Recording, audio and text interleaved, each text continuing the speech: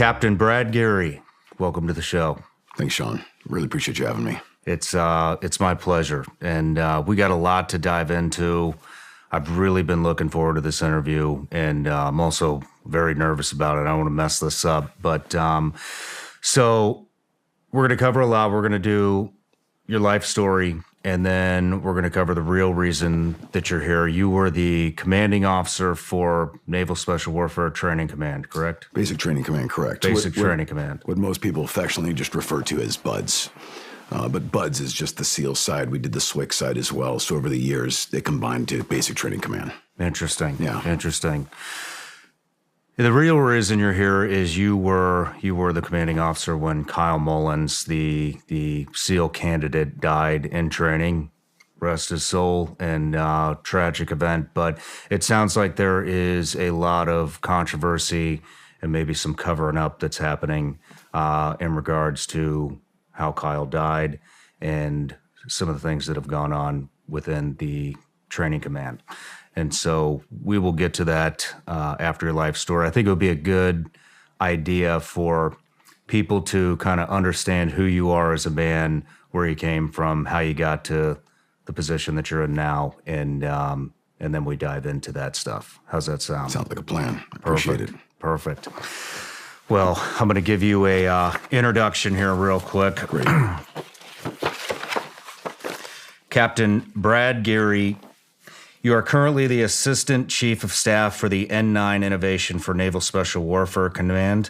You graduated from the United States Naval Academy in 2000 with a bachelor's in mathematics and also earned a Master's of Arts degree in Defense Analysis with a focus on unconventional warfare from the Naval Postgraduate School.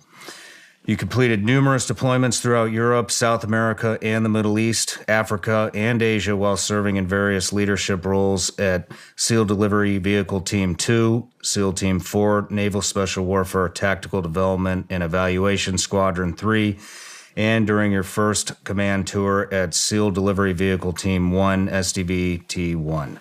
You served as Executive Officer for Naval Special Warfare Basic Training Command, served 3 years at the Joint Interagency Task Force, National Capital Region, and served as Operation Officer for Naval Special Warfare Group 3 in Joint Base Pearl Harbor, Hickman, Hawaii. You completed a second command tour at Naval Special Warfare Basic Training Command, the Force Generation Pipeline for all sea, air, and land, SEAL, and Special Warfare Combat Crewmen, SWIC Maritime Commandos. Most recently, you served as the Deputy N8 Resources, Requirements, and Assessments for Naval Special Warfare Command. Commands you have served with have earned the Navy Meritorious Unit Commendation, the Navy Unit Commendation, the Joint Meritorious Unit Award, and 2 Navy Presidential Unit Citations. You were the 2020 Pacific Fleet recipient of the Vice Admiral James B. Stockdale Award for Inspirational Leadership. You and your wife, Amy, have 4 children, and you are a man of deep personal faith. Am I missing anything? That's it. 24 years in a nutshell. Still active duty. It's pretty surreal for me to be sitting in front of a active duty captain, especially under these circumstances. It's a bit odd. Yeah. I'm not sure how many times this has happened. This is my first for me. Me too. But, and I'm just going to say it right at the beginning. We are, one of the goals here is to get this in front of congressmen, senators, DC, political types, to help bust this thing wide open. That's right. And so share this everywhere you can. That's right. But so before we get too serious and too into the weeds, everybody gets a gift on the show. So thank you. Yeah, you're welcome. Fantastic. Ah, nice. Those are gummy bears. I see that. That's right. Made in the USA. They're legal. I was just in all 50 question. states. I'm active duty, so what kind of gummies are these? They're just regular candy. Thank you. I really appreciate it. I had Vivek on. You know Vivek? What's that? Do you know Vivek Ramaswamy? Yeah. I had him on, and he ripped the bag open and started eating them. I said, those effects will kick in about 30 minutes. I think he about shit his pants. It was hilarious. For a funny interview. But, for sure. So one last thing before we get into your life story. I have a Patreon account. There are top supporters that have been around since the beginning. They are why I'm able to sit here and why we're able to give you a platform. And so one of the things I do is I give them an opportunity to ask each guest a question. A lot of questions on Hell Week here. So this is from James Reese. Okay. Hell Week was designed to be very physically demanding. What changes, if any, would you make to the Hell Week training program? It's a great question. It's actually a perfect question. Let me start off by making sure I say that everything I say here on this interview today is only representative of my own opinions, Brad Geary's thoughts. Nothing is representative of Naval Special Warfare or the Navy's official positions on anything. Disclaimer out of the way. I wouldn't change a thing with Hell Week. And it's an interesting question. It's one I got a lot of times when I was the commanding officer of we'll just call it BUDS to make it easier for everyone to understand. What a lot of people miss is that I did my XO tour back there as well. So I've had now 4 separate years, 2 consecutive, or not consecutive, but 2 years at a time, consecutive tours. The thing that everyone's interested in is always about the physicality of Hell Week and of BUDS in general. But what a lot of people don't realize, and we talked a little bit about this, the physicality piece is really mildly interesting to us. It's what it produces. It's what it highlights. When we put people in positions of physical discomfort, it sheds the veneer of who they came to us and thought they even were. We used to say the most uncomfortable thing we show people in BUDS is a mirror. Because when we put you through that, it'll expose the character beneath the surface. And the character is what we're looking for. And when I say character, I mean the character attributes that Naval Special Warfare needs in our future teammates. So when Draper Kaufman conceived of this idea of Hell Week, I think the first one was 1943, he designed it around the stressors of war. He'd been to the World War II a couple times before. And so he designed this to produce those stressors of war, to know that this will produce people that won't quit when we're in combat, when we're in the actual scenario. So he did everything he could to get up to that point, and then knew whoever was left standing would remain. And we've left it largely unchanged since then. That's a long time. There's been small changes, micro changes, some curriculum shifts here or there. We've added a lot of safety precautions in place and backside support to make sure we're managing that risk effectively. Turns out people back in the 40s and 50s, might have been a little bit more reckless than we are today. But as far as like the spirit of what Hell Week is, we've not changed much, and we never want to change it because it's a formula that works. You have to be very, very careful with those. You don't want to tweak those formulas because you could end up accidentally or incidentally diluting the product we get on the backside. And that's not what we want to do, especially given how Naval Special Warfare has performed through the duration of our community. I got a personal question, Yeah. And it sounds like not a whole lot has changed from what you just said from the beginning to now. But I mean, being a veteran of the SEAL community, there is a lot of hearsay going on, about the newest product coming out of training, showing up to the teams. Yeah. Is today a more diluted product? No, not yet. And that's part of why I'm here. We're I want close. to prevent that from ever happening. I have concerns. Well, we'll get into that. But for starters, I'd offer, let me just throw this out. The product that we are delivering to the American public, and this is something we'll get into as well, we very much view the American public as our customer. We are producing SEAL and SWCC warfighters. I say we are, I was, for the American public.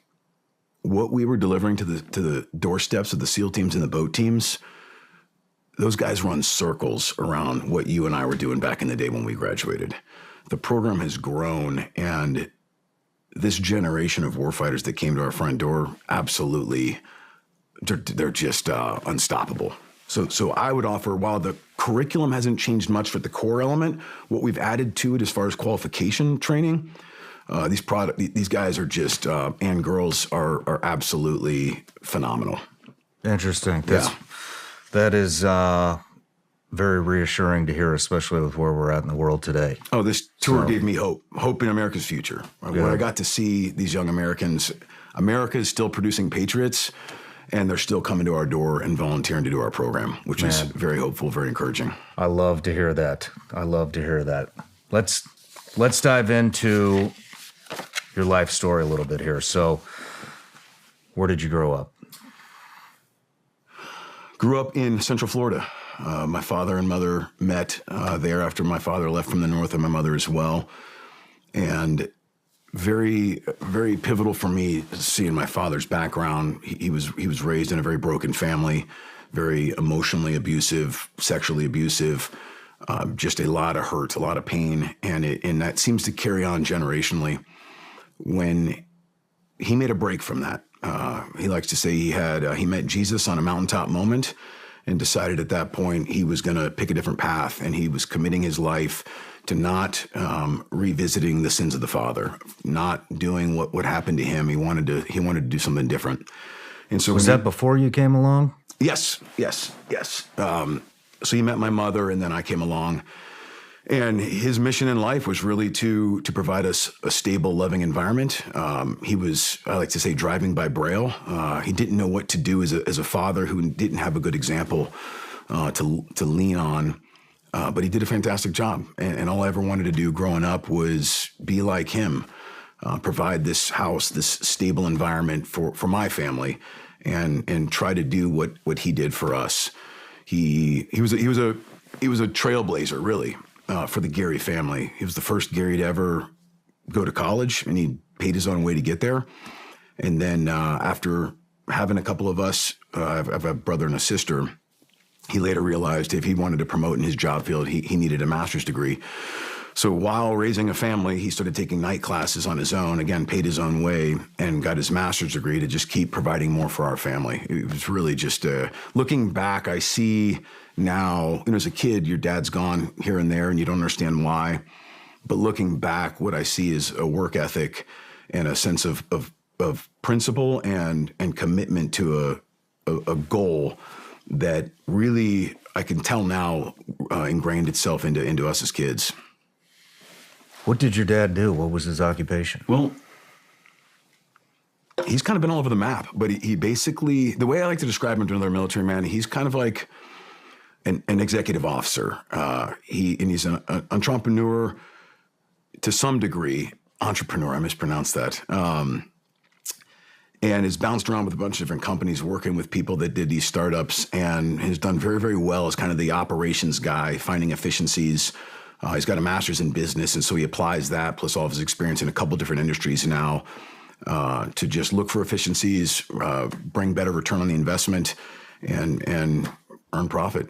What were you into as a kid? I was a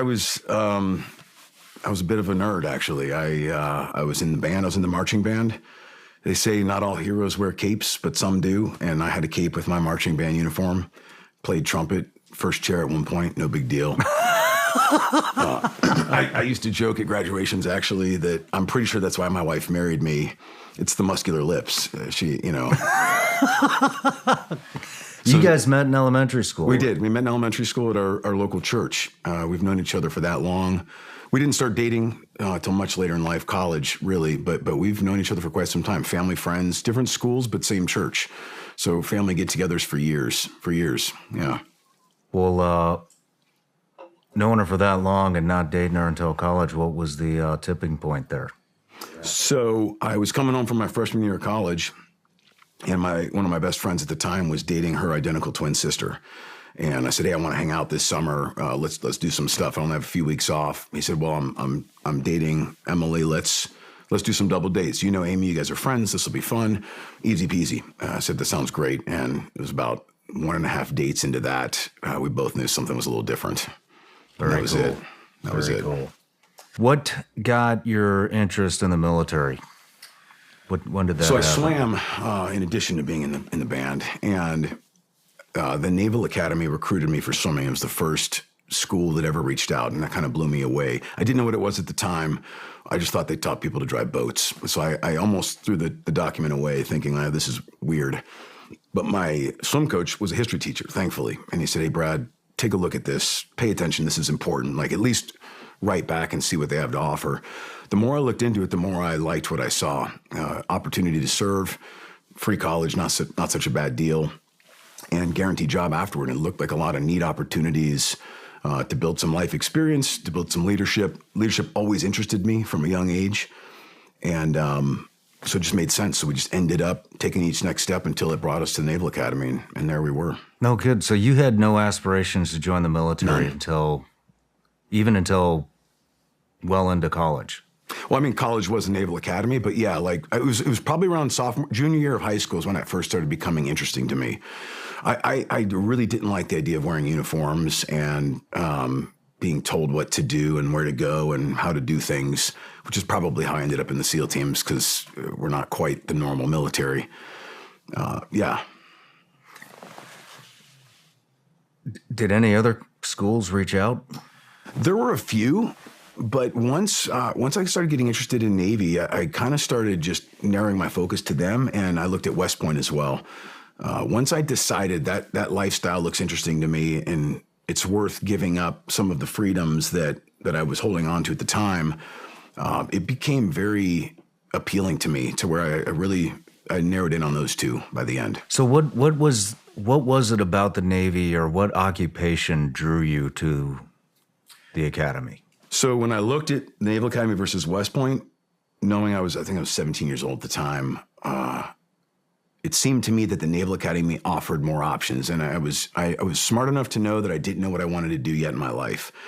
So I liked the idea of, hey, while the next 4 years takes place and I mature and grow and get exposed to different things, I have a wider array of things available, from submarines to surface to pilot to Marine Corps if I wanted to go ground, and the SEALs sounded interesting as well. So the SEALs was on your radar? It was. Interestingly, though, back then the Navy didn't do laser surgery for eyes, and my eyes were too bad. So once I got there and I got an assessment, turns out I was only eligible for like Marine Corps ground or surface or subs, really. That was about it.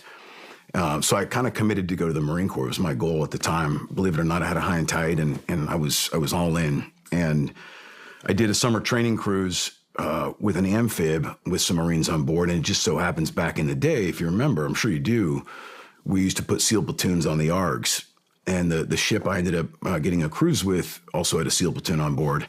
And so I ended up meeting those guys, really becoming very interested in what they do. And at that point, they started saying, we're going to approve laser surgery on a case-by-case basis. So I came home from that. I'll never forget. At that point, while we weren't engaged, we both knew we were getting married. And so she was all in. And I was wringing my hands all night long, not sleeping, looking at the ceiling, thinking about, how do I have this conversation with Amy about, she thought I was going Marines. SEALs is a little bit different. How do I pitch that? So I worked on it all night long. I'll never forget calling her from a dumb payphone on the base. I said, hey, what do you think about SEALs? And it wasn't maybe like a second pause. She said, yeah, that makes way more sense. You should do that. And I was like, oh my gosh, I was worried about this all night long, and I had you at hello. So I put in the waiver, got the laser surgery approved. You had to pay for it yourself back then, do it on your own time. So I did all that and then never looked back. What year is this? So that was, golly, going into my junior year. So that was 98. Oh, so you were, okay. I thought, so you did a cruise. I don't know how the academy Yeah, I'm works. sorry. I should have explained that. So every summer at the academy, what they'll do is they break it into 3 chunks, and they make you do 2 of those 3 training blocks. So you have to go experience something in the Navy. So one of them is a gray hull cruise for 4 weeks. They'll send you out on a ship, and you ride that ship for 4 weeks. You put on the Dunga Jams. I don't think they wear those anymore, but chip paint, do all the things, and just learn about life as a sailor.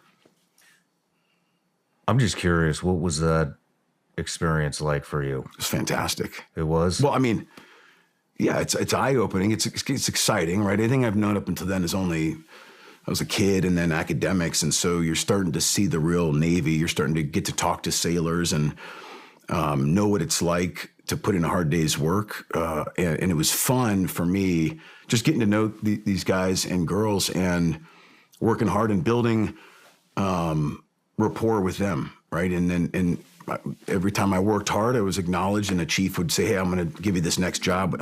You've shown yourself worthy. We're going to add to that. And I liked this idea of somewhat of a meritocracy where, oh, wow, hard work and relationships matter. And it was fun for me. I really enjoyed it. And that's where you met the SEAL platoon. That's right. On the That's arm. right. What were they doing at the time? So it was a float. We were going from Norfolk out to the Med, and we were going to go to Rota, Spain. And so the whole cruise was pretty much spent crossing the Med. And they were just fantastic. They took me under their wing. Hey, why don't you check out our guns? I walked up, asked, what do you guys do? How does this work? What do you do while you're on board? And I just saw them really embrace me. At one point, they said, hey, we're dropping our ribs off the side of the boat when we're almost dead center of the Atlantic, and we're going to go over the horizon from the ships, nothing in sight, and we're going to go swimming. Do you want to come with us? I said, well, of course I do. Sounds like a trap. Well, knowing what I know now about SEALs, I probably should have been more skeptical, but at the time I was, just super jazzed that they were going to do that for me. And so nothing ended up happening. We had a great time. And I just thought these guys are incredible. Look at the freedom and autonomy they have. Look at the trust they have with the captain of the ship to be able to do these kinds of things. No one else was doing that kind of stuff off the ship. And they welcomed me with open arms. And I started asking them, hey, well, how hard is BUD/S really? And like, what do you think? Like, I'm a little nervous about this. And every single one of those guys was just, they kept reinforcing everything that I have seen and know now that, yeah, BUD/S is hard physically, but it's cognitively is the challenge. That's the part that trips people up. And so the more I talked about it with them, the more confidence I built that, yeah, I think I can do this. So then you go back to the Naval Academy and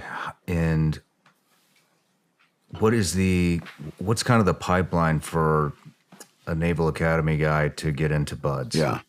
So it's changed a little bit over the years, but it's largely the same. You put your name in the hat, you say, I'm interested in this, and then you're competing with everyone else. So they look at everything, your physical scores, your grades, what other curricular activities you're doing. I ended up swimming at the Naval Academy, became swim team captain. That's always nice because it helps. It's leadership. And then what you'll do is before your senior year, so that summer right before your senior year, they would send us out to mini BUD/S is what they called it back then. And it was basically exposure to what BUD/S is. It's a mini BUD/S. It's a clever name. It was time under the boat, time under the law, getting an experience. And the cadre there then watch and see, how does this person interact? How does this person conduct peer leadership? How does this person suffer? Does he suffer well? Is he a whiner? Does he complain? Does he keep his head under the boat? And then all that data gets pulled together and recommendations are made and a ranking. And then your senior year, they put these huge boards together and they look at every candidate, every applicant, and they make decisions. And that year, I think we had 16 people that were able to select. About that time, we had about 50 apply within the Naval Academy. Now it's changed. It's called SOAS, SEAL Officer Assessment and Selection. It's a little more robust and more thorough for sure. We're much better today looking at a candidate and saying, we know what attributes we're looking for, and we know specifically how to look for it in the evolutions that we conduct. But it's virtually the same concept. Getting a pre-read on an officer. That's always been very important for our community. Ideally, we'd have all the resources in the world to bring every potential candidate to BUD/S out early or SWCS school out early to get that look at them before we say, yeah, you're welcome to come to the front door. We just live in a world of limited resources. And so what they decided years ago was, well, let's focus on the officer cohort because we know when leaders make it through BUD/S or quit, they have a following either way. And you've seen that. I've seen it anecdotally. Everyone out there's seen it. When a leader in the class, it doesn't have to be an officer. There's tons of dudes who step up into leadership roles. When they quit, people leave. So we invested heavy into developing that leadership, getting a good read on them to make sure we're stacking the deck in our favor when we say, come to the front door. Interesting. Yeah. Interesting. So you graduate the Naval Academy. How much time do you have before you go to I graduated. I drove immediately down to Florida, married Amy the next week. We did a honeymoon and then hopped in the car and drove to San Diego to check in. Wow. Started our life together. What's it like? You're the first SEAL officer I've had on the show. And so I'm curious, what's it like checking in to BUD/S as a junior officer fresh out of the academy? It's probably like checking in anywhere. You come through the quarterdeck and you get the salute and they say, welcome, ensign, with a little bit of disdain in their voice. Mm-hmm. As you know, there's just I think, good banter and fun with young junior officers. So I don't know. I don't know that it was much different from anyone else, because especially checking into buds, we're just there to learn. I've got this 4-year education at the Naval Academy. That doesn't mean I know how to lead. And in any organization, you need to establish yourself as a teammate before you can actually be trusted upon to lead. So that was really it for me was, hey, I'm showing up humble and just excited to be here. Thankful for the opportunity. Let's get to it. I mean, I guess I realize you have no point of reference on what it would be like to show up as anything else. But I mean, just for perspective, when I showed up, I was 18, and I was likely looking at guys like you out of the Naval Academy. Yeah. Swimmer, head of the swim team. And I'm like, how am I even here? And then you got guys like you who are showing up who are, I mean, obviously green, but I would think that there's a certain amount of added pressure to an officer showing up to buds with the added responsibility of, I mean, you have people under you. For sure. Yeah, that's interesting. And so kind of what I'm getting at is, and it's not that the people that show up to buds are anything special, but they are volunteering for something. It's a certain caliber of person that even would consider going into a career like that. Yeah. And so you're a leader, you're a junior leader amongst men's men. Yeah. And so that's got to be a certain amount of pressure. There certainly was, yeah. I'm glad you framed it out that way. Here's the big secret. None of us knew what we were doing. But yes, there was pressure. And I'd offer too, there's a lot of pressure because the Naval Academy has a pretty good track record of producing officer candidates that then do well at buds. And you knew these were friends. The 50 guys, when it gets whittled down to senior, and there's about 30 to 50 real good contenders for 16 spots at the time. Your spot, you're taking it from someone else that you cared about, that might have deserved it more than you. I mean, in these selection boards, like there's always selection error baked into these things. We never get it perfect. And so there's definitely a sense of responsibility coming out of the Naval Academy to, man, I better not mess this opportunity up. I've got to figure this out fast. I've got to learn, and I've got to succeed in this program, because if I didn't, then this spot was wasted. And someone else that might have deserved it more than me and might have actually been a better SEAL officer didn't get that opportunity for whatever reason. So that was a lot of pressure. It was just feeling, not wanting to let down your friends that didn't get the nod. How do your enlisted counterparts and buds treat you? So that's one of the things that drew me to the SEAL teams the most. So I'm glad you asked that. When you're at the Naval Academy, they have all these other officers and enlisted from the various subsets of the Navy, right? The SWOs, the submariners, the SEALs, the Marines, everyone. And I was very interested in the relationship I saw between the SEAL officer and the SEAL enlisted compared to everybody else. And it was one of the things that intrigued me and drew me, because while there was still a respect for the hierarchy, the chain of command, roles and responsibilities, what I identified was more of a relationship. It was less. It was almost it crossed the threshold of, you could tell those guys were friends too, and they weren't friends to the point of being unprofessional, but you could tell they genuinely cared about each other, and that really resonated with me.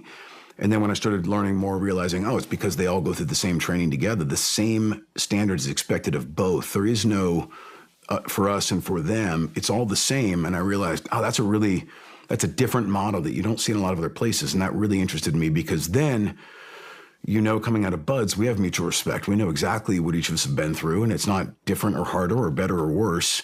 Now we can go to the SEAL platoons and fall into our roles and responsibilities, but there's absolute mutual respect across the whole force.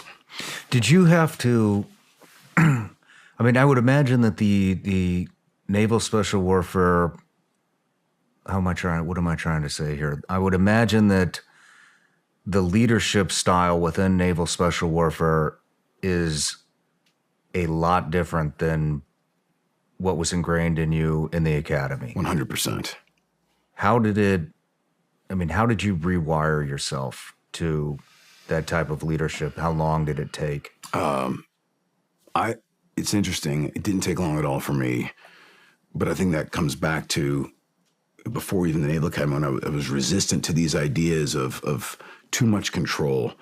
And I think Naval Special Warfare offered a nice middle ground between, we're in the Navy, good order and discipline are absolutely paramount, but we're not quite right in the head either. And we are given autonomy to make decisions unlike where I think I've seen anywhere else. And the Navy's that way, which is great, but Naval Special Warfare even more so. McChrystal coined the term, I think he coined it, command by negation, right? When we're downrange and instead of asking for permission and then gaining permission to then execute, hey, I know my left and rights, I understand my commander's intent, I'm just making decisions and moving. And I'm going to let my boss know what I'm doing, not ask to do it. Now, as the authority figure, he can always negate that and say, no, I have more context than you. There's something you don't understand. I'm going to pull you back, pull that leash back. But other than those moments, you have command by negation to make decisions and move. You know, from some of our previous conversations, I can tell that you really, it seems to me that you really value the opinion of the guys under you, and that you take a great responsibility in standing up for them, making sure everything's good on their front. And I could imagine that also, I mean, that starts at Buds, right? Yeah. With you guys. And so kind of what I'm getting at, and I'm going to ask you this when we get into your career as a SEAL, but what was a point in time where you realized in Buds that you had won the trust of the guys under you? Yeah. That's a great question. I don't know. I'm not sure if there was one moment. Well, all right. I'll tell you a story that I think is relevant. I was 234, Buds 234. So we showed up and we're told, hey, Discovery Channel's going to film you guys. This was right around the time, this was early 2000s, so pre 9/11. This was right when like Survivor was catching on, all these reality shows. And the way it was communicated to us was Naval Special Warfare. I was looking to recruit, build more awareness into what the SEAL teams are. So we're bringing out this film crew to film you guys from first phase through third. Of course, we wanted to be quiet professionals. This is why we were trying to join the SEAL teams. We didn't want the exposure. So in our infinite wisdom as a class, we decided to do a class protest on the grinder and inform the cadre that we did not agree with this decision. Your reaction tells me you know exactly how that went. So anyway, we're getting filmed by Discovery Channel because obviously they didn't care about what we thought. Thanks for your opinions. Shut up. Get back to hit the surf and let's get moving. So one of the moments I knew I struck something important when you talk about peer leadership, because that's really what the SEAL teams are. If we all go through Buds together, we're leading peers. We're all the same. We've been in the same place. We've done the different things. I might wear a different rank. I might have a different role and responsibility, but it's truly peer leadership. And as you know, when you roll with the people we roll with, you're an idiot if you think you might be better than because of some rank that you might wear. These guys are incredible. And girls, they're absolutely some of the nation's best. When you said earlier, nothing so special about just going to Buds, those are my words, not yours, but it's something like that. I disagree in the sense that I've looked at the numbers. It's like 0.001% of Americans even get to our front door. So that's one of the things we would tell all these candidates. Hey, no matter how this goes for you, you are already the top 0.001% of American youth. Hold your head high, hold your shoulders back. You had the guts to come here and try this program. That's more than most people. A lot of people out there will spend money on a weekend experience and talk about how they coulda, shoulda, woulda. You had the guts to come try. That takes a lot of guts, knowing we have a very high attrition rate. You would say this to the candidates as the commanding officer. Absolutely. So you're giving positive affirmation for these guys all the time from day one. All the time. I didn't get that. You didn't get positive affirmation? Weird. I didn't either as a candidate either. It was one of the things I wanted to kind of change a little bit. And we didn't positive affirmation, we didn't coddle. I was very stern. But we absolutely give credit where credit's due. And we look for those moments to positively affirm someone. We see something special. Hey, I like what you did there. I want you to do more of that. You're on the right track. When I'd see an officer in the middle of Hell Week, as they're getting their burrito night at Camp Surf, make sure his whole boat crew and the whole class goes ahead of him, and he took last place. And I watched it. I saw it all happen with my Command Master Chief, and no one told him to do it. I walked over, grabbed him. Hey, man, why'd you do that? I saw that. I don't know, sir. It just seemed like the right thing to do. Well, you were right. Keep doing things like that. We're watching for those things. These are the moments we write down. Hey, this guy showed good character, good leadership. That goes in his file. That's now a data point we have on assessing that guy's character. I've deviated, though, from your initial question. So the first time I really think I stumbled upon what it means to lead in naval special warfare involves Matty Roberts. So we went into Hell Week, and it was a very cold Hell Week. We got reduced down pretty quickly in numbers, and Matty was in my boat crew, and we were pretty good performers. We weren't the Smurf crew, and our Smurf crew were crushing it, but we were pretty good performers. At some point in Hell Week, and I don't remember when, we started dragging, and Matty was just having a hard time, and he couldn't explain it, but we knew him to be a trustworthy teammate and someone who's selfless. He didn't duck boat, ever. He kept his shoulder under the log every single time. He was always rallying dudes. He was one of our stronger guys. But all of a sudden he's dragging and we're losing every race. And you know what it's like to lose every race. You start paying the man a lot more. And at one point we start doing the internal grumbling, right? Everyone's starting to get into a pointing of the fingers and anger. The emotions come out, the veneer drops. And I don't remember what was said, but probably some not so nice things to Matty about, hey, dude, you got to put out or DOR. Like you're hurting your boat crew.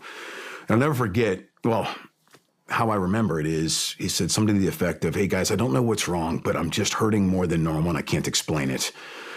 I'm not going to quit. And you know me, please stick with me. And we made a decision as a boat crew in that moment, okay, yeah, we're only as fast as our slowest man. We're going to rally around Matty because he's earned it, and he deserves it. And if we lose every race from here to the rest of Hell Week, who cares? Oh, no, so we're going to be wet and sandy? You mean like we were anyway? And once we turned that corner and I realized, oh, this is leadership, collective suffering for one of our own who deserves it. And then not just suffering and no bitching about it, but embracing it. And then almost like, bring it on. We don't even care anymore. We're still going to put out, but who cares if we lose? We're in this for Matty. And so we got through Hell Week. And I would never say we carried him through Hell Week because that dude is a monster, as you know. I've met him. Yeah. He's an animal. He's an animal.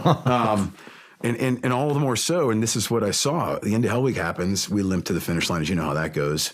We do the med screening at the time, and he gets the x-rays, and come to find out is both tib fibs were at like something like a 70-something% stress fracture, if I remember correctly.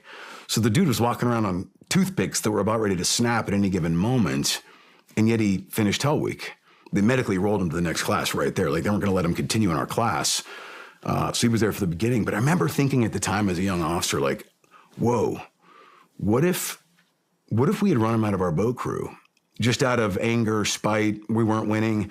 We would have missed out on a dude who, at the time, we saw a momentary weakness. In reality, that was incredible resolve and resiliency and hardness and grit and everything we want in our teammates.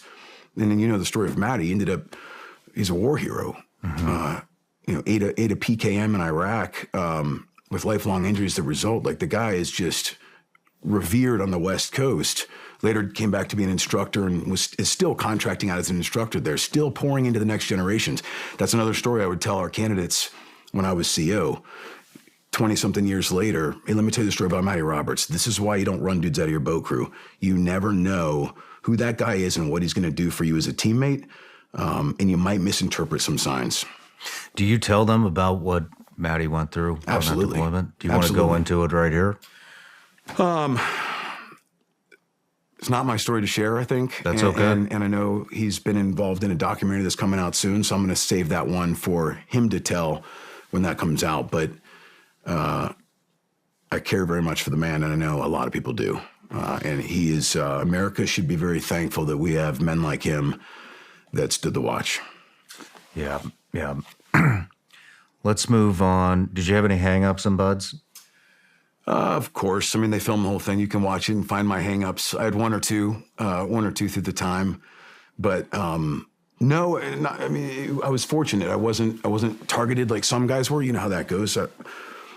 One last story, we'll move on. I remember right before Hell Week, Terry Geddes was our OIC, and for whatever reason, the cadre decided they didn't like him. And so we're doing the movie hour and the pizzas as we're getting ready to go to the tents for breakout. And instructors come in and call Terry out. Off he goes, comes back in, and he's ghost white. And I walked over. I was like, hey, what was that all about, Terry? And he said, well, all of first phase cadre pulled me to the office and said that it's their mission in life to make me quit in Hell Week. And I remember, I think I said something smart ass like, well, it sucks to be you, and I'm glad I'm not in your boat crew. But I was fortunate not to have that happen. Yet what I'd offer is, what a stud to have that kind of pressure on him. Still as our class OIC, not only did he not quit, he led incredibly effectively through our class with his LPO, Luis Rivera. That was really the first, almost SEAL leader, right? Like NSW leader that I started looking up to. Like, man, that guy, that's a dude worth following. He can deal with that kind of pressure when he knows the instructors, they're scary. They told him they want him out of this community, and he refused to take that for an answer. And he gritted through Hell Week. And then the cool thing about that, the other side of that coin, is when he got through Hell Week, all of a sudden everybody loved him. All the cadre were like, all right, I guess you're okay. And we thrived as a class under him and Lou's leadership after that. I mean, we could do no wrong almost. Where did you go after graduation, after you graduated, Buds?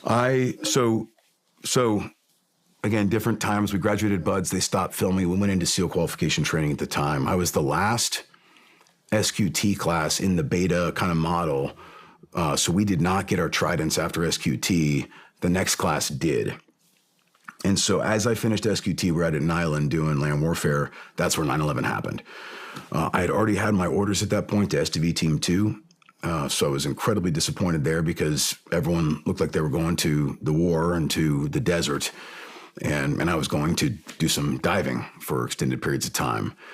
And the other interesting thing is our entire time through the pipeline, all of our instructors were telling us, hey, the days of long-term warfare are over. Vietnam is done. That'll never happen again.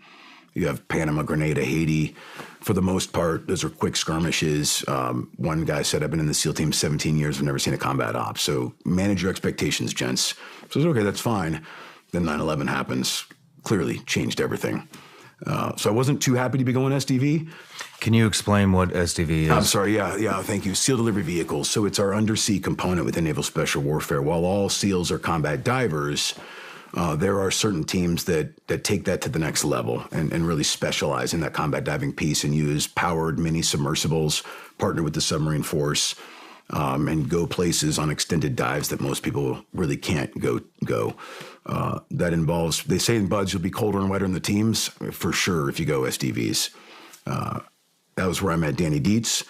We were new guys together and partnered together in the front of the boat, and I stopped counting our dive hours after about 2,000 together at some point. 2,000 dive hours? A lot of diving.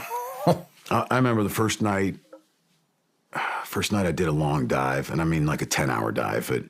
I got off bag that morning. It was a nighttime dive, so we pretty much went underneath as the sun was setting and came up about the time it was rising. And I was telling my mom about it, and she's like, Brad, she's like, you did an entire work day, but under the water, like on a breathing apparatus. I said, oh yeah, it's bizarre. Danny and I met, new guys. He was 232, a couple classes ahead of me, but we met officially at SDV Team 2, partnered as new guys in the same platoon together. And we did a whole tour in the front of the boat together. I mentioned 2,000-something dive hours. You get to know a person very well when you're spending more time on dive status with them than you are with your wife in regular hours. Learn to read movements, understand what he's thinking, talk through bubbles, and comms are very spotty underneath the water. So we became very, very good friends, very fast friends, and really loved each other. Yeah. Can you go into a little bit more about the SDV mission? Yeah. I mean, what is the SDV mission? So think of the SDV like a minivan underwater, but it's not a dry submersible. It's wet. It's just a vehicle, so it fills with water. So we're in there, in the water, in wetsuits, breathing on full face mask regulators with comms, and it's powered. And what that does is it hosts with a larger platform, either a surface vessel or a submarine. So what that does is buys us longer legs for the dive. We can now go further on a vessel, SDV from that vessel now go further to a target. So it extends our reach and our capability. But the only way to do that is spending a lot of time underwater in very miserable conditions. What kind of depth are you at? I don't want to get too into that because we could start to talk TTPs that might be, Okay. But generally speaking, it gets colder as you go deeper. So we try to stay as shallow as we can to stay as warm as we can, unless the mission calls for us to go deeper for sure. And you can communicate under there. Yeah, it's not great. It's not like this, but yes, there are communication systems. Yes. Can I ask how you navigate? Yeah. There's a series of sonars and Doppler and just GPSs. So you can do GPS updates via raising up an antenna, and you just overlay maps and grids and plot out courses, just exactly like land nav. It's exactly like land nav, but just under the water. Okay. Yeah. So there's screens and all that kind of stuff under there. Saltwater and electronics. What could possibly go wrong? I've never been in one of those. Oh, it's an incredible capability, and it's miserable. So where was your first deployment? We actually went to Rota, Spain. It was a EUCOM deployment. It was another frustration of ours because now at that point, I think we had both wars kicked off. So we called it the Global War on Tourism for us in Rota.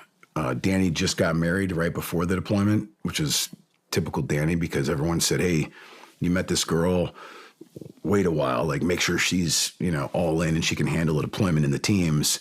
And just like Danny does, he said, Mom, I'm going to do my own thing. I know she's the one. So off to the courthouse and PF Chang's for a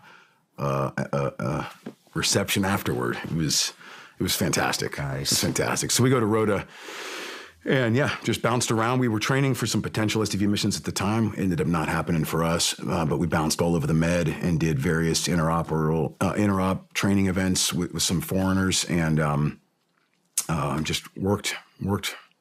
Had anybody had any wartime experience? Not in my SDV? platoon. Not in my platoon at that point because since the war had kicked off, everyone at SDV had pretty much still been at SDV. So we were just starting to hear some of the stories come back. I remember Steph Bass had come from SDV, had just had the op, Mazar Sharif. Are you familiar with that one? No. Okay. He got partnered with the SAS, and this was early Afghanistan, and they went to try to rescue two agency guys who got taken during a prison overthrow. And so they rolled in as this small element, Steph and a group of the SAS or SBS, I can't remember now, ended up being one of the worst gunfights, certainly early in the war. Steph got the Navy Cross for it. A lot of discussion about should he have gotten the Medal of Honor. I think so. He was knighted in Britain for this thing, so he's technically the only enlisted SEAL that everyone should call sir. He ended up being my command master chief later at Basic Training Command when I was an XO, but he was coming back through to answer your question at that time and starting to give us the AAR on what they were learning. And it was one of the first real gunfights that we had someone come back from, and he was on a road show just telling us, hey, we learned a lot really fast. There was a lot we were doing wrong. We were in a hyper-learning environment now, and here's the things we have to adapt to very, very quickly, or we're gonna fall behind. The reason I'm asking is I want to know what it's like as an officer, as a leader in the community, showing up to a SEAL team amongst people that already have experience. Yeah. So it's humbling because you're walking into this position and no one throws you right in charge. There's this, you're cutting your teeth. And a lot of what I would tell my JOs when I was now a more senior officer was, hey, your first job as an officer is to learn what it means to become a SEAL. Like that's step one. So don't step into this thinking like, follow me, everybody. You're going to lead. You have to earn the respect of the team.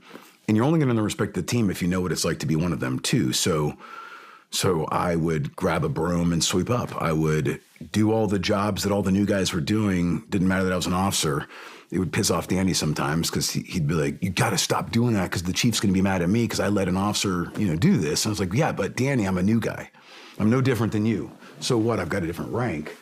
So that's what it's like is figuring out what it means to be a team guy before you can figure out what it means to lead team guys. There's an exploratory period.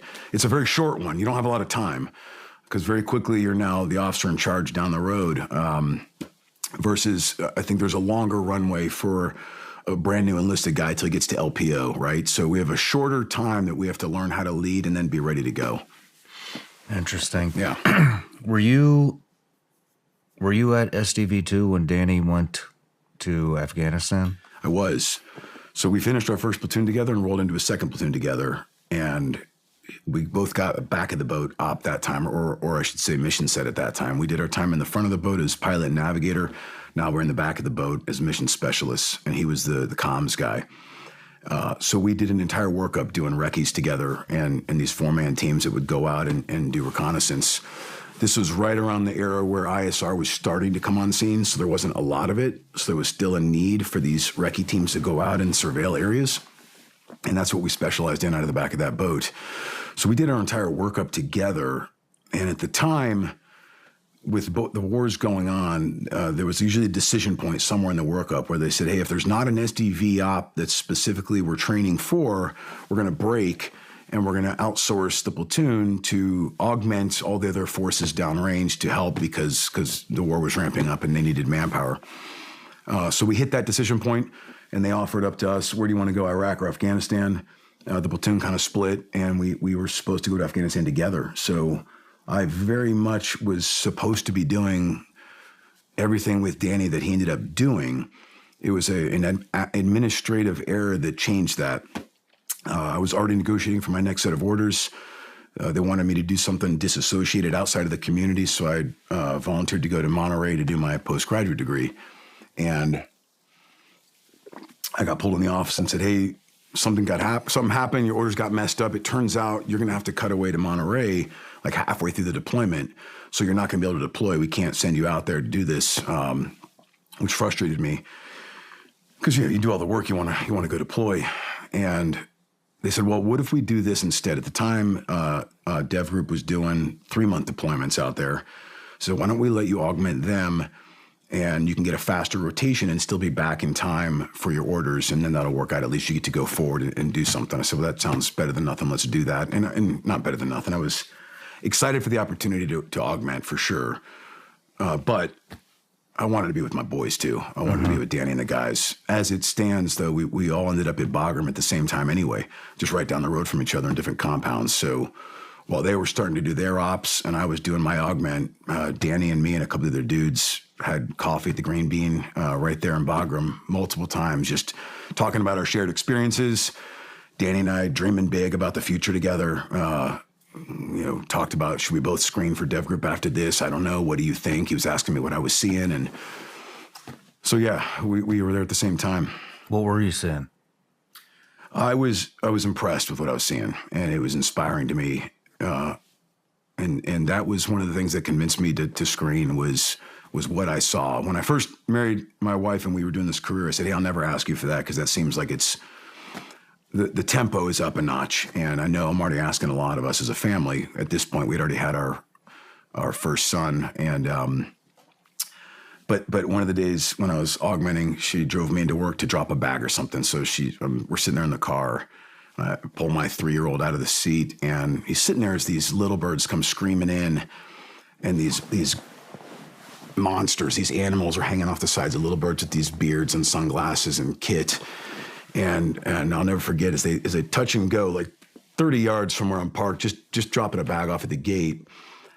This one dude just looks over and gives my boy a little bit of a little salute, and he starts waving as they, off they go. And I look down and my wife's in the driver's seat and she goes, you're telling me you don't want to do that?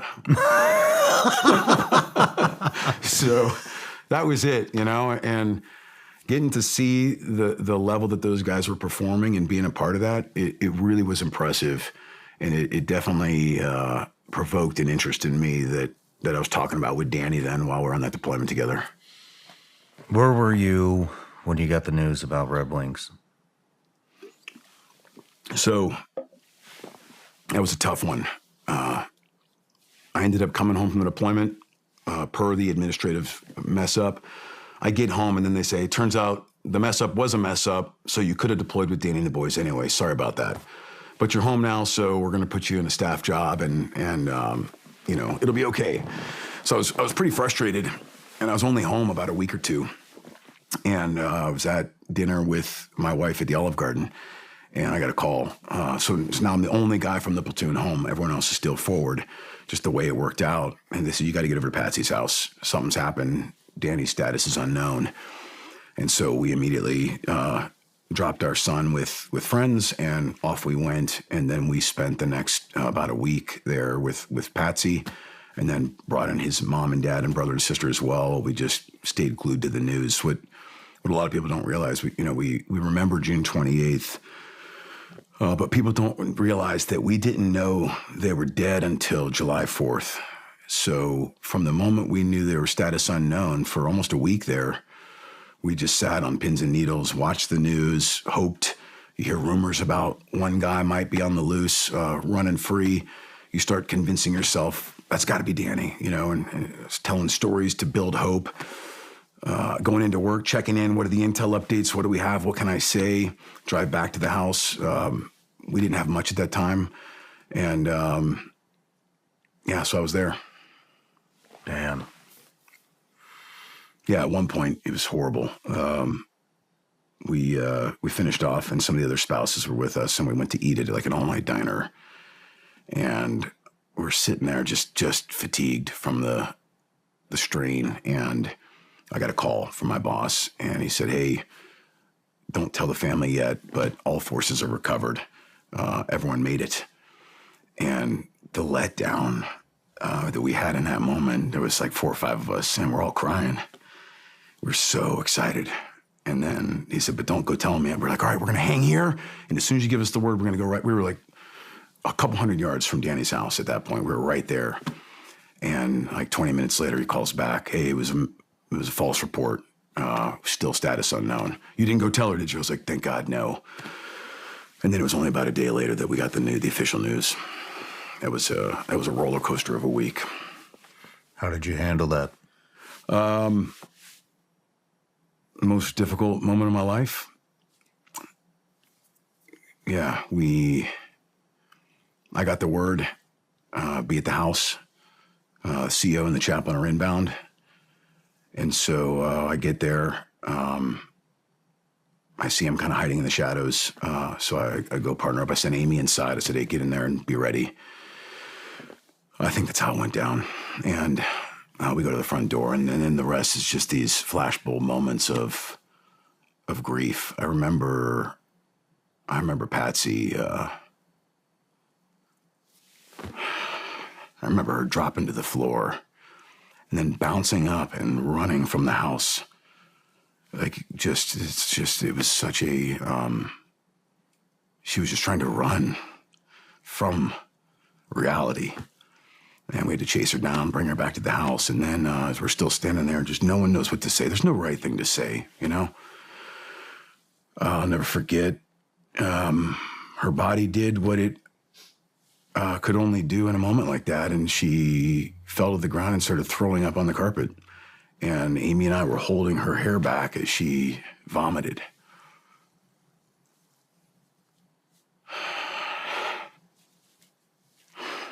Terrible day. Yeah. Yeah, terrible day. She's Patsy's family. She always will be. She's a special woman, as you know.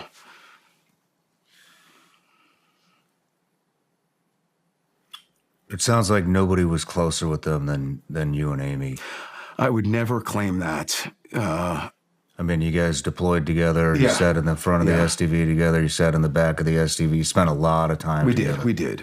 More time with him than you have with your own wife. Yes. From your own words. That's fair. And I think you're right in that most of the guys in the platoon would say that.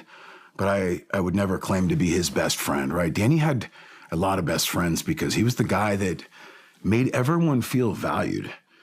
It didn't matter if you were a SEAL, diver, support technician, corpsman. That dude just loved everybody and made everybody laugh all the time. And so one of the neatest things I saw after he died was people would come forward and start telling these stories about he made them feel like they were the most important person in the world, and they couldn't believe that this young SEAL would treat them that way. And so I had to take a step back, and I wanted to always make sure I never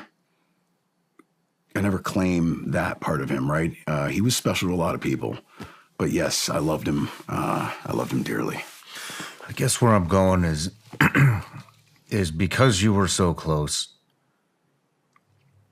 how did you support Patsy through that time? Yeah. Show up. And there were days where you don't know what to say because, like I said, there's nothing to say, and you just be. And you don't judge. If I've learned anything from my career, that was the first of many unfortunate tragedies of our career, but you never know how a grieving spouse or mom or family member will behave. And there's a spectrum of what will happen, and you never know what to expect. And so you just be, and you love as best you can, sometimes not knowing what that looks like. But in hindsight, just being there and hugging when they need it and giving them space when they need it. That's another thing too, is sometimes they get overwhelmed with the support and they just need space. And so we were very clear with her, hey, you just let us know. You're never going to offend us. That's the thing about Patsy. Like, even in the midst of her grief, she was worried about upsetting other people. And, I don't want to hurt your feelings. No, this is not, my feelings are not important right now. So we accommodate whatever we could. And we were brutally honest and said, be brutally honest with us, what you need from us. And if you need space, then you get it. You get it. And you tell stories when they want to hear them, especially the funny ones, because we all need to laugh in those moments. DJ Shipley's who's connected us. Yep. And DJ, if you're listening, thank you for the connection. Where I'm going with this is DJ married Patsy later on in life. And so I want to know, as somebody who was that close to Danny's family, what was it like for you to see Patsy? It was beautiful. Move on. It was beautiful. And what I mean is, DJ never felt threatened by Danny's memory. And I've seen other people who are, and they feel like they have to compete with this memory, which you can never compete with. Like, Danny will always have a special place in Patsy's heart. And DJ never felt threatened by that. And not only that, like, here are some of the early stories Patsy told me. Because, of course, she's family now, right? And so anyone that comes, to the doorstep, we were curious about, is this guy going to treat her right or not? Here's one of the first dates they went on once they realized there was a romantic connection. He said, "Yeah, do you have Danny's last set of camis?" He knew that she did. The ones she hadn't even washed them. They still smelled like Danny at the time. She said, "Yeah." He goes, "I want you to put them on and be ready. I'm going to pick you up Saturday morning, whatever. We're going to go on a date, but you're going to be wearing Danny's camis." She's like, "All right." So he takes her to the drop zone out there in Suffolk, and he had set up a tandem jump for her, and he was going to jump with her. And he said, "This is Danny's last jump with you and with me." That's a dude that is so secure in his love for her and not threatened by Danny. Like, okay, how could you not love that guy? Immediately, we fell in love with him, and absolutely, like, this is okay. You guys are meant to be. And his dad he'd put me through a portion of training back in the day too, so I knew of him. So it wasn't a surprise at all for us, and their relationship just took off from there. There was another thing. Like, at one point, he's looking at Danny's shadow box in the room, and he realized one of his medals hadn't been updated. At some point, I think Danny was given the Bronze Star, but then it got upgraded to the Navy Cross later when the paperwork finally came through, and the initial shadow box didn't have the cross. And DJ saw it, and he goes, "Hey, would you mind? I don't want to upset you." He said, "Would you mind if I just take that and go get it fixed and updated for Danny?" And of course, she didn't mind, so he did. Like, okay, good to go, dude. Good to go. Yeah. Welcome to the family. Wow. Yeah. That's pretty cool to hear. Oh, man, we love them. We ended up being in their wedding, too. Amy was a bridesmaid. I was a groomsman. Like, huge celebration. That had to be surreal, huh? It was very surreal, and it was so good. I mean, you never move on from death, but you can move forward, and I think we need to move forward. We can't sit in grief forever. It'll always be with us. The scars always remain, but we have to move forward in life. And you can do that in a way where you're carrying their memory and honoring it, but not in an unhealthy way. And I think that's what we saw Patsy do. She poured back into the teams after Danny. She didn't isolate herself. And then she married back into the teams and kept giving to this nation. She's given more than most women out there. Yeah. Yeah, that's for damn sure. Mm-hmm. I mean, did you see like a sense of freedom in her when DJ came along? Yeah. You see hope, because I'm sure, I can't know for sure, but I can imagine, having put myself in their shoes as best as I can, surviving spouses, there's probably a sense of fear. Am I ever going to find that love again? She was young. Man, I mean, she was young.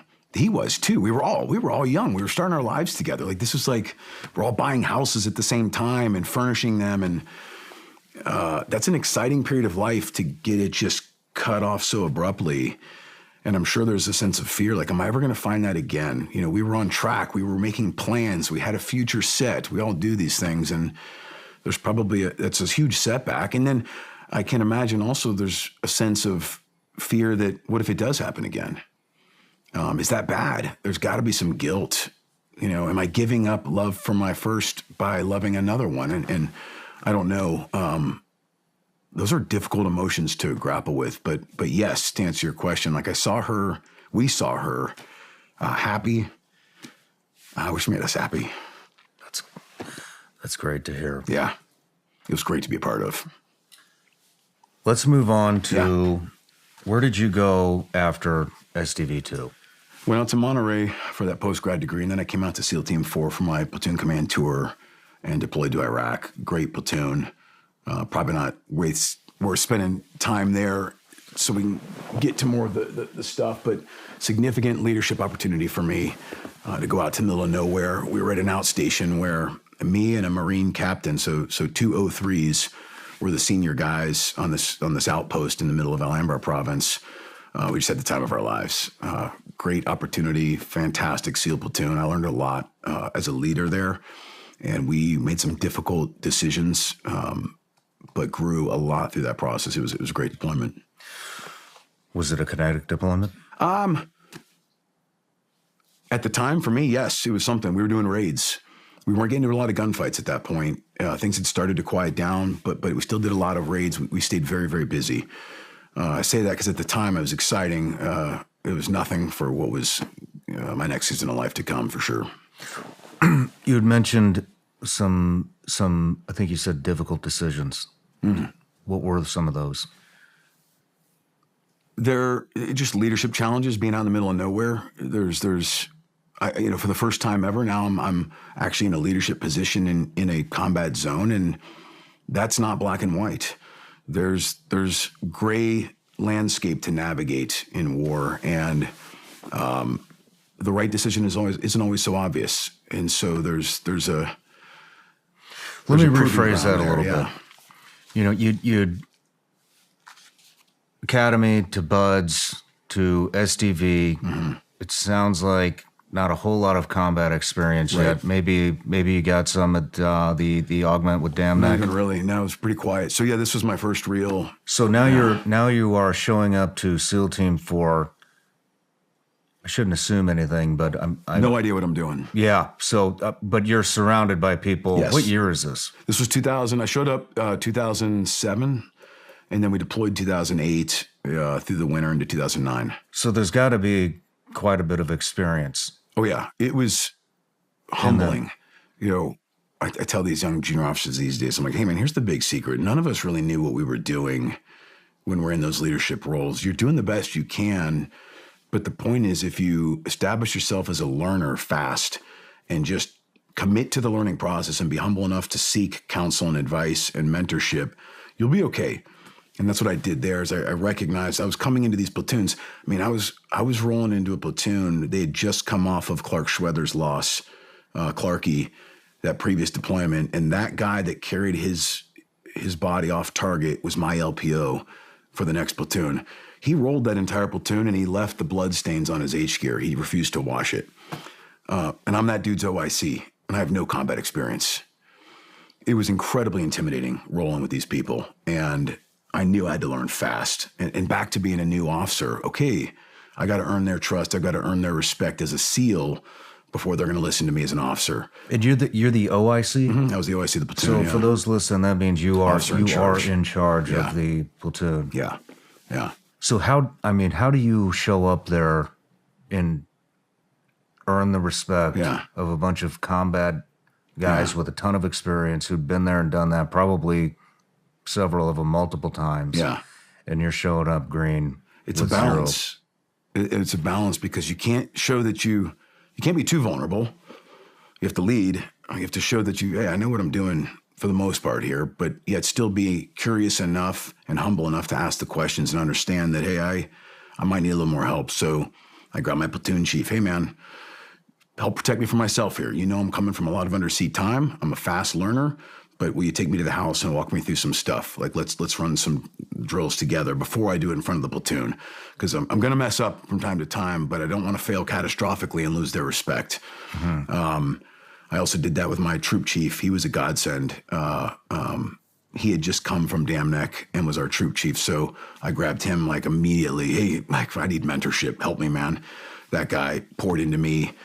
It's fantastic. I would not be who I am today without people like that pouring into me and humbling themselves and teaching me, just this young, curious JO, to help keep me from falling too catastrophically. So you're putting in the extra work right off the bat. Oh, absolutely. Yeah. Yeah. That alone will earn a tremendous amount of respect. Absolutely. When you got overseas, I mean, were you on a lot of these raids with the platoon? Yeah. What was it like for you the first time that the platoon, that your guys went out without you? What's going through your head? When they went out without me? Mm-hmm. So it's a great question. Actually, we had to send a group up to Mosul. I had to split up the platoon and send it because they were just breaking ground. The Army was moving up to Mosul. And so I had to send my AOIC with my platoon chief up there. And it was very difficult and I sat him down and had the conversation about Danny. And I said, hey, I was supposed to deploy with him and I didn't get to. And we all know how that ended. Now I spent some time playing the what if scenario. What if I had been there? Would things have been different? I don't know. It's not very healthy to spend too much time in that world. But I used that in this moment and said, this is very important to me that you guys understand my commander's intent for you to go up there.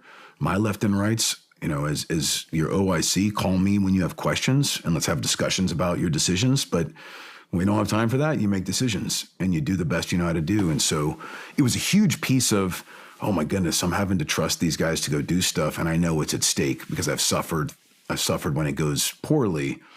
And so I was very communicative with them about what that looks like and what my concerns were.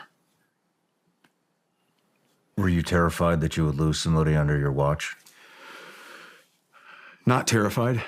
It's always in the back of your head, especially after experiencing loss. But, SEALs, as you know, and SWCS too, it's a double-edged sword, our sense of confidence. I think it's what allows us to do some of the things that are impossible to other people, but at the same time, it's what makes us a little vulnerable because sometimes we can be overly ambitious. So I wasn't terrified. I had a sense of confidence that I knew how well we'd been trained. I was very comfortable with the platoon. I was very comfortable with how we operated, and I knew they'd make the right decisions. That said, as I've learned, you can make all the right decisions in the world.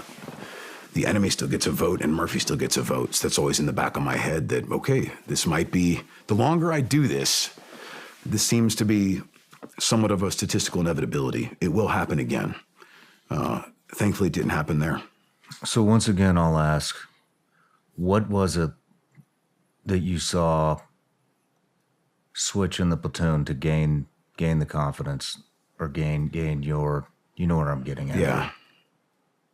When they trusted you to be their OIC, their leader. I think it's a series of small things. And it was these small moments where I showed them that I trusted them. And I showed them I would back them when they were under the gun. And we had a couple things happen which I disagreed with, and I made it pretty clear, hey, I don't like the way that happened over there. We're going to do things differently because we're going to hold ourselves to a different standard. And so as that happens in these micro moments, these micro decisions, it builds trust. And by the time you're deploying forward together, there's no question. There's no question. We all know that we trust each other. And that's a great place to be. As it wasn't one moment. I can't think of one moment. It was that you had your guys back. Yeah. And not in an unhealthy way, right? There's a lot of people that abuse that mantra. Take care of the boys. Yes. Take care of the boys. Okay. What does it mean? What does it mean to have their back? What it means to love them? What does it mean to love? It doesn't mean to be liked. It means to love. I love my kids. I don't think of them, and I don't think of my team as my kids. That's too far of a stretch. But the principles of love apply, right? We trust, we love, we lead, coach, and mentor. We learn. I've learned more as a parent, about myself and about, man, I messed that up. I can do better. All of that is the same thing in leadership. And as we do that and we show that we're doing it and we're transparent and genuine in doing it, it just builds trust and cohesion, and all of a sudden we can go. And not only do I trust them to do what we need to do, but they trust me to lead them, and they trust me to hold them proportionally accountable when we mess up. And that's a huge piece, the proportionate word. There's a lot of leaders out there who will say, oh, you got to earn my trust. Okay. It's bilateral, though.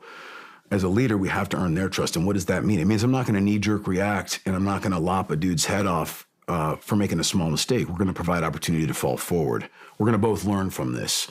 Proportionate accountability. We can't be reckless with our trust and just send it, guys. Have fun. No. There has to be proportionate. There has to be trust, but proportionate accountability when we mess up. And when we do that, that builds trust, because then they'll see, oh, I messed something up. If that platoon over there, this had happened in, that would have been crucified, sent to captain's mast, whatever. This platoon here, Brad and the platoon chief thought that was a survivable failure, a teachable moment. So we kept it at our level, and we mentored him through it, and we provided that opportunity. He fell forward and was fine. Or we messaged up the chain if it was appropriate. Hey, this is what happened. Our guy messed up, but here's how we want him to survive it. Here's what we want to do. We're asking you to let us run with this. And when the dudes see that, okay, this guy has our back. There's still a high standard. We don't compromise the standard, but they're going to help me when I mess up. We're getting ready to take a break, Yeah. and then we'll move into what happened after this deployment. But real quick, we got a lot of people that listen to the show that are wanting to go to Buds, Yeah. wanting to go SF, MARSOC. We got a lot of people that want to be in special operations, and a handful of those are looking to go the officer route. And so what are a couple of leadership attributes that you pass on to being the commanding officer over at Naval Special Warfare training? Yeah, it's a great question.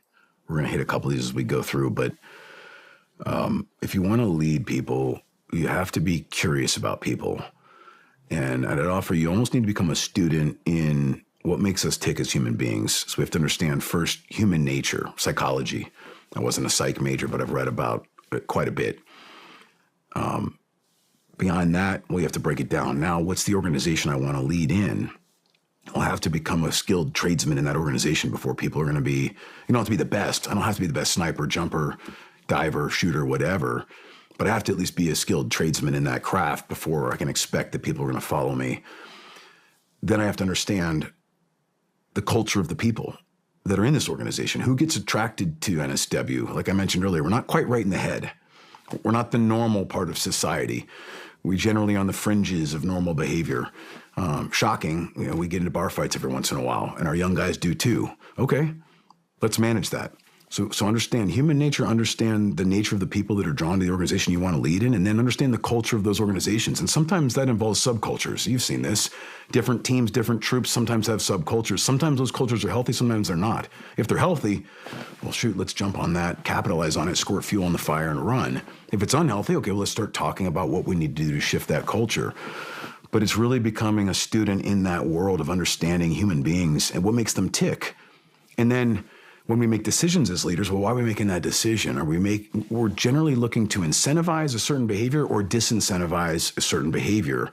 And so as we make those decisions based upon all those other factors, human nature, organizational culture, then did I produce the right behavior that I was hoping to with this decision, or do we accidentally go the other way? Whoops, unintended consequences. And then having the humility as a leader to, okay, let's revisit that decision. Let's pull it back and shift fire. Because if really what we're talking about is this, then let's figure out how to get there.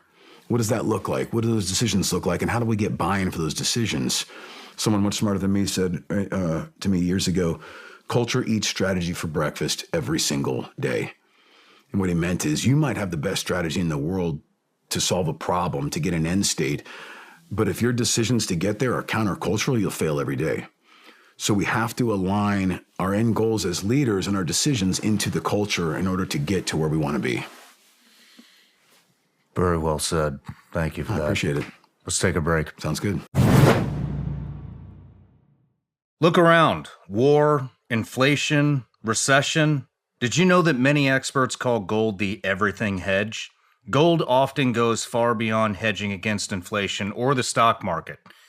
It can potentially guard against today's wars in Ukraine and the Middle East, not to mention the great economic danger of a recession lurking. That's why gold just hit another record high, and central banks keep buying gold at a record pace. Join the thousands of people who have called Goldco their #1 rated gold company. Diversify your money with time-tested assets, physical gold and silver.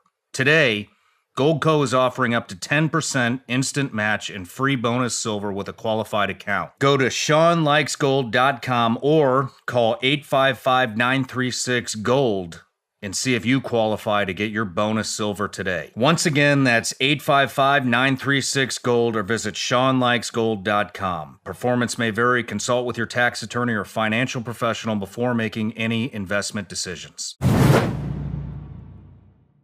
Today's show is sponsored by HelixSleep.com. Sleep, especially as you get older, is critical, especially that deep, comforting sleep. Go to HelixSleep.com and take the sleep quiz. I took it and was matched with the Midnight Lux. Helix knows that everyone's unique, so they have several different mattress models to match based on your body type and sleep preferences. Once you match, your mattress comes right to your door, shipped for free. When you receive your Helix mattress, you'll be amazed at how well you'll sleep. And if your back needs some extra TLC like mine, you'll love their hybrid design that combines individually wrapped steel coils in the base with premium foam layers on top. They have a 10-year warranty and financing option, so a great night's sleep is never far away. Helix Sleep is also proud to support our active military service members, veterans, military spouses, and military family members with exclusive discounts on promotions on Helix products. Helix is offering 20% off all mattress orders and 2 free pillows for our listeners. Go to helixsleep.com/SRS. That's helixsleep.com/SRS. This is their best offer yet, and it's not going to last long. With Helix, better sleep starts now. All right, Brad, we're back from the break. Let's get into green teams. Yeah. I know you screened for DEVGRU. Yep. Let's start right there. Yeah, came back from that Iraq deployment, right into Green Team 2009, and moved on from there to the Squadron. And how was Green Team? Green Team is brutal, harder than buds. And I say that physically, it's probably it's a difficult scale because you're older, so everything hurts a little bit more. So if you did them both side by side comparison, probably not as hard as buds, but there's no hell week, right? But what I mean harder too is the cognitive piece. The psychological aspect is incredibly difficult because you're already a proven SEAL now. You've got a reputation. And in a sense, you're putting everything on the line to go over there and say, hey, yeah, measure me and assess me and tell me if you're what we're looking for. One guy said it really well. He said, we were about to go into the house and do some runs in green team. And you go in there and looking up in the rafters, you just see these animals up there, beards, sunglasses, long hair, just pouring over the rafters. There's more of them up there than there are of you down here. And you know that every single one of them is judging every single thing you do, every move, every micro move. That's incredibly intimidating. And one of the guys said, I've been on combat operations in Afghanistan where we were troops in contact, no kidding, gunfights. And I'm more stressed right now going into this house with those dudes in the rafters looking at me. Damn. And I'm like, yeah, I feel the same thing. Like your heart rate's just going through the roof. It's just a lot of performance anxiety. And it's overwhelming. It's overwhelming. Everybody I've interviewed about it says the same thing. Yeah. It's harder than buds. But I'm curious, what is the selection like for an officer going in? So it's changed. I don't know what it is today. Keep in mind, this is now, what are we talking, like almost a decade and a half ago. But at the time, it was all the normal stuff that anyone else has to go to, the physical fitness test, the psych profile, all that stuff. But then what they did for the officers on top of that at the time was they'd bring you into a room, just you, provide you a bunch of intelligence and say, plan a mission. You have X amount of time to plan it, and then we're going to come back in the room and you're going to brief it. Start now. And so you had to, by yourself, put together a cobbled plan with what assets they gave you. It's all notional. It's all just a planning exercise. And then you had to brief it competently back to these senior officers at DEVGRU, which was, just a little intimidating. How much time do you get? I can't remember. It's been so long. I want to say they gave me like 40 minutes at the time. 40 minutes? Yeah. It wasn't much. And part of the drill is they know you're not going to get everything. Like there's just too much. Part of it is an information processing drill, right? Mm-hmm. Can you figure out, scanning through this stuff, what's the important information, distill it down to some salient talking points, pick the relevant ones and now brief them effectively and manage risk from a planning perspective based off of all these factors. It's almost like in college where they give you too much work and they know you can't get it all done. So you have to figure out how to prioritize what you prioritize and now message it effectively as if you're briefing an op for approval. Can you do you remember the scenario? It was some sort of a helo assault force op. It was somewhat generic at the time. I think they evolve the scenarios they provide, but it's the typical. They give you sometimes too many assets. So they want to see, are you going to use everything and say that I need all these things when in reality, hey, you don't. That's overkill. So there's a fine line they're looking for in there too on, hey, are you being prudent? Are you being wise in your decision making and what you ask for and what you recommend? So it wasn't even the scenario. It's almost as if they knew we were ill-experienced as officers to even handle some of the assets they threw at us. I didn't know what the capabilities of some of these things were. I hadn't studied them because I didn't have access to those things until that moment. They know that. They know you're going to come up with probably a crappy plan, and you'll misuse the assets because you don't really know what you're doing even to some degree. It's really more of a planning exercise. And then, I made a couple of mistakes, I remember, and they called me on it after I briefed. Hey, well, did you know that you can't fit that many people on a 47? And I was like, no, I didn't, and so then there's that. I have to wonder what they were looking for there. Am I going to be humble enough to acknowledge, hey, I messed that up? And then they said, well, now that you know, would you do something different? Well, yeah, I would. I would do this, this, and this. And so they're looking for how are you assessing risk, how you're managing assets, and then are you humble as a leader? Are you going to be willing to shift fire? But then, not be a pushover either. I've known a lot of enlisted guys that screened and made it over there. Yeah. I don't know, and I know you're the only one that I personally know now that I've talked to about kind of jumping the fence and going over there. I've seen a lot of officers fail at their attempts to make it over to DEVGRU. What do you think that they are looking for specifically in an officer? Someone said it really well. He's not a SEAL, but he's a good friend of mine, and he's studied us for quite some time. He said, Damneck is looking for wolves with table manners. And I really liked that. This idea that you're a borderline monster, and to borrow how Jordan Peterson describes virtue, I like this a lot. I've used it a lot over my career, and I didn't understand it. I couldn't articulate it like Jordan does now, but when I heard him say it, I was like, that's what he's talking about. That's what I've experienced. This idea of becoming a monster who chooses not to do monstrous things. Someone who has that capability but buffers it with restraint. They're looking for that in their officers there because they're looking for it and they're enlisted. And it's why, just like buds, officers go through Green Team the same as enlisted, and the same is expected of them in the house. You have to be able to perform tactically. There's a lot of people out there over the years that have argued philosophically, why are we grading officers in Green Team on their house runs when in reality on target, they're the ground force commander, not necessarily the number 2 man in the train? Well, because that's NSW. We expect the people that lead us to be competent in what the trade is. You don't have to be the best, again, and you're not going to be the best because you're not going to get the reps that the other guys are getting, but you've got to show that you can do it. You've got to show that you have bridled aggression, and that's what they're looking for. And the cultural fit, like back to the cultural strategy. I know for a fact they look for cultural fit there. That's a major, major piece of the puzzle. I heard one story of one guy, an officer, this was a couple years later, so I'm telling it now second, third hand, but there was a perception that he might have been a yes man officer that just went with the flow. Whatever the opinions was, he would go there.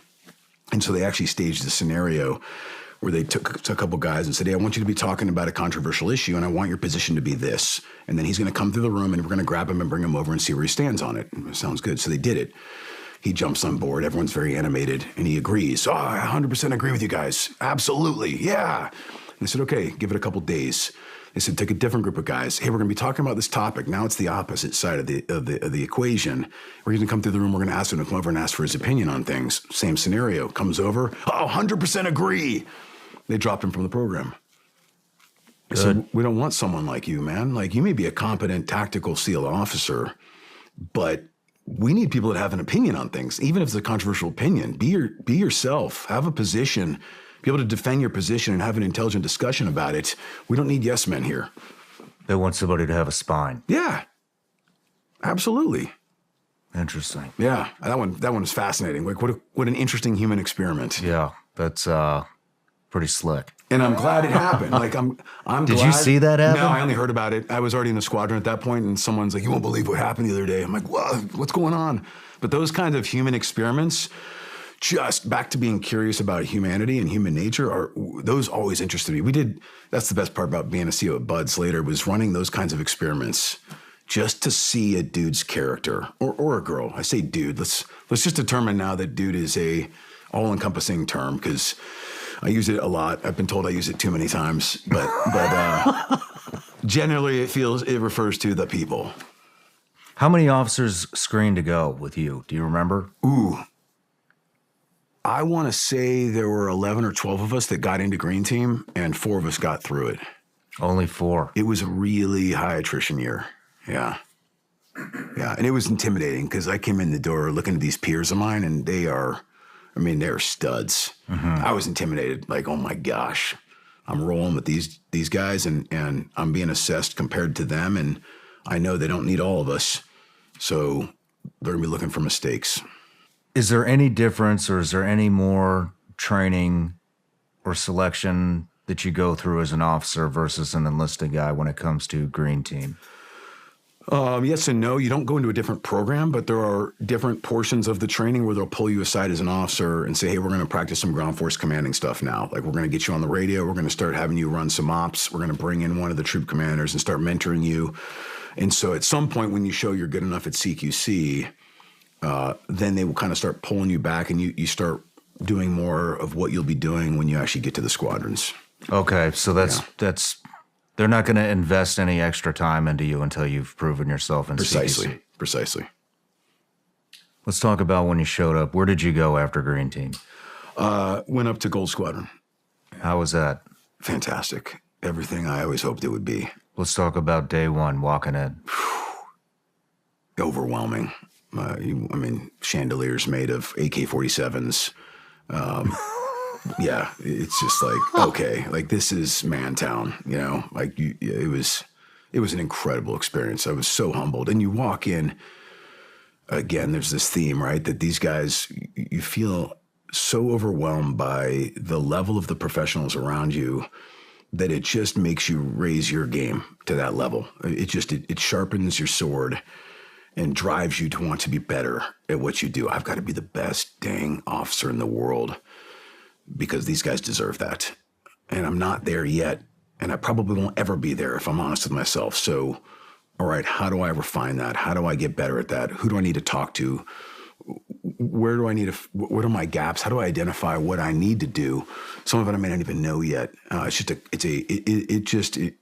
a contagious environment of just hyper performance.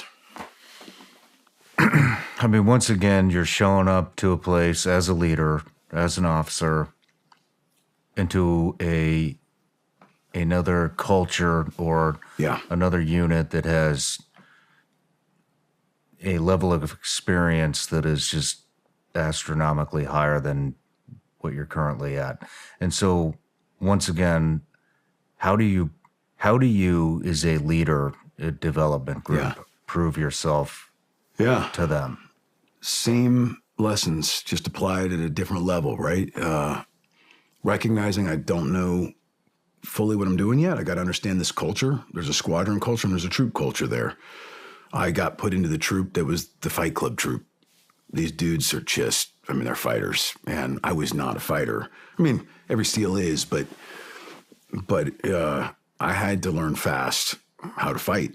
I'm pretty sure that's where my nose got crooked. I don't know 100%. I can't remember. But these guys are monsters, and I had to become a monster. Same exact principles that I rolled with Danny. How do I do that? Well, I got to learn what it means to be one of these guys. I got to fight with them. I got to fight knowing I'm going to lose sometimes. I was holding pads for one of these guys. He's one of the scariest human beings in the world. And at some point, I'm holding tie pads as we're doing every day. We're just doing boxing and kicking together. And he actually gave me stress fractures in my forearms because his kicks were that powerful through the 3-inch tie pads. I had to take a break. And I felt like such a weakling saying I need to hey, dude, I got to throttle it back for a while. You gave me stress fractures. You feel like a quitter, you know? And of course, he probably called me a quitter at the time, which doesn't help. But yeah, I had to become this. I had to become this thing in order to lead in these environments. What rank are you? I was lieutenant commander at that time. Lieutenant commander, feeling like a new guy. Feeling like a new guy. Crazy Once again, that doesn't really change. It's all, I feel like that's been almost everywhere. Every time I go into a new role, you're like, golly, I'm the new guy again. I got to learn a whole nother environment, whole nother culture, whole nother command, whole nother leadership job. But that's what's fun too, is that it's just a constant, every time you get it figured out, I don't know if it's the same thing for everybody, but as an officer, these two-year chunks of your career that are really different, and each one is so different because the whole point is they want to diversify us. So as we climb that ladder of leadership, we now understand what it means to lead a wide array of different subsets and specialties. So you never really get a lot of time in one spot. You're always being diversified. That creates a learning environment where you are always on your heels. About the time I get it figured out and I think I'm effective in a job, they move me on to another one, and I'm like, oh my gosh, I got to learn something entirely new now. How are you received? Very skeptically. And I think that's one of the harder things to do there is roll into a troop as a troop commander now, fresh out of green team, new guy. And some of these guys had been staying in the same troop for 5 to 10 years. They have an established way of doing business. And the last thing they want is some new officer who they know is going to be there for 2 years to come in and start telling them how to do business when they know how to do business. Most of those guys had double-digit deployments to Afghanistan at that point. I couldn't hold a candle to them tactically. There's nothing I was ever going to do to close that gap. So, okay, how do I do that? Well, I have to figure out how to earn their respect. And then as a leader, respect the roles and responsibilities we all have, press in when I need to, but also trust that they know how to do this stuff and they're going to probably do it the right way, better than any way I could think of doing it. So it was a huge exercise in trust. Where are you deploying to for the first time with Gold? Afghanistan. Yeah, pretty quickly I got in there and we rolled out within a few months. So off to the races, no tactical pause. Off you go. Wow. No, you jump right into it, man. You're in the cycle and you're out. You are vetted and expected to perform. And so you do. So you get over there, you're the troop commander. Well, so you at guys that getting point, into? there was a little bit of an overlap. We were waiting for another guy to cycle out. So for that deployment, I ended up being like a troop commander in training, I guess you could say. So I was rolling with them. I was doing ops, but it was very much like an on-the-job training type role for at least a few months. Okay. And then I just cycled right into that troop. Okay. Yeah. So it was the full deployment? Yeah, yeah, You were in training. yeah. Not training, but Yeah. Yeah. For sure. You were being evaluated to take the position, or Of course, yep. Okay. And that's the deployment we lost Adam. That's that deployment. That was that deployment, yeah. Do you want to get into specifics? Yeah, I'll say something because I know I don't want to repeat what's already been discussed by a lot of the guys on your show, but and I know that some of the guys talked about that one, but there's an interesting part to that story that I think is worth telling that hasn't been told yet, at least to my knowledge. When Adam died, as you know, he was a man of faith and was on his last deployment, was getting ready to roll back to Arkansas with his wife and kids. And this was it. This was short final. This was the last run. And so when he died, a lot of us had a lot of problems with that, specifically wrestling with God on that one. And I remember I did. I said, why would you take Adam over everybody? Not that one person's better than any others, but Adam, I mean, everyone recognized he was just one of our best and most unique and just a fantastic human being. Why would you take him when he was this close to the finish line? And I don't think God answers our questions fully. We're never meant to fully understand, but a piece of it came to light for me. When someone dies on a deployment, as you know, we ship them home. They have their hometown memorial service, but we stay forward. We continue the fight. But then the chaplains will usually come around and do the memorial services at all the outstations in memory of our fallen. So by the time all that happened, this chaplain finally came around to our outstation and said, hey, I'm here. We're going to do this on a night we have off. So we all sat down in the typical plywood hut. I'll never forget, we're all sitting there. And he said, I'm going to read you what Adam wrote in his emergency data form. That's that addendum to our will, the last thing we fill out on the way out the door, just in case something happens. It was interesting. The chaplain said, okay. He's reading Adam's words now, and I'm paraphrasing. It's been a hot minute, but it was something to the effect of, in the event I die, I want the chaplains to go around and do a memorial service in my honor, and I want the gospel of Jesus Christ preached, unhinged.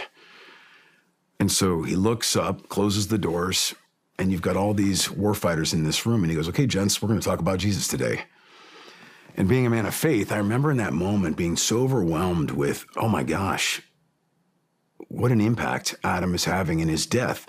I can't imagine another scenario in the world in which you'd get a group of warfighters like us to sit down in a room and listen to a sermon like that, unless it was in honor of one of our fallen brothers. Those were Adam's last wishes, and that chaplain fulfilled it to the T.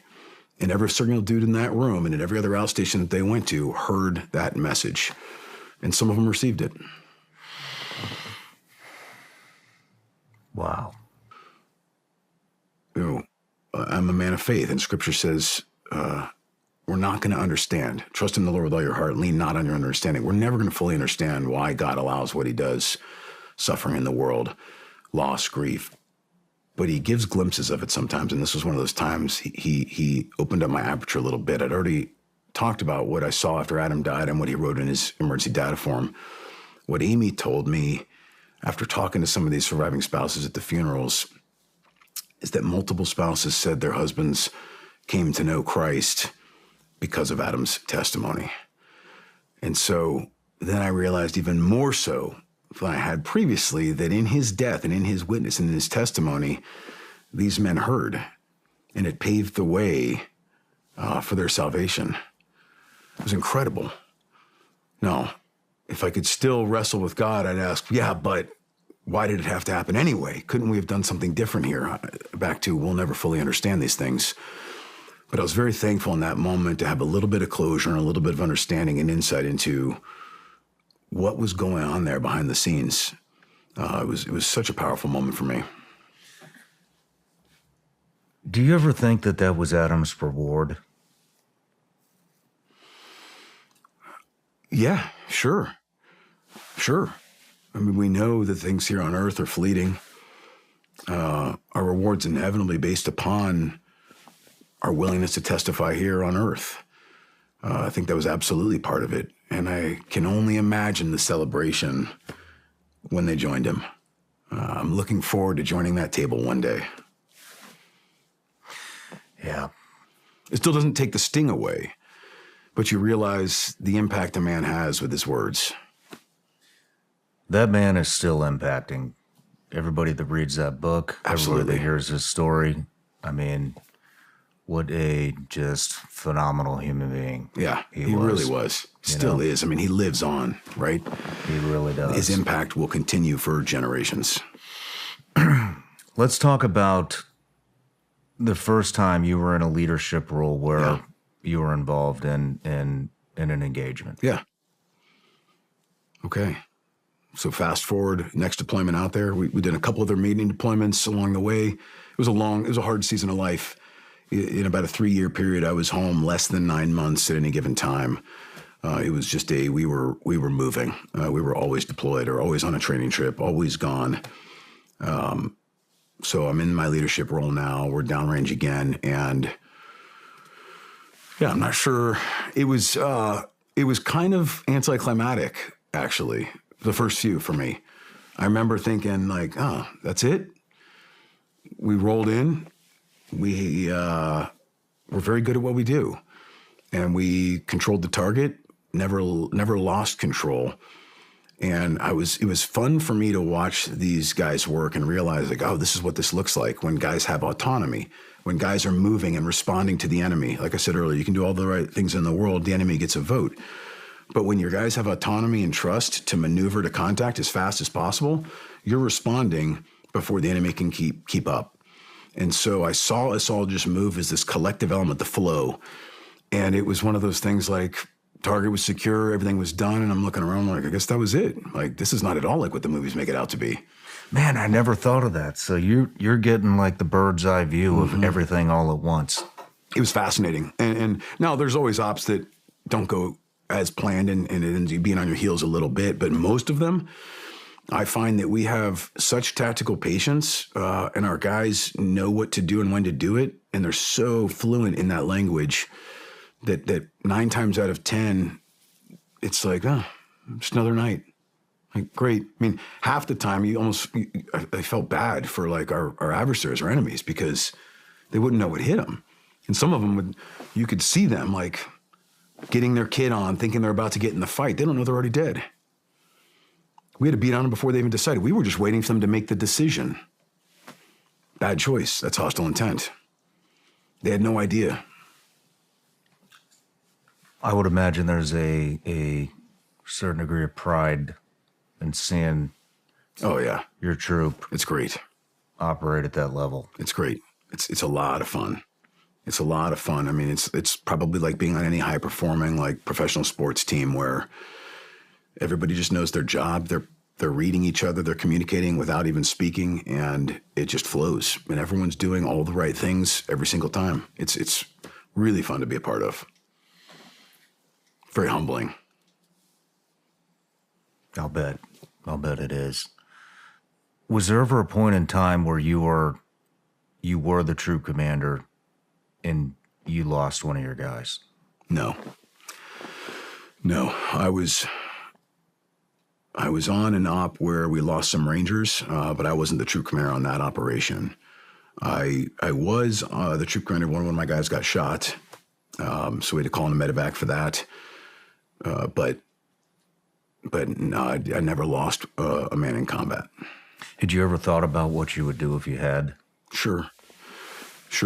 You do what needs to be done. You respond. The few times I've been overwhelmed on targets or we had things go wrong where you didn't anticipate it, emotion doesn't really catch up till later is what I noticed. I mean, you're in such work mode. We have an incredible way of compartmentalizing emotions and not letting yourself get wrapped into the moment.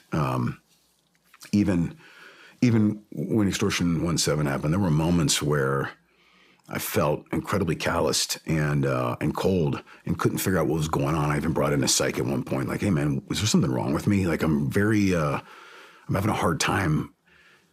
There were moments where grief would just be overwhelming, but then other times where I couldn't even cry if I wanted to, and I thought there was something wrong with me. And he said, no, you guys do this really well. You compartmentalize.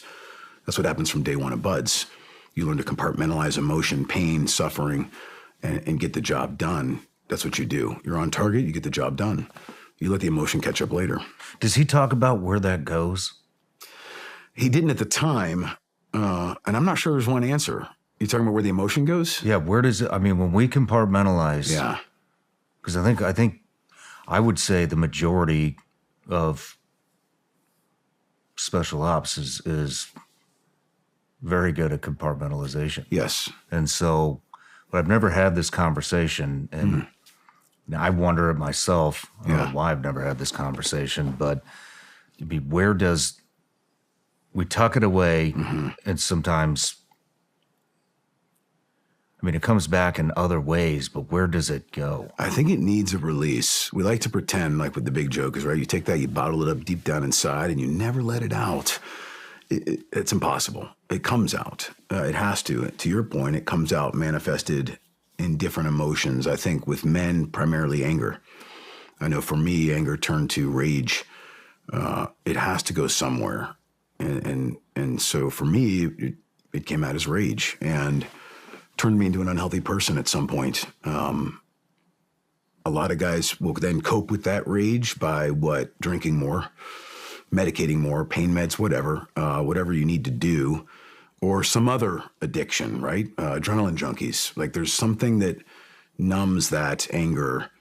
I think it's grief turned to anger, and then we numb it and as best we can until we finally deal with it. Hopefully we deal with it. Is there anything that you regret as a leader up to this point? I like to say I have a lot of regret. I have no guilt. There's always things I would do differently and do better, especially in our job field, right? And as leaders, we are paid to make quick decisions sometimes with imperfect information available to us. And whenever you armchair quarterback those decisions with a much clearer picture from the future, there's always going to be regrets. I wish I had done this differently. I wish I had thought through that. I wish I had perceived this, but we didn't. And that's the job. We manage risk as best we can with the information that we have available to us, and we do it as wisely as we possibly can in those moments, understanding that decisions have to be made. So we make them, and then you live with the consequences. And that's the burden, I think, of leadership, especially in our job field, is living with the consequences of imperfect decisions made in imperfect environments by imperfect people that are going to make mistakes. It's going to happen. That's a burden to bear. That's a tough one. Yeah. Let's move on to Extortion. Yeah. Biggest loss in SEAL team history still to this day. Yeah. Very strange that prior to that, Red Wings was, and somehow I was directly involved with both. Yeah, that was a tough one, man. It was, what some people don't realize, I think, is that it was a troop. It was the largest loss of life, but it was a third of our entire command. I mean, that's a massive chunk of personality to just be gone like that in an instant. I was up in one of our fobs at the time, and we got the word. We were all hanging out, and we got the word, hey, something happened. One of the birds went down, and that's not that uncommon, but usually it's one of those, like, there was a malfunction. They crash landed. There's a couple broken bones maybe, but, like, all right, let's not overreact. These things happen. I think we become numb to that, just repetitive. These birds were just very reliable, and the pilots are exceptional, so we're going to be fine. That was the initial feeling I had. It was like, all right, let's see what happened. So I remember going in the jock and standing there, and we hadn't heard anything on the radio. And I was waiting to hear Jonas's voice come over the radio. Jonas Kelsaw, a good friend of mine, and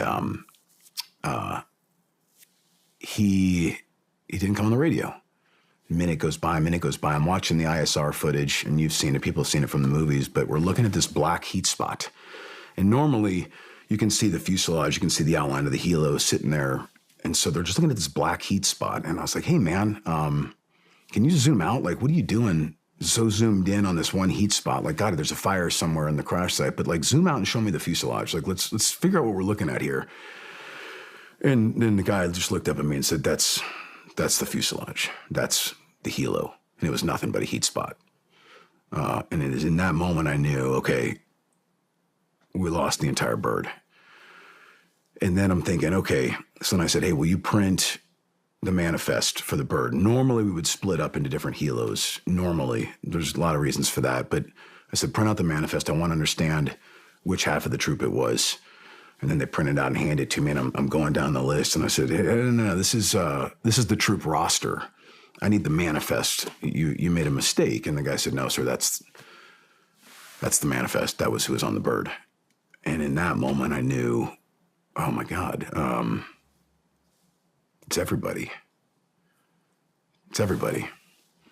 And so I ran quickly. Everyone else was making decisions. I wasn't in the decision-making capability here. Other people were solving these problems. We were just observing on standby.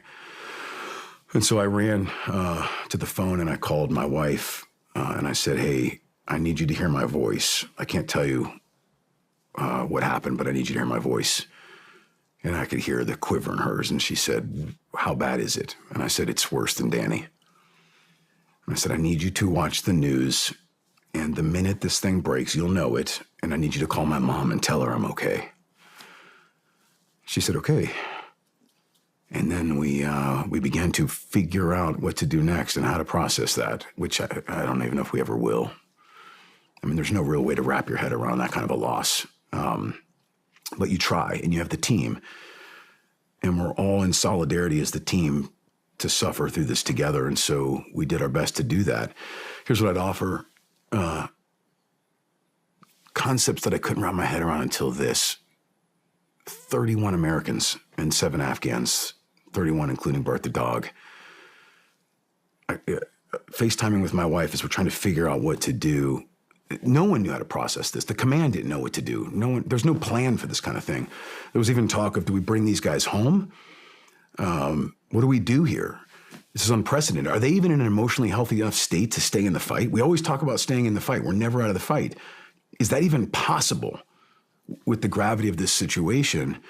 And we're all wrestling with that. Of course, none of us wanted to go home. We knew we had to stay for our future, for our sanity. We had to stay. We had to see it to the end. We had to fulfill our duty. I'm on a FaceTime call or whatever Skype it was at the time with my wife. And I'll never forget, I'm trying to articulate that need, understanding maybe a glimpse of the pain she's enduring. And she just looked at me and said, you stay and you do what you need to do. You finish the task at hand, and then you come home to me. And I'll be forever grateful for that, because then she went to every single funeral and memorial service while we stayed forward to continue the fight. She endured that. At one point, my daughter, who was really, really young at the time, we try to shield our kids from these horrors. Everyone does, but at some point, they know something's up. And when our babysitter became a live-in nanny, because my wife's at another funeral in another black dress with mascara running again, my daughter asked her, Mommy, what's going on? These aren't just meetings. I think she was 8 at the time, maybe. And my wife said, well, sweetheart, you know how Daddy and his friends go on helicopters as part of their job. Well, one of those helicopters had a crash, and so Daddy's friends got hurt. And her first question was Mr. Jonas on board? Because Jonas had previously volunteered to come out and take my place on a deployment so I could come home for that daughter's surgery. So Jonas was very close to our family. And my wife had to say, yes, sweetie, he was. And she said, are they going to be okay? And my wife answered it like only a warfighter spouse can. She said, no, sweetheart, their boo-boos were so bad they had to go to heaven to get fixed. I can't imagine a more perfect way to frame it for an 8-year-old's mind. So Amy kept going to the funerals, and I stayed on deployment. And DJ and his boys came out to help. So there's the DJ small circle again. They came out and took our place, and my troop moved into Jonas's troop's location, and we slept in their beds. We packed up their things. walk through their tents with what felt like their lingering ghosts. I mean, it was the eeriest thing, man. Half-drank cups of coffee sitting on a desk. Derek Benson's tie shorts on the floor where it looks like he'd probably just changed out to his op kit. I saw on Matt Mason's desk a letter from his wife, Jessica, printed on a sonogram of their unborn baby and a note from her to him.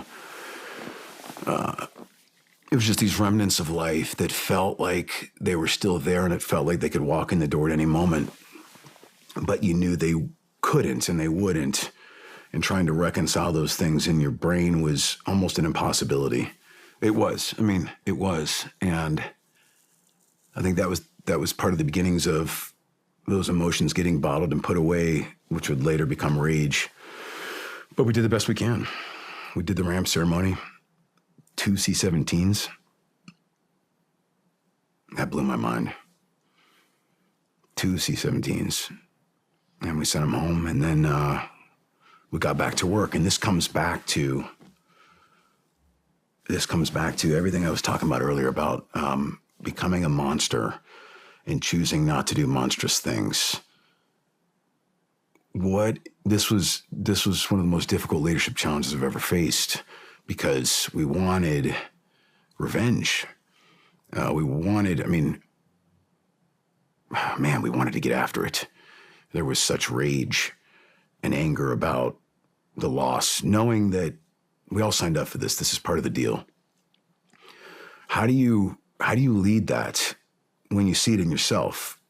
I'd offer, brutally honest, there was bloodlust. We wanted to get after it.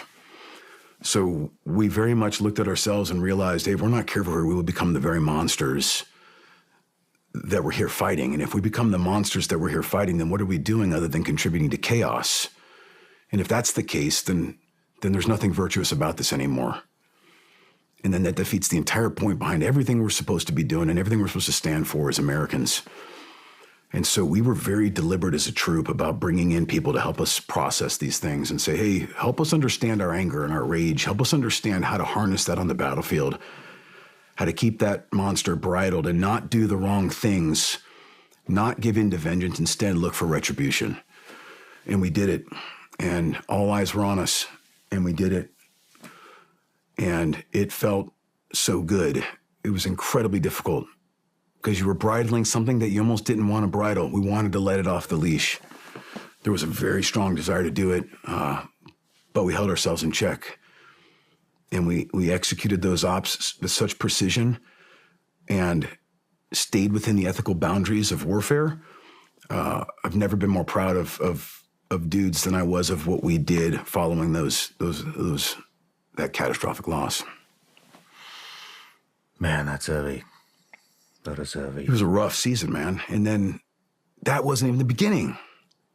The harder part was coming home. It was so unhealthy. And it's hard to describe without being embarrassed, because I look back at how hard my heart had become and cruel I'd become. I mentioned the things my wife endured. I mean, she's a fighter. She's a fighter. Running the clock, when we were in Buds, going into Hell Week, she's giving me a kiss before going to Hell Week goodbye. And she said, if you quit, don't come home to me. I don't want a quitter for a husband. This is the woman that endured these things for our nation. And I come home to her, and I found myself having conversations with her and my mom and my dad and my family and my friends, and they'd ask questions. And I found myself getting angry at their questions and not even wanting to share with them, because in my mind I thought, you haven't earned the right for me to be vulnerable enough to share my grief with you, because you weren't downrange with me, because you didn't endure what I did, because you didn't move into their tents and sleep in their beds with their ghosts. So I will withhold that from you. Why? I don't know. A coping mechanism? Back to where those emotions go. Incredibly unhealthy. I mean, it was destroying me. Anger, I've heard it said, is like taking a poison pill and expecting it to hurt somebody else. It was destroying me from the inside, and thereby destroying my relationships, my relationship with my wife, with my kids. I mean, I already mentioned I wasn't home much already. And now you add to that when I am home, I'm angry at her for asking questions. If anyone's earned the right to ask those questions and have those conversations, it was her. But I was isolating myself and ostracizing her in that process. And it took someone intervening. It took someone who saw something and had the courage to say it. And I'll never forget the moment I was home from the deployment and I'm wrestling with all these things. And he said, hey, man, you have a rage problem you need to deal with. And I was very good at not showing it. So good that Amy's father was in the room and he said, Brad's not an angry person. I think you've misread him. And he said, no, I didn't say angry. He said, this is so far past anger. Brad has a rage problem and it's wrath and it's going to tear you up and you need to figure out how to deal with it or it's going to ruin you. Who is this? It was a close family friend of ours. Yeah, he was a doctor, actually. He's a doctor. And he was, we were there for an appointment with my wife. And as he's doing this appointment, he's very in tune to emotions and he kind of looked over at me. He's like, hey, you mind if I take a look at you and ask a couple questions? I was like, whatever, bro. So he does, and he nailed it within 5 minutes. It was just, he just stripped the veneer right off me. And it was really shortly after that, I realized I was not doing everything as well as I'd convinced myself I was. And I was straying from who I wanted to be. I was a very, very good SEAL officer. I was not a very good husband or father anymore. How could you be? You're absent. And you're dealing with dark work, which comes with dark consequences and can actually, I think, damage your soul over time. And I was letting it. I was almost becoming like a self-martyr. Like you convince yourself at some point, like, well, this is what the nation requires. This is what the warfighter ethos requires. And if it costs me everything, then so be it. This is the burden I bear.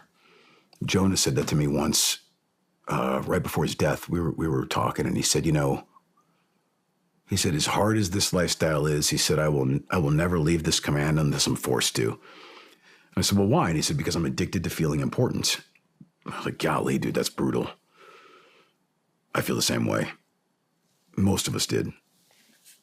We were so addicted to those feelings and this self-martyrdom of the warrior ethos and what it requires of us that we were willing to do it all and give it all.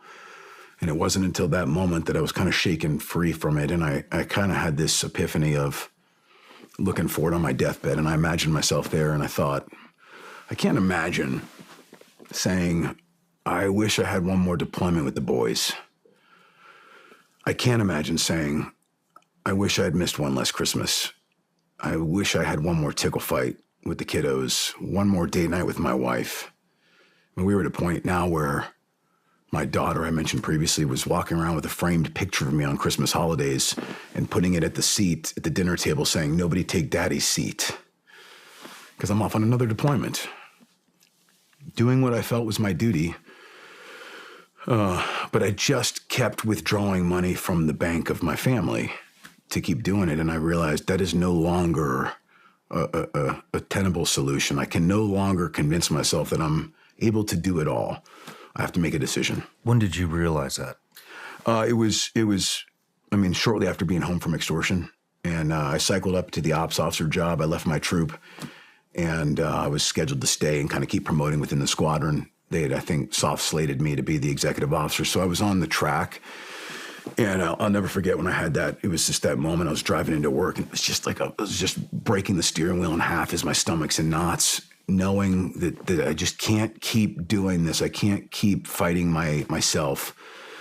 And I walked in the CO's office that day and said, hey, I'm leaving. I can't. I've loved this place. I hate to leave it, but I'm failing as a husband and father, and I don't think I like the dude in the mirror anymore. He's too angry. And I need to figure out, I don't know how yet, but I need to figure out how to kill that anger. And I don't think I can do it if I stay here and keep doing this because it just kept fueling that for me. What was his reaction? He was a pro. He didn't skip a beat. He's like, I understand completely. For argument's sake, let's talk about what it would take to keep you. I was like, listen, I'm done. I'm seriously, and he said, well, what would it take? And I said, I don't know, maybe a training command or something where I could go pour into our next generation and just kind of breathe for a while, have shore duty, maybe. And that's when they pitched to go out to Basic Training Command BUDS and take the XO job there. Wasn't even on my radar. And they said one of our legends, Jay Hennessy, was out there about to take command of it as a bonus command tour. Why don't you go be his XO? He'd love to have you. And I said, hey, listen, no, like I'm not picking my family up and moving. We're done. Like we're just done. And this guy was such a pro. He said, I'll tell you what, I want you to take your wife out on a date for the next month, like multiple dates for the next month. I'm going to tell everyone you're all in. Don't worry about it. In a month, come back to me. And if you have a decision before then, I don't want to hear about it. I want you to take the full month and then you come back to me with a decision. And if you tell me you're out, then I'll act surprised. No big deal. I'll tell the detailer and we'll find someone else. Like it'll be okay. But if you're in, well, then great. We've paved that path and off you go.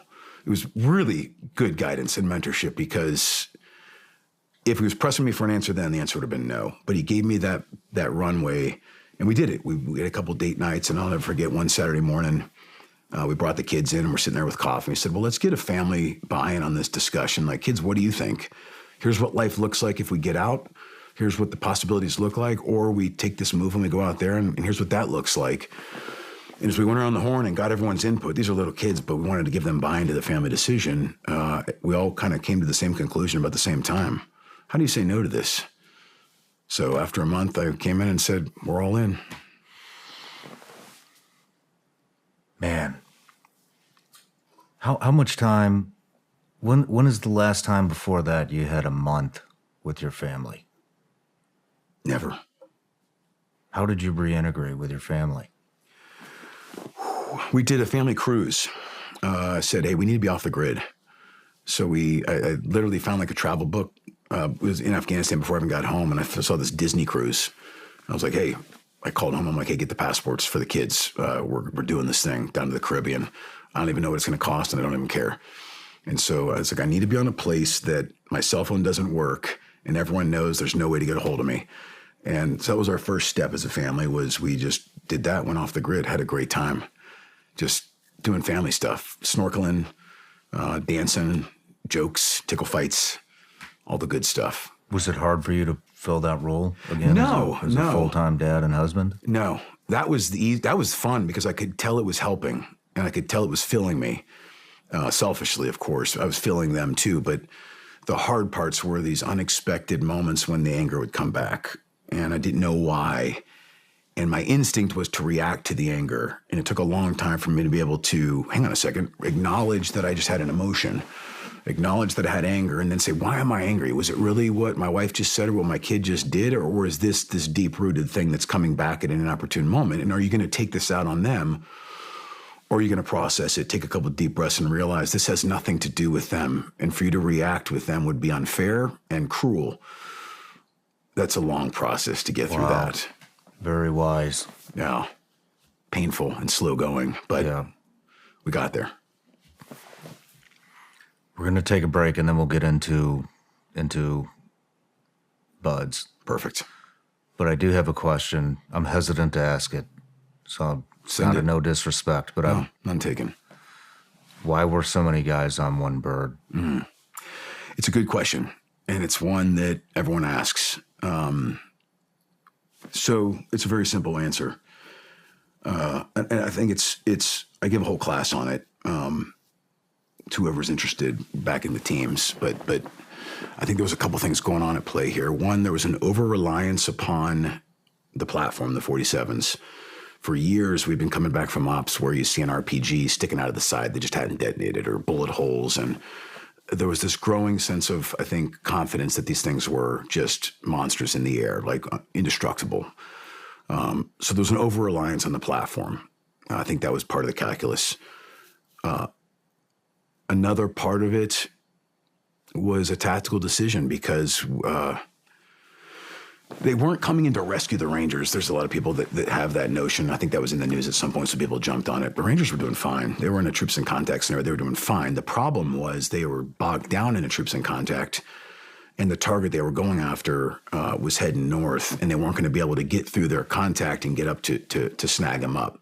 So the whole idea was Jonas and the boys were just going to leapfrog ahead, pin the guy in, and then close with and get him.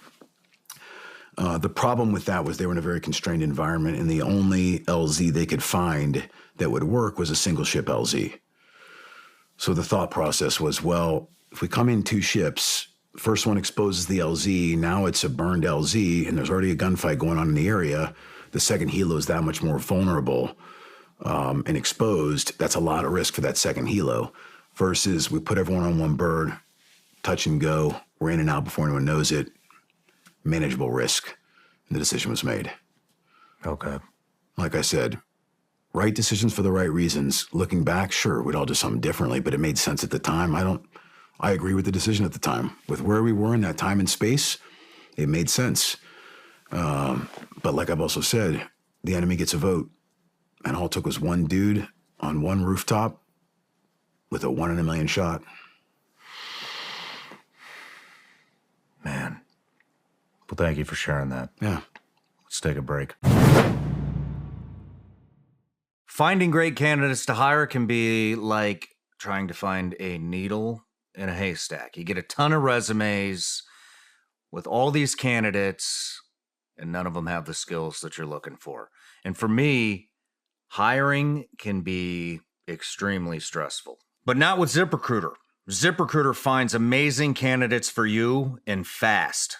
And right now, you can try it for free at ZipRecruiter.com/SRS. One of my favorite things about ZipRecruiter is their smart technology. It identifies top talent for your roles quickly. Immediately after you post your job, ZipRecruiter's powerful matching technology starts showing you qualified candidates. Ditch the other hiring sites and let ZipRecruiter find what you're looking for, the needle in the haystack. 4 out of 5 employers who post on ZipRecruiter get a quality candidate within the first day. Try it for free at this exclusive web address, ZipRecruiter.com/SRS. Again, that's ZipRecruiter.com/SRS. ZipRecruiter, the smartest way to hire. How much do you think you're paying in subscriptions every month? The answer? Probably a lot more than you think. It's been reported that 74% of people have subscriptions they've forgotten about.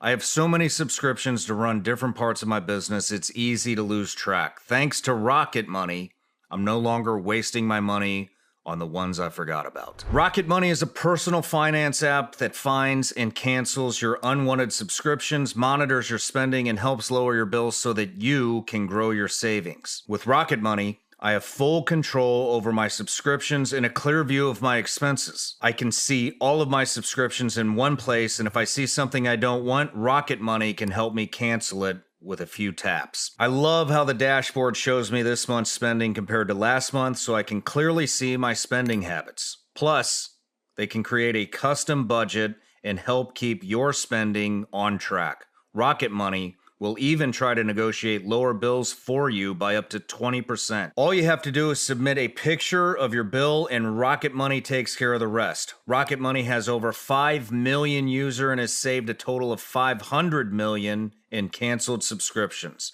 saving members up to $740 a year when using all of the app's features. Stop wasting money on things you don't use. Cancel your unwanted subscriptions by going to rocketmoney.com/Sean. That's rocketmoney.com/Sean. rocketmoney.com/Sean. All right, Brad, we're back from the break. Just covered some really heavy stuff. I appreciate you revisiting that. Welcome. And now we're getting into you transitioning over to BTC, which is essentially buds. Yeah, that's Correct? right. That's right. Yeah, a lot of years in between our last discussion and where I found myself in the summer of 2020. A lot of other leadership development opportunities, but this is the meat of what we need to talk about today. So I definitely want to set the scene for what we were walking into. People forget what life was like during COVID as we started this whole thing. There was a lot of fear, a lot of uncertainties, a lot of unknowns. All we were seeing was dead people on the news. That was right at the time I moved out from Hawaii and came to BTC and took command, was that spring, summer time frame of 2020. And while most of America was going into teleworking as a norm or 50-50 rotations at work environments to try to manage the risk of transmission, to manage the risk of infection and transmissibility, our guidance at BTC from the SOCOM commanding general was train through this, figure it out. So without knowing what we were even doing, we tried to do just that. And what we did was create a rapid learning environment with real-time and consistent collaboration with our medical professionals as we tried to wrap our heads around what is this disease, what is this virus, how does it affect our cohort, young Americans who are in really good shape, and then how do we manage that as leaders to train through this without having something catastrophic happen? This was what we talked about every single day. Real quick, yeah. So you are the commanding officer in charge of BTC, of BUDS training, SWIC training. Yep, that's all right. Of it was a bonus warfare. command tour, so I'd already been offered. I'd already successfully completed another commanding officer tour where you have total responsibility of these commands. And what's interesting about this one was what an incredible opportunity, because one of the things we kind of blew by, but it's worth at least noting that when I left the Extortion 1-7 scenario, I went to BTC as the XO under Jay Hennessy. That would be second in charge. Yeah, so I was his number 2 guy, which was a huge piece for me in learning from, I think, one of NSW's legends. I think he's one of the greatest leaders our community's ever produced as my commanding officer. And my command master chief was Steph Bass, one of these tactical legends in our force as well. So I've got these 2 guys. And back to what we talked about before about being completely overwhelmed with the people around you and the level that they're performing to. On a normal XOCO tour, you're closer in age, but because that was a bonus tour for him, he was 7 years my senior. There was a 7-year age gap and experience gap between me as his number 2 guy and him as the CO. One of the things he did that's worth highlighting because it plays to how I wanted to lead was he completely revised the way we select and assess our candidates at BTC. What he came to realize was that over time we had overvalued physical performance and undervalued character in our candidates. And it wasn't that we didn't value character, it was that we didn't know how to quantify it and we didn't know how to spot it. And so what we did was say, well, let's measure run, swims, and O courses. And what do we say? Well, that guy's a stud, so he's probably going to be a good SEAL or SWIC. So let's get him through the pipeline. Well, there's selection error baked in there because what if he's a physical stud but terrible man of character? And you can find that when you ask around, hey, did anyone in your BUDS class have a guy get through that probably shouldn't have? And almost every time you ask that, people nod. So Jay tackled that problem. How do we identify those people and select them out of the program? So we brought in these organizational psychologists at the time. It was hilarious. They're the ones who taught me culture eats strategy for breakfast every day. So they'd go out with our cadre and watch. And a master chief or a first phase cadre would be like, well, that guy's a turd. And then the psych would be there and saying, well, okay, what does that mean? Like, why is he a turd? Well, he's a turd because he sucks. Okay, so that's not helpful. Those are synonymous right now. But let's get, what are you seeing that you don't like? Well, he's selfish. Oh, okay, now we're talking. What makes him selfish? Well, he ducked boat. Okay, why does that make him selfish? Well, because if he ducks boat, then the rest of the boat crew has to carry the weight. You know this. And so he had a moment of selfishness at the cost of his teammates. That's selfish. That sucks. He's a turd. Okay. So they helped us quantify what we saw, and we knew kind of intuitively we don't like when we see that as cadre. Well, help me articulate that. Help me quantify it. And now we can group them into these subgroups and decide these are the character attributes we've decided we want in our future teammates need. So you guys brought in psychologists to identify characteristics. Absolutely. It was fascinating. Was that your call? It was Jay's call. Jay was the vision. I was the executor. So I helped take his vision and put it into practice. And we had whiteboard session after whiteboard session about this stuff with these psychs. It was a lot of fun.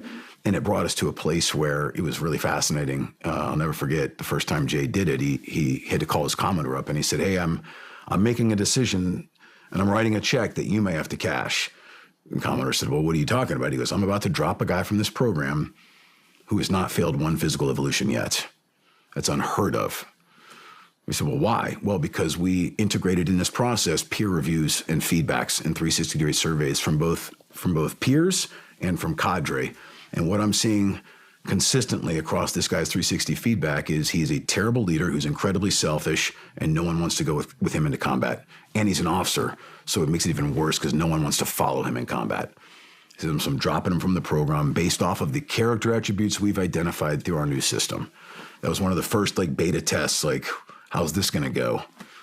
And he did it. And it worked, and it was justifiable because we had the data to support it.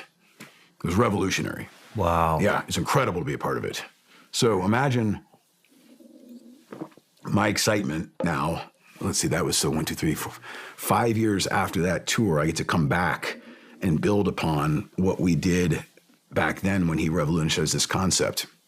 It was thrilling. So exciting to dive even more back to understanding humans and being curious about them and what makes them tick. Start observing the culture, start observing the classes. What's different? What's changed? What are they looking like? What are they doing differently? What are the problems? What's the risk? Where's our blind risk? How do we identify that?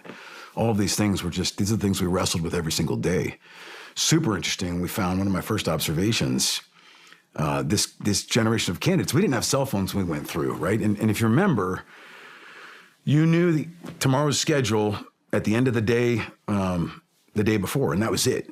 You'd show up and you'd get the schedule. So there was a lot of uncertainty baked into our pipeline back then, where you just had to flex to the next day and understand that, well, we're not going to know and we just have to move out. Since then, with cell phone generation, with social media, with all these like Reddit threads and Signal apps where they can hide their conversations and network that way, the candidates had mapped out our entire curriculum and knew it down to the T, and even had our instructions. And so they knew that, traditionally speaking, most of the evolutions we cared about were those run, swims, and no courses, because those are quantifiable metrics. I could say, hey, this guy passed or failed. And so they had kind of started working the system against us and hacking it in a sense. You don't blame them, right? I mean, this is what anyone would do. So I wasn't mad at them, but we had to solve that problem. One of the first real case studies that came up that was really, really interesting and fun. First phase came to me and said, hey, sir, we got a problem. We got these guys post-Hell Week, and one of these guys is doing grinder PTs. That's where we all do calisthenics on the pavement, the grinder, where every frogman starts his journey.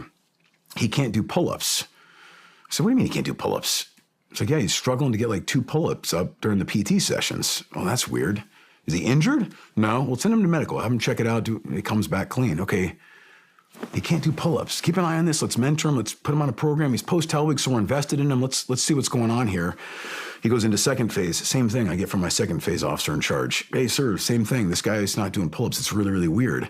Okay, well, how's he doing on the O course? He's crushing it. No big deal. Huh.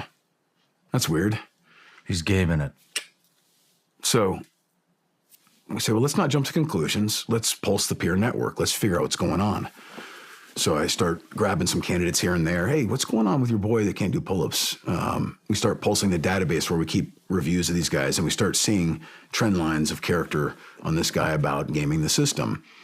So much so that he even was telling his class, hey, I don't care what it takes. I'm going to get through this program. I'm saving myself for the testable evolutions. Even if it brings pain on the class later, you're just going to have to deal with it. Not exactly the kind of guy we want to roll with in the teams. So significant character flaws there. So we realized, okay, how long has this been going on?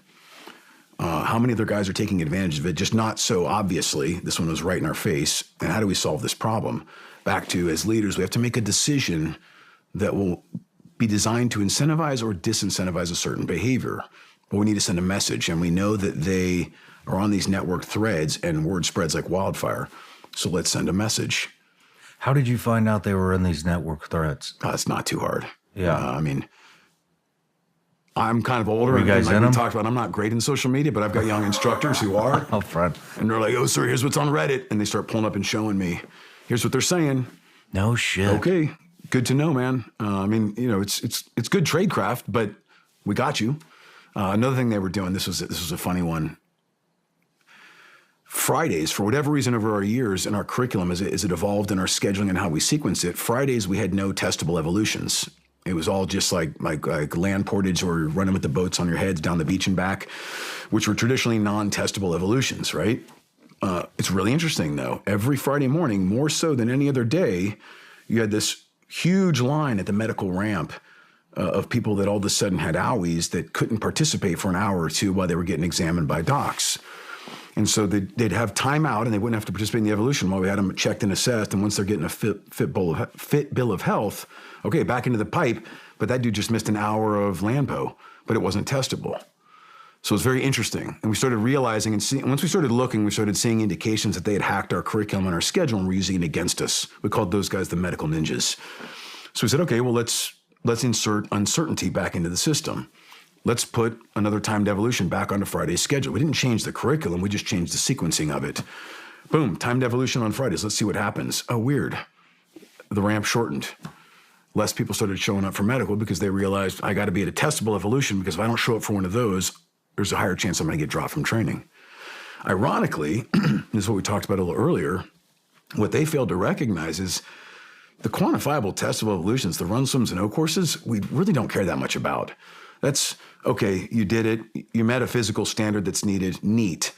We actually care much more about watching you under the boat and under the log because that's where we see the true character. That's where we see if you're going to be a good teammate, if you're going to be selfless or selfish. My CMC, Dave Hansen, used to say it well when they look at all these studies on how do we select the right guy to come in the program to increase the chances of success through the program. And he would always say, this is silly because how do you pre-screen for decisions they haven't made yet? He would say the decision to keep your head under the boat, you can't predict that. That's going to happen in a moment. And it's a small decision a guy will make or a girl will make in that moment to keep their head under the boat when it hurts. Same thing with the shoulder under the log or in any other team evolution we do where we're looking for that team ability piece. Those micro decisions become habits. Those habits become character. That character becomes exactly who we want on our team downrange. Those are the people we're looking for. And if candidates are shortchanging the system by hacking it to avoid those very evolutions, well, I don't know what I'm getting anymore.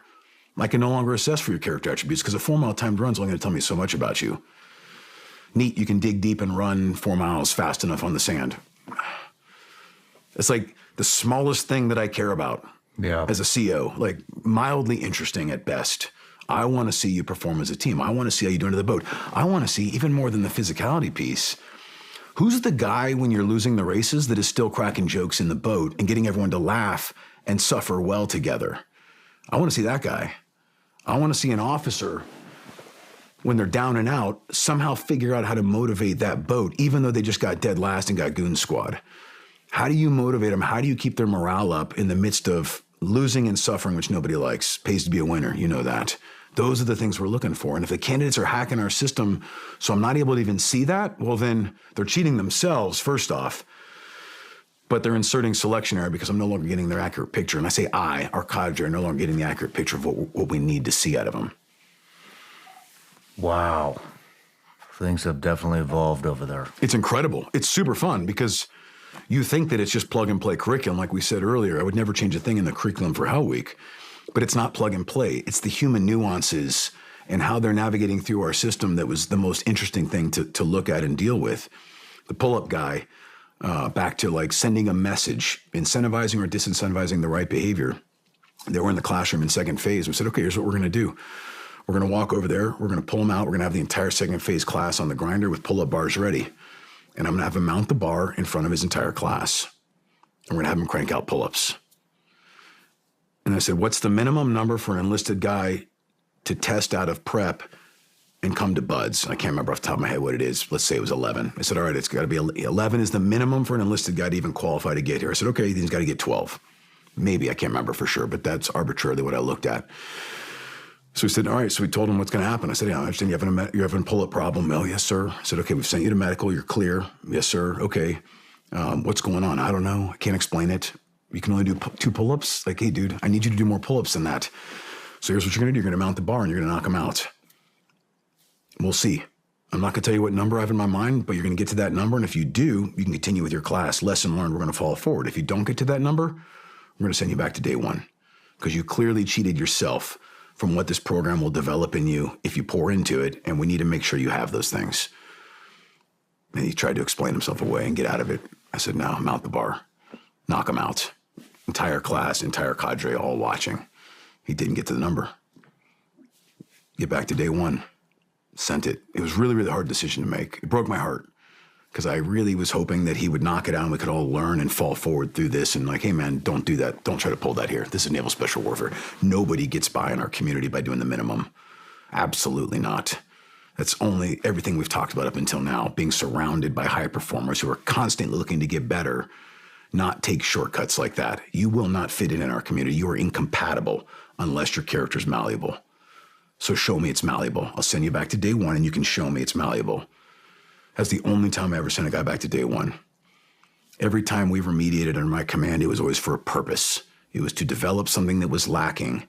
And you don't do that by going back to day one. But in this case, we needed to, because he had cheated himself and he had cheated our program. Now, that said, I pulled him aside numerous times as he went back through and said, hey, I need you to make sure you know I'm rooting for you. This was not me being malicious. This is me providing you an opportunity because you shortchanged yourself. You need to show us that you can do this. And so we mentored him through it. It wasn't just back to positively affirm, right? And when I saw things that he did, I would positively affirm him in front of his other peers and his cadre. Case in point, this was a great one. He made it back through Hellwick a second time. He's hard as nails, super hard dude. We get back to second phase. He's in the same classroom evolution from the first time where we pulled him out and had him reset. So what did we do this time? Same thing. Time for redemption. So we pulled him out to the grinder, but this time was different. This time, and I told him, I'm going to mount the bar with you, and your second phase OIC is going to mount it with you. And we're going to do pull-ups together, all three of us, because I'm going to reinforce that whatever we expect of our candidates, we expect of ourselves as cadre as well.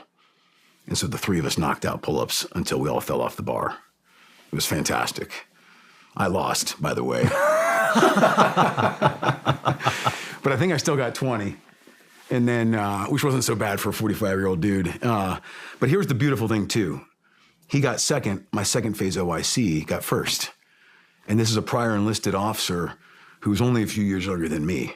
And it was such a powerful leadership vignette for us to reinforce to everybody. The standard's the standard. I expect it of me as I expected of you. I'm willing to humiliate myself and lose because the value is in the effort. And the value is in showing that I hold myself to the standard still. And you got to see as a young buck, there's still older dudes who are beat down, have had surgeries, and are still going to beat you. So stay hungry. Never stop. It was an incredible moment. Full circle. Wow. He made it. No. He didn't. He didn't. Turns out his character hadn't really developed that much. It was super tragic. He actually, he developed a little bit more. We had some more wins with him over the time. And in the end, it wasn't enough. And I had to drop him from training near the end. It was really heartbreaking for me because more than anyone else, I poured time and energy into this guy. I wrote sit reps about him. Like they were going to like the Senate was asking questions about how you guys assess and select for character. We were using him as a vignette to show, hey, this is a human experiment to see how malleable character can be. And he made gains, but not enough. And in the end, we ended up dropping him. And I'm thankful we did. We dodged a bullet. He exposed himself. And we'll get to this in a little bit. He's one of the ones that wrote false testimony about me and my command in the later investigation. And I've since filed allegations of perjury against him for doing so because I have his written testimony from before and what he wrote, which completely contradict each other. So knowingly lied out of vindictiveness because he didn't make it through our program is my assumption. Good thing he's not in the teams. Yeah, no kidding. You just say the Senate is... I mean, how involved is the Senate and Congress in training? We get RFIs all the time, requests for information all the time, all the time. And people are interested in buds. People are interested in what we do.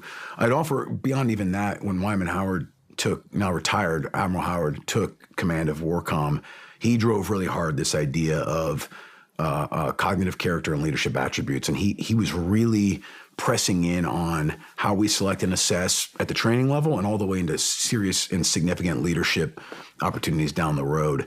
So this was one of his, this was his baby he was running out with. And so that provoked questions and people saying, well, what are you guys doing and how are you doing it?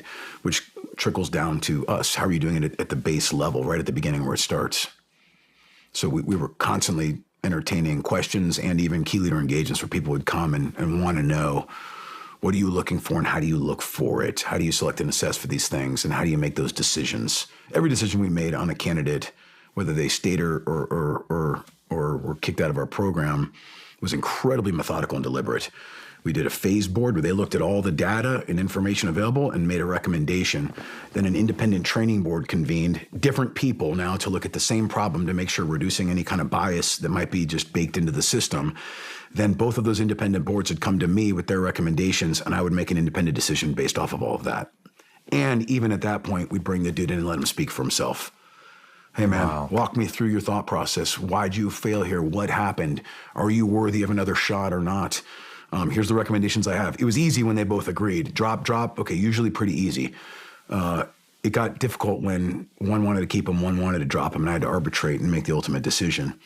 But context always matters. And we looked at every single candidate independently of the others and assessed who you are as a person, what are the character attributes, and are you trainable? Are you malleable? Are you someone who has potential to be who we want you to be, who we need you to be? Every single one. Context always matters. Wow. That's, I didn't realize how much oversight there is or how involved the government is, Congress, the Senate, all that. That's fascinating to hear about. People are very interested in buds because it's, like we've talked about, it's interesting. You see some fascinating things there.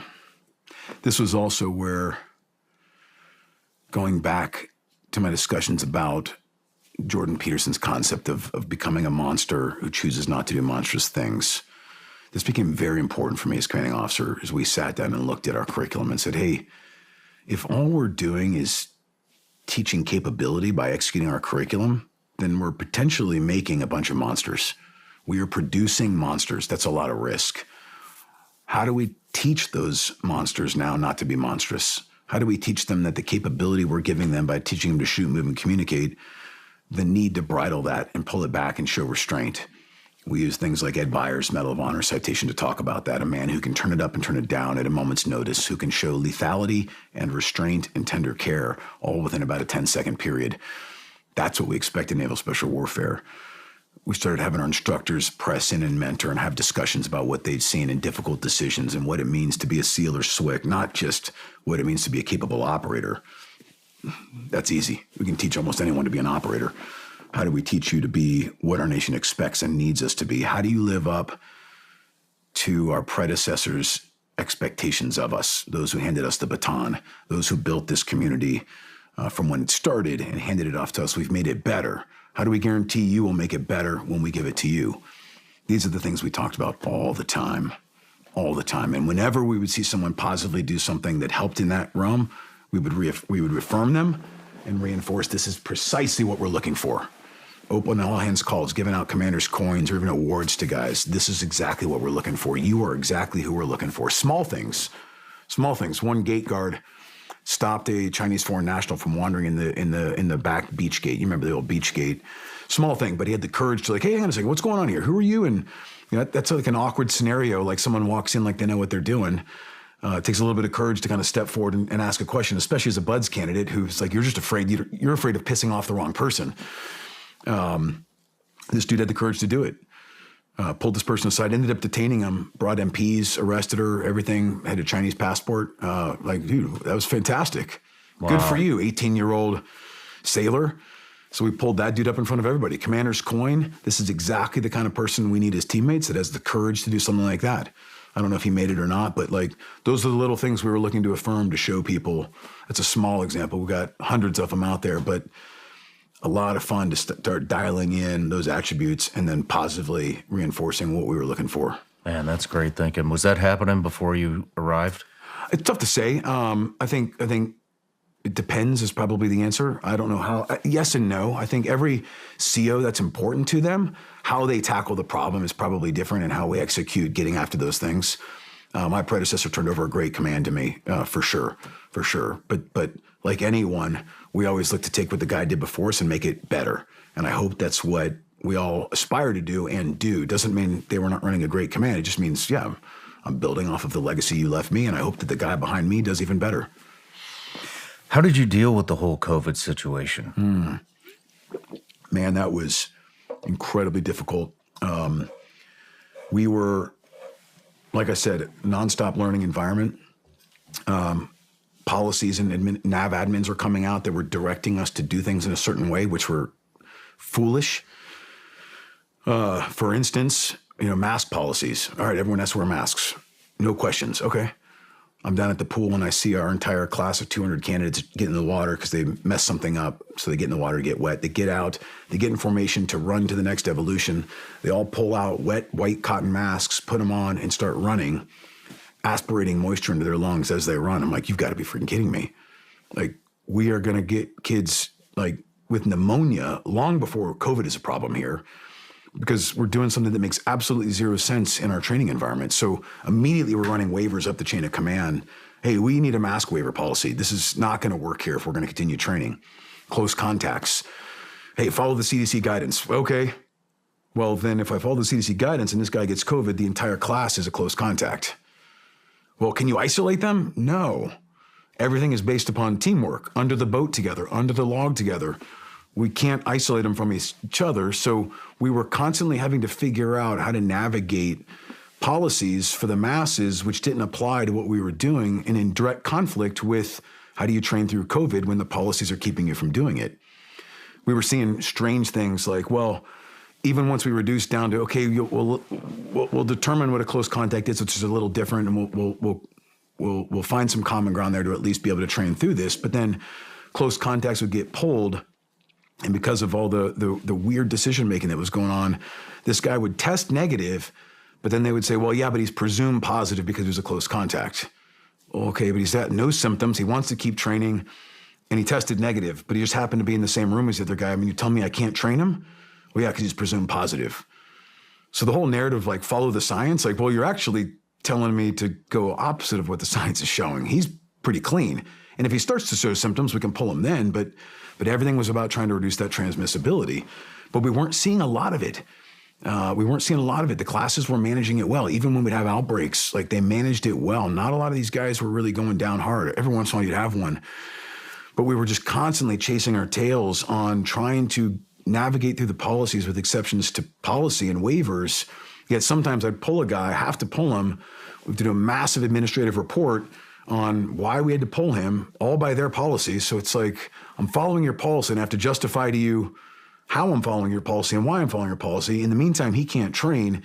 And there's a certain amount of time where if he exceeds that time out of training while we're waiting for the waiver or the exception to come through, it's too late and now we got to roll him again. And you and I both know every time you roll a guy in training, especially pre-Hell Week, decreases his chances for success. He's there that much longer, that much more beat down, that much more depressed, that much more probability of having an injury or something like that. So statistically speaking, you significantly reduce success every time you have to roll a guy. There's the anomalies. One guy was, I felt so bad for this dude, hard as nails. He got rolled, I think it was 2 times the Friday before Hell Week. So he goes through first phase all the way to the Friday before. His roommate pops positive for COVID. So we had to roll him.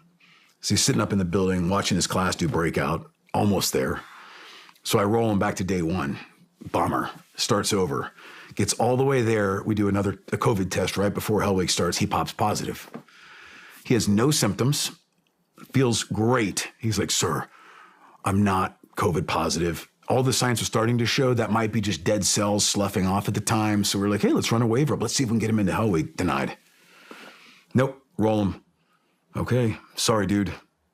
Rolled him back to day 1. 3rd time's the charm. He did it. He made it through and graduated. Hard as nails. Like, oh, man. Total stud. But that's an anomaly. Like, that's not normal. Yeah. That's not normal. Now, I love those dudes, and they're the best. You're like, golly, dude, like, I can learn just watching how tough you are. But you can't expect that of everyone. And so I know we were losing candidates regularly because of this cycle of roles we had to endure. How long did that last before it kind of went back to normal? My whole tour.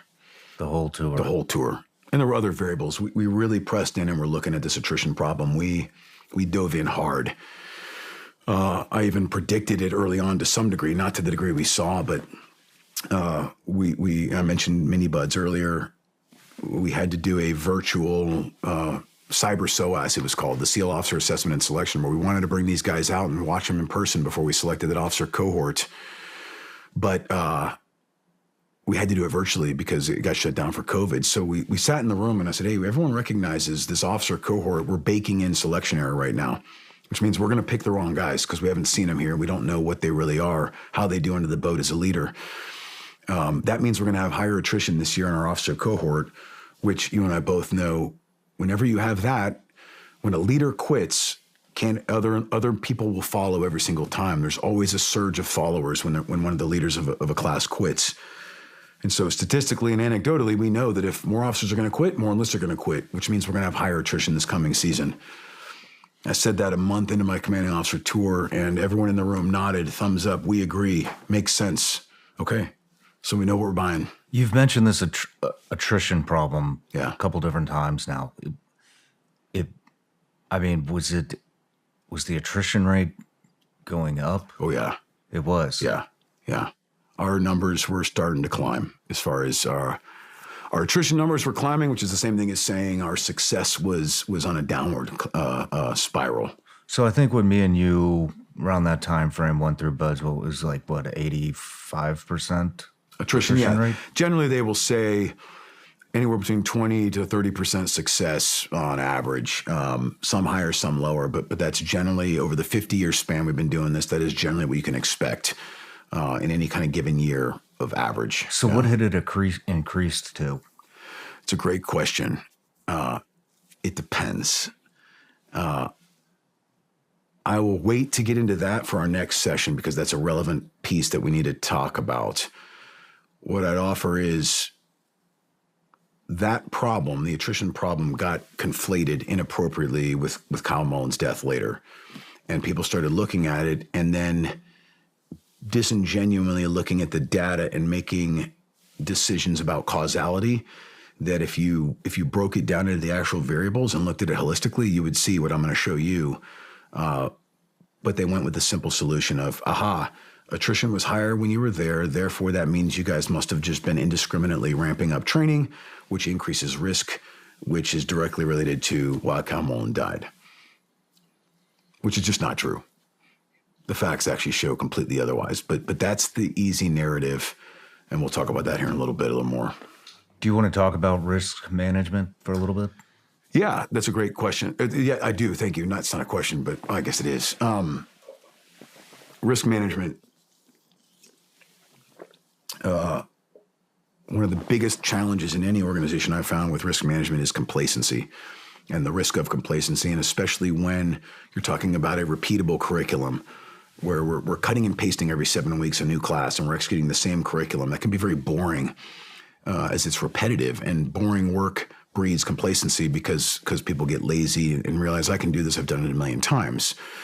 So this comes back to the human element, and we talked about this with our cadre all the time on the curriculum's the curriculum. That's the easy part of what we do. How do you develop their character? How do you talk about attributes? How do you look for and tease out and reaffirm or affirm what we want and then show people this is also not what we want? Back to incentivizing and disincentivizing. That's the fun part. The other fun part is, where are we accepting blind risk where we didn't quite realize it because we're just doing something on repeat and not thinking through it? I would always ask my officers, hey, how many of you ever printed out an old ORM sheet, operational risk management sheet, and just cut and pasted the last guy's work, maybe changed a few variables, put your name on it, and then pushed it up the chain to get signed because you now convinced somebody that what was once high risk is now medium risk. And you didn't really think about it much. It became a paperwork drill. It became an approval process drill. Every time I ask that question, every single hand comes up in a non-disclosure environment where people aren't going to be held accountable to that. I said, yeah, I know that happens. That's human nature. Oftentimes, what was a good idea when we turn into a military process or a procedure, it can subvert the very idea that was so good in the beginning. Great, let's talk about risk. Let's quantify it. Let's figure out how to think about it. Let's think about how to mitigate it, is the term that we use in the military. But then what it turns into is people that are like, golly, this is just another drill. I've got to print, sign, stamp this thing and move on so I can actually go do my job. And so you end up creating complacency and blind risk in doing that. You're no longer thinking about risk. You've actually disincentivized them thinking about risk. I'd offer even worse,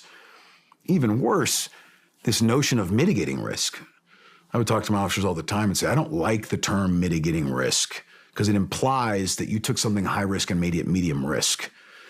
We're taking these candidates off the street. A couple months ago, they were civilians. and we're putting them through some of the most physically arduous training in the world. What's not high risk about that? In what world do we live in that you can convince me that you mitigated that down to medium risk? Absolutely not. It's high risk. It's always high risk. I don't want to hear you talk about mitigating it or buying it down. I think those are foolish notions and they breed more complacency and blind risk. Instead, I want to hear you convince me why you can manage such high risk, how you manage such high risk, because you're such professionals, because you've done your emergency procedures, because you're coordinating and collaborating with Metal, because you have the conversation with me about how you manage risk effectively, not mitigate it or buy it down for me. You didn't buy down my risk. You didn't buy down any of this risk. It's still high risk. And I'd offer even more than that. I read a book about this years ago, and I've used it in almost every tour I've had since then. Back to the slide for life example we talked about earlier at breakfast.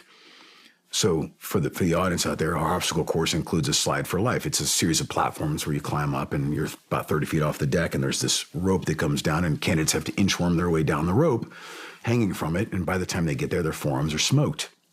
So at some point, every once in a while, someone's forearms give out and they lawn dart headfirst into the sand, and it's a catastrophic injury. It's very, very rare, but when it happens, it's catastrophic. So at some point, someone said, let's mitigate this risk. Let's buy down this risk. Okay. So they put a net below the rope. So yes, you bought down some risk in a sense, in theory. But what ended up happening was, as we discussed, more people started falling. So we increased the rate of failure.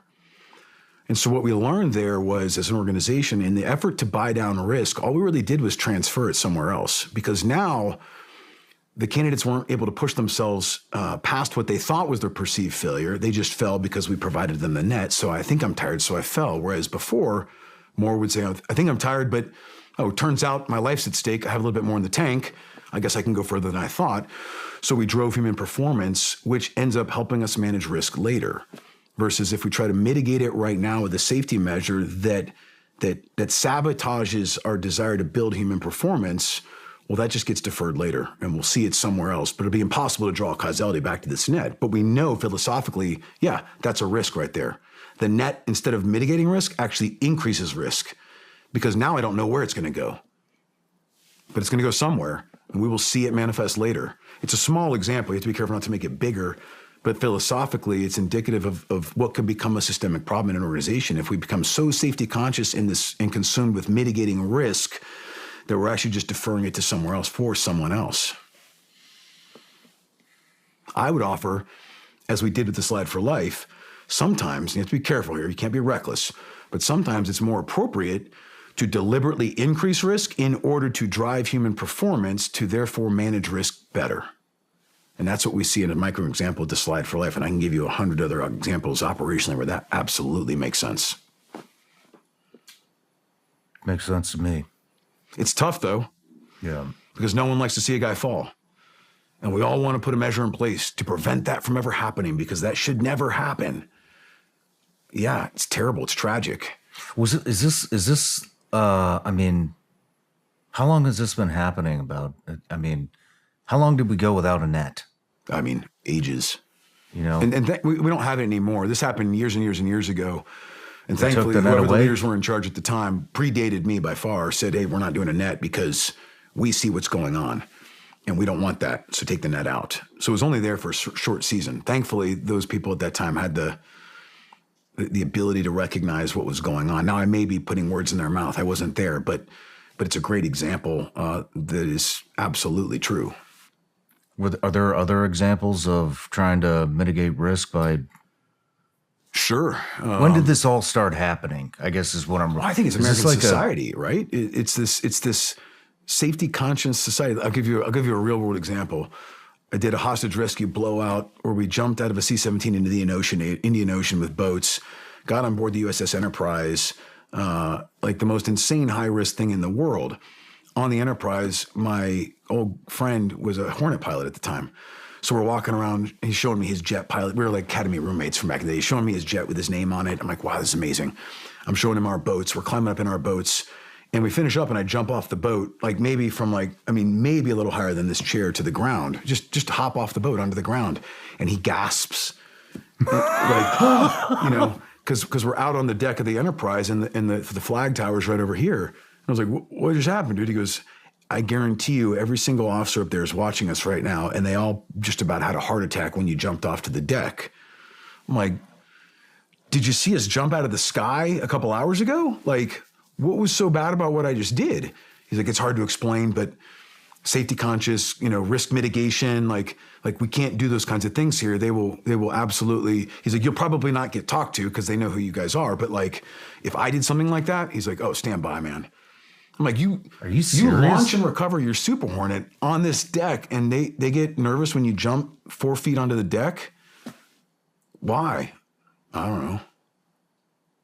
I mean, those are interesting kind of cultural insights into society and our this obsession we kind of have right now. I'm speaking generally, of course, but this obsession we have with making things safe.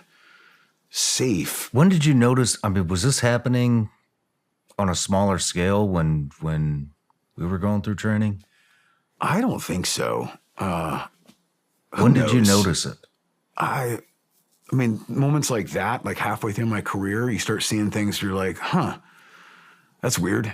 I mean, I'm all about managing risk, and I'm all about doing incredibly dangerous things, doing them well and reliably well, but back to like safety, like, I think we've abused that word. I think it's a good thing to try to be safe, I guess, but I think we've abused it so much that it's become this dirty concept of no, man, you don't get both worlds to some degree. You don't get to build SEALs and SWCS and warfighters and Super Hornet pilots and expect them to go do this incredibly difficult, high-risk stuff by saying, we're going to be so safety conscious that we're going to mitigate and buy down risk to zero. Because back to my philosophical point, no, you're just deferring it to somewhere else.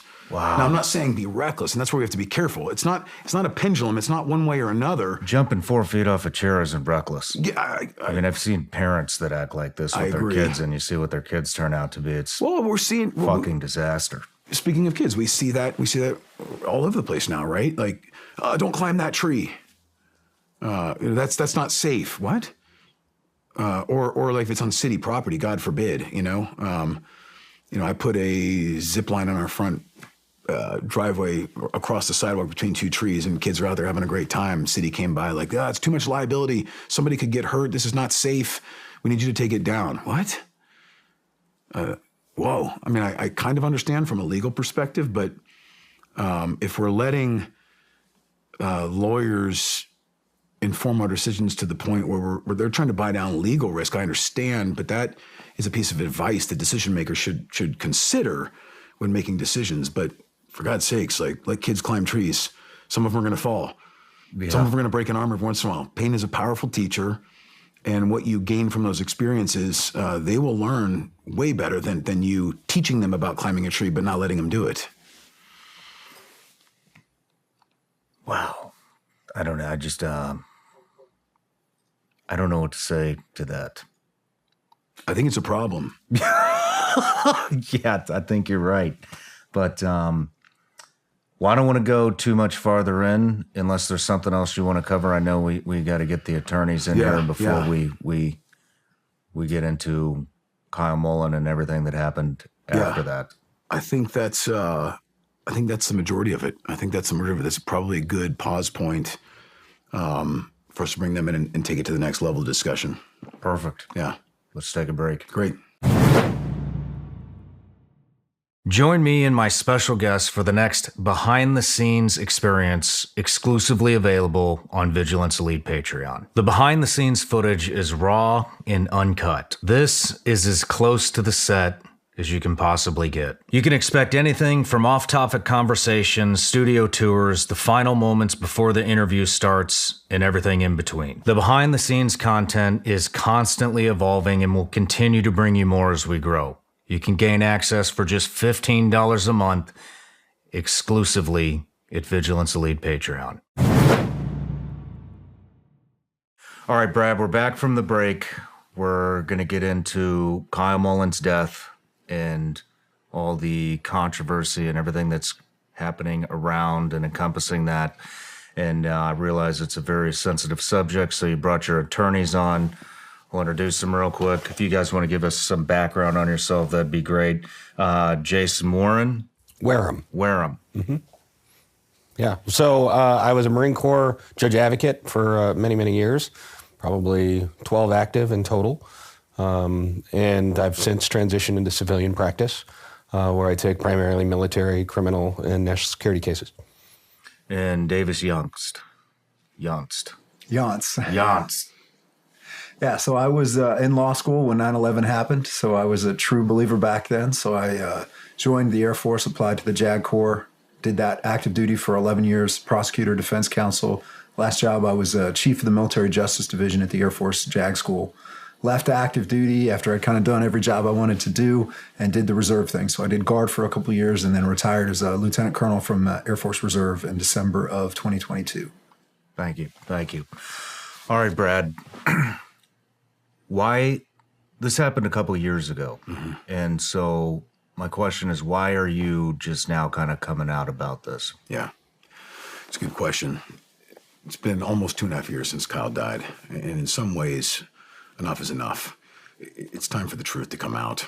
When I first started taking steps toward this, not knowing where it would take us, I wrote, what I stand to gain in this, I don't want. What I stand to lose, I desperately wish to keep. And what I meant by that is try to articulate the risk of someone who's active duty in the special operations community coming forward into the public eye. As you know, one of our tenets is quiet professional. And so I risk a lot here. I risk a lot to come forward. No matter what my reasons are, I think there will be people within my community that misinterpret those and or look poorly upon this decision. But to me, it's worth coming out for. If I waited until it was all done, if I waited till I was out of the Navy to then come forward, well, then there's no risk to me. But then people might argue, well, that's totally self-serving then. You're just trying to get in the limelight. We talked about it earlier with Buds 234. We were thrust into the limelight then, didn't want it. I've been thrust into the limelight now. I didn't want it. By coming forward now while I'm still active duty, I'm risking a lot. I'm risking a lot. And so what are you risking? Well, it's a great question. There's a very thin razor's edge to what an active duty service member can do in the public press. We have the freedom of speech, but there are left and right constraints that keep us very, very tight. And we volunteer for that. You know, I'm a volunteer in the United States Armed Forces. But that gives us very tight left and right lane ropes to stay within, which is why I've got 2 lawyers on either side to help make sure I stay there. I'll balance between both of them here as we go. So there's a lot of risk that I misstep, especially in an interview like this, where it's very free form, very long duration. It's a tell-all. How do I tell all without walking myself into more trouble, more reprisal? And that's the terrain I'm trying to navigate. But I think the topic is big enough and worthy enough of that risk. The other day I was talking with a retired master chief, and above him was a trident on the wall, and it said quiet professional, and he asked, hey, how you doing? I said, highs and lows, keeping my head above water. I said, I'm about to violate that principle again. I said, I know how a lot of our community feels about that. They've expressed that to me already, and this is going to be bigger. And he paused, and he looked at me and he said, well, yeah, but they picked a fight with you. And we never back down from a fight. I said, that's a good point. When we have 2 conflicting principles, quiet professional or never backing down from a fight or never being out of a fight, at some point we have to prioritize those principles into a hierarchy and sometimes compromise one for the other. And I think it's appropriate for me to compromise being a silent professional right now, even though I've shown a career of being in the shadows and quiet, for why we're going to come forward and what we're going to say. It's important, and it's been suppressed, and that's been an injustice, not just for the Mullen family, for my cadre who were vilified, for medical professionals who were vilified, and for me personally and my family. And enough's enough. 2.5 years is a long time. If I frame it this way, if having been an operator, if someone dropped you off in the Korengal Valley, one of the most dangerous valleys in the history of Afghanistan, without any weapons, and a small team behind you without any weapons, and said, hey, good luck to you. Do your best here. Trust the process. But by the way, don't pick up that one gun that's over there. You can do anything but use that. And we're going to culturally pressure you not to use that gun. And that gun was the media. That was the press. That was these kinds of forums. well, you're going to pick up that gun pretty fast to defend the people that are entrusted to your care. That's what I'm doing. I'm picking up a weapon that is typically not looked highly upon within the United States military. And I did it begrudgingly, but I did it because I was thrust in this battlefield and never wanted to be here. So, okay, let's fight. What specifically, I mean, we had spoken at breakfast. What specifically do you stand, could you possibly lose by coming out about this and exposing the truth? I mean, anything's on the table. They could take me to a Trident review board and try to take my SEAL bird. They could convene an administrative board and try to take some of my pension, my retirement. They could try to demote me. There's really, the sky's the limit, and it could be subjective based upon someone's interpretation of, did I cross lines here? And there are some people, like I said, that would argue simply by being here, I've crossed lines. And so there may be people that hunt for those reasons. I'm willing to risk it. Do you have any hints of those type of repercussions? Well, I have hints of reprisals, yes. Not even hints, I have evidence of reprisal. As far as specifically because I went to the press, tough to say. I'd be speculating if I try to draw a causal line there, but yeah. What are you hoping to accomplish out of this interview? I'm hoping to correct the truth record. And I'm hoping that we can right some wrongs, because what I've noticed is that when an untruth is allowed to perpetuate, even at a very small level, and even for the right reasons, seemingly at first, it can grow into something that is manifested later as institutional deception. And that can rot the organization from the inside out. When we say we have principles like honor, courage, and commitment, when we say things like the SEAL ethos matter, well, then they have to matter. And the principles those are founded upon, we have to adhere to. When we don't, well, then the very symbol that's supposed to represent those values and those principles becomes cheap, stamped metal, something you can just buy. I won't tolerate that. And I won't tolerate people entrusted to my care being vilified due to lies, due to untruths. Is there a target audience that you're trying to reach? Specifically, yes. We are trying to gain congressional momentum, and we need Congress to exercise its authority over the United States Navy and mandate punitive letters of reprimand and other measures that they see fit to correct wrongs that were perpetuated by senior people. We are trying to do that by appealing to their constituents. And so our hope coming out of this is that people hear this message, are rightly frustrated with it, because, and we'll get to this in a minute, the U.S. taxpayer is now a stakeholder in this story. I know we've watched it from a distance as the American public, and we've been interested in the news, and it's interesting. SEAL scandals are interesting, but they are now stakeholders. They should care, and we'll get to why in a little bit here. So if they hear this message and they decide they care enough, we're hoping they contact their congressmen and their senators, and then they can start pressuring the United States Navy to start owning up to what needs to happen here. We'll try to get it there. Let's just start with the day Kyle died. Yeah. How did you hear about it?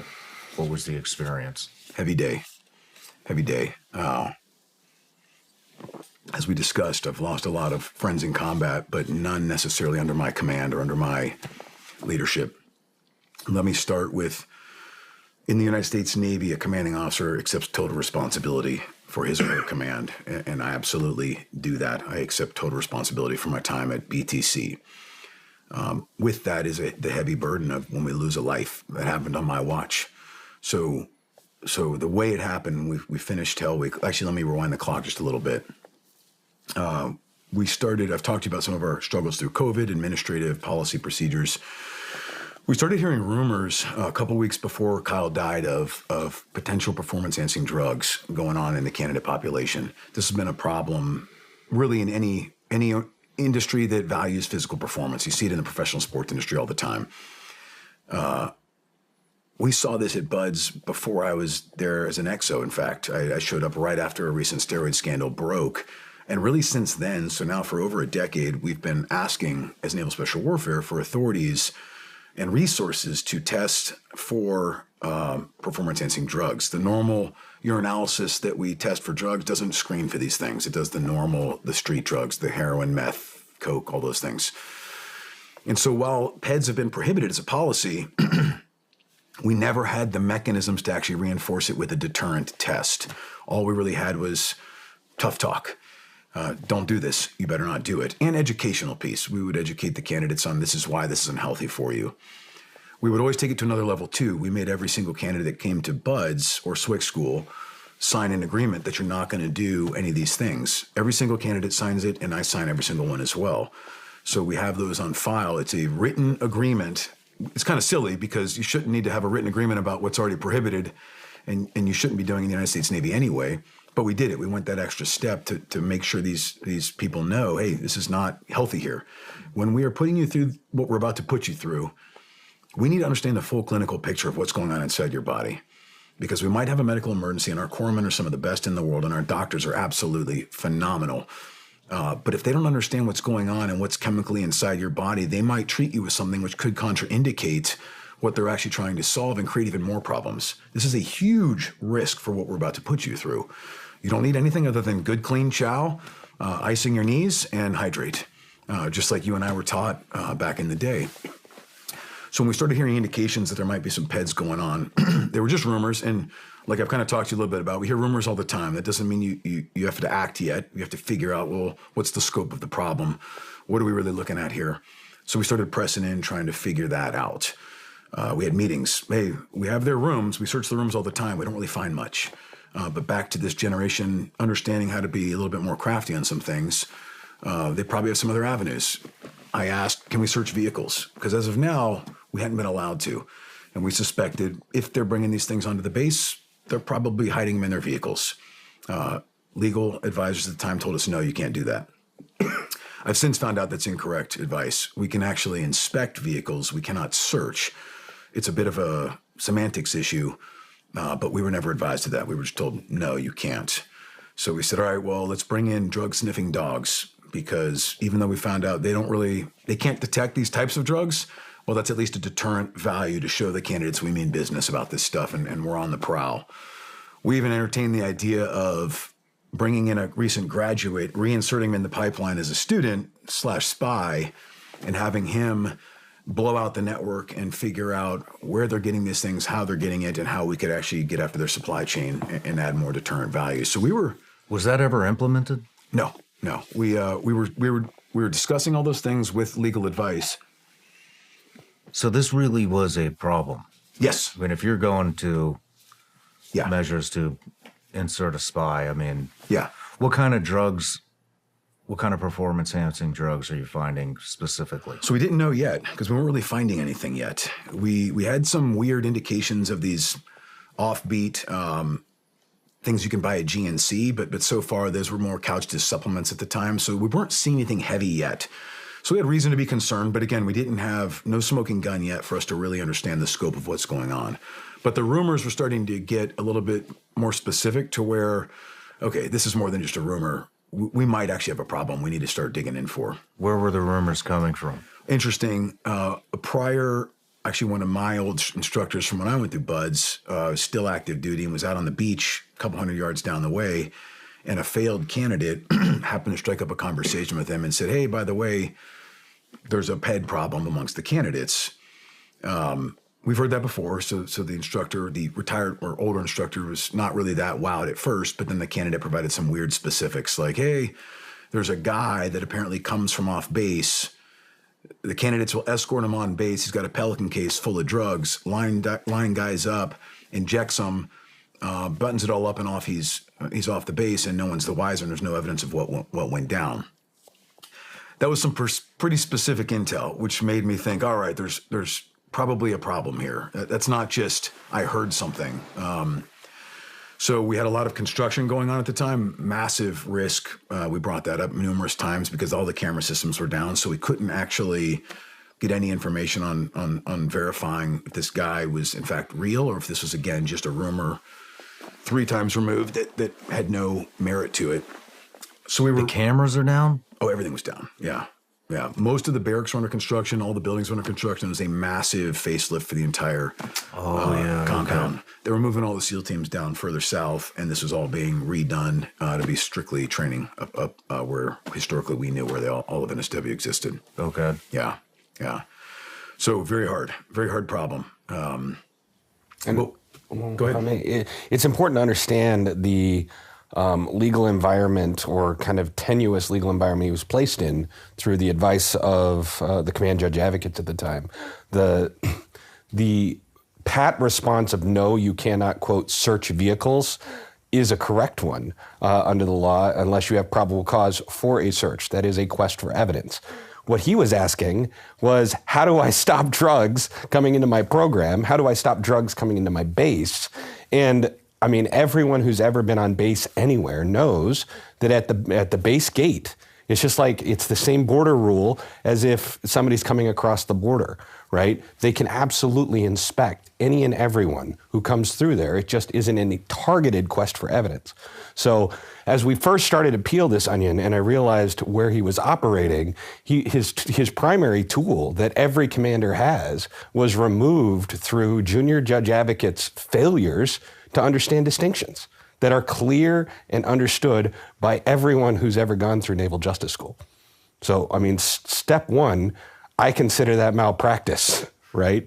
And he's given malpractice-based advice and now told to operate in an environment where his totally appropriate and necessary tools are taken out of his hand.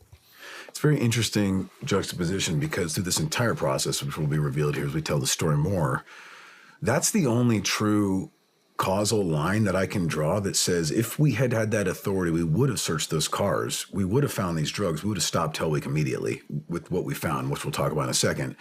And he would be alive today. Every other causal line they've tried to draw in between my leadership, my cadre, our medical professionals is all speculative in nature and built off flimsy and even false evidence. It's super interesting that no one ever questioned, hey, why are we not holding JAGs accountable for giving improper legal advice, which actually handcuffed us and prevented us from solving this problem from the beginning? What would the repercussions have been if you would have caught somebody with performance-enhancing drugs? Great question. So the ones we found in Kyle's car are actually considered Schedule III controlled substances. It's a felony in the state of California to have it in your possession. Your possession counts as your car registered to your name. That's guilty, I think, by up to 5 years in prison and a dishonorable discharge from the United States military. So the only crime here in this entire case, start to finish, is Schedule III controlled substances on a U.S. installation. Yeah. Unprescribed Schedule III, right? Schedule III can be prescribed. Fair. Right? Fair. But unprescribed possession is a violation. How do you know it was unprescribed? They were black market foreign procured. So, as we understand it. So the ones we found, and let me also preface this like I did in my disclaimer earlier, everything I will say here has actually already been released by various government officials senior to me, to include a U.S. congressman. It's been piecemealed out there and it's been kind of hidden in the white noise, but it's all been released, which allows me to comment officially on it and not release information that's not been previously disclosed to the press. And I'll help him out even further. Everything that we say is our own perceptions and opinions of the facts as we've gathered them, right? We, unlike the Navy, don't think we're 100% correct. We act on the evidence that we find. And so anything we say here, we're not giving it as gospel, but it is based on our work and our investigation and our opinions derived from that investigation. Yeah. So why do you believe that they are black market? So testosterone, cypionate, injectable with labels that say Karachi, Pakistan. Human growth hormone injectables, labels that say the Netherlands. Anastrobal sildenafil, which is a generic version of Viagra. Other unknown diluent liquids used in new syringes and alcohol wipes and other, I think there was a couple of miscellaneous things in there, all in a cooler, stuffed in a backpack with gel packs, keeping it cool in a car through the duration of Hell Week. Pretty clearly foreign procured. I'm pretty sure that the Pakistani clean rooms for pharmaceutical injectables are not up to U.S. standards. Probably a good indicator. And what else leads us to believe this is what's not there, right? There's no entry in his electronic medical record to our knowledge. No one has brought that forward. And I mean, pharmaceutical databases and prescription databases are searchable as well. I would presume, although I don't have a great deal of faith in NCIS at this point on this case, I would have presumed anybody would have run that to see if he had a prescription, right? And would have published that in an investigation. So we haven't seen either of those things. Combined together, I think we can conclude that they were bought on the black market. So rewind from the discovery, you asked earlier, how do we find out what happened? So when we finished Hell Week, contextually, it's important for me to add here.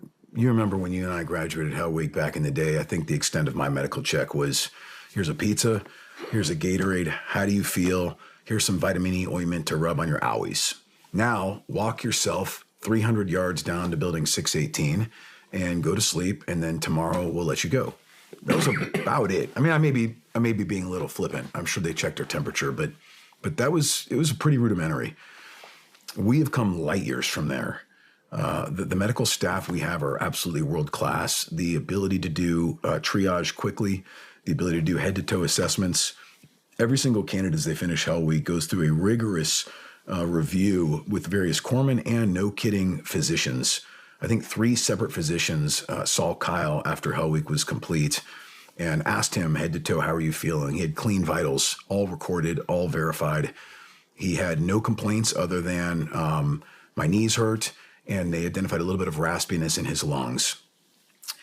This is one of the things we have to remember, though, about post-Hell Week, and it's one of the reasons why we're always very careful, because what's normal to us is not normal to other people. So someone else might say, raspiness in the lungs, that's terrible. Okay, except, a large percentage of our graduates of Hell Week have raspiness in their lungs. They've just been exposed to the maritime environment for an entire week, and there's a lack of sleep. So their immune systems are compromised a little bit. We account for that in our calculus. Every single candidate was given prophylactic antibiotics in anticipation of compromised immune systems and the probability that you're going to get an infection of some sort. It was not uncommon for candidates to test positive for bacterial pneumonia per se by the time they finished Hell Week. But given that they were on prophylactic antibiotics, we were already ahead of those curves. So oftentimes they wouldn't even show symptoms, but we diagnose them and say, okay, well, let's treat it with more antibiotics and rest, which is already on the equation anyway. So the way they were managing risk is through the roof. We were managing risk is through the roof exceptional.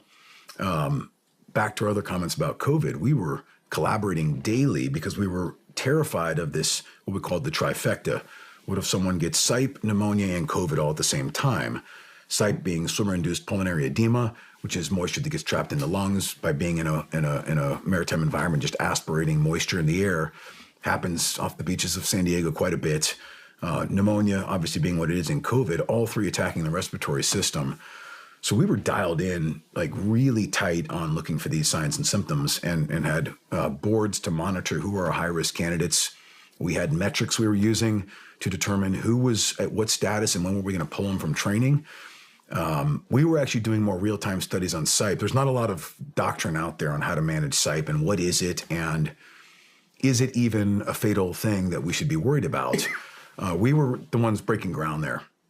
I had my first phase officer in charge running experiments with medical with the intent of reducing our attrition due to SIPE.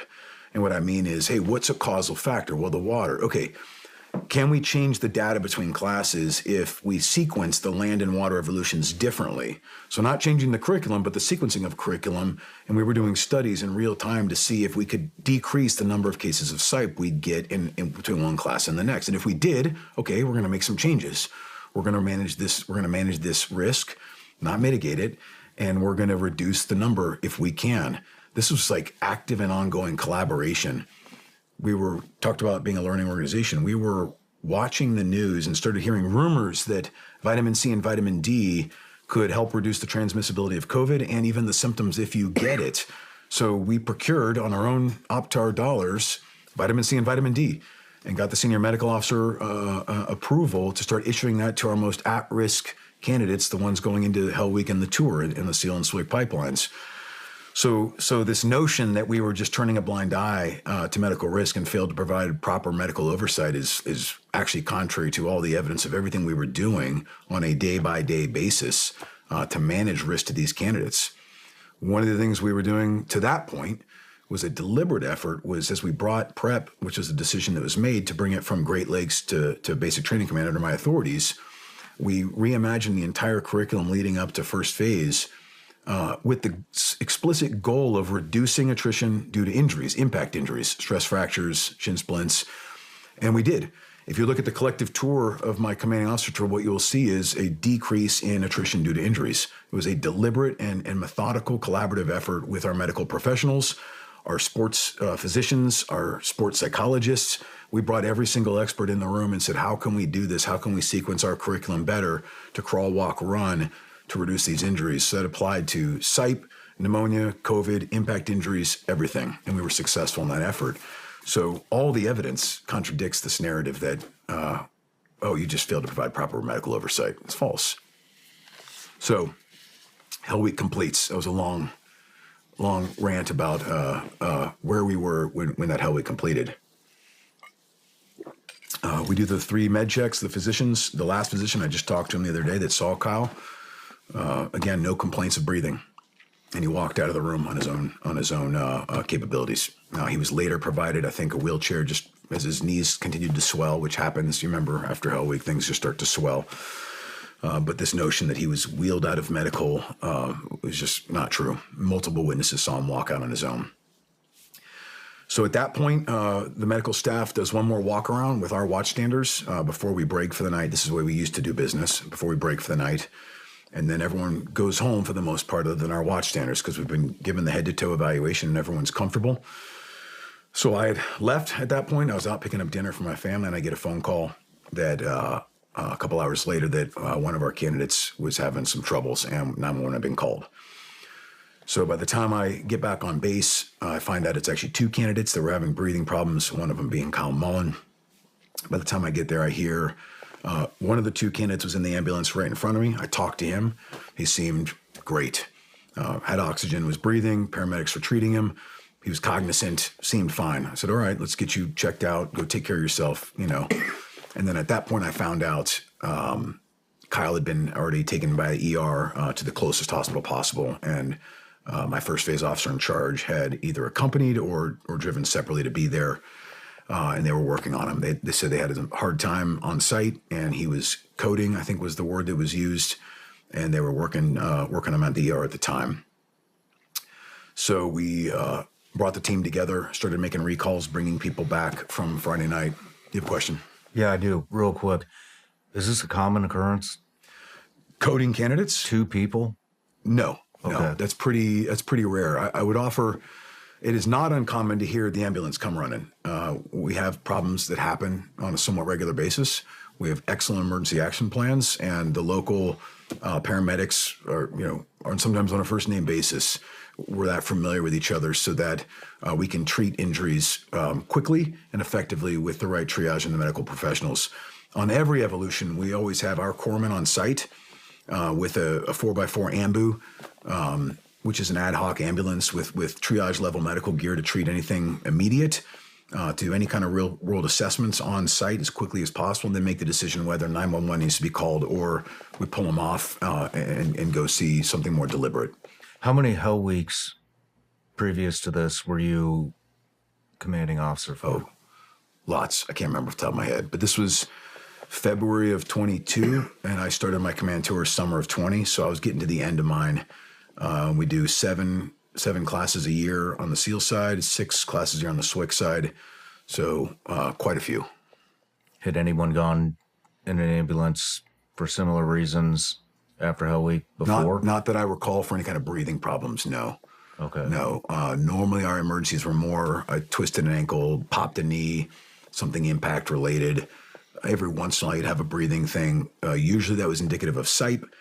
And when we found with SIPE, and what all the conventional wisdom at the time was saying was give that person some oxygen, their O2 saturation levels stabilize, take it off. If they can maintain, then okay, they're going to be fine. Usually within a day is usually people would bounce forward from that. What point did the performance-enhancing drug problem kind of come across your radar? So it wasn't until after I was notified that Kyle had passed.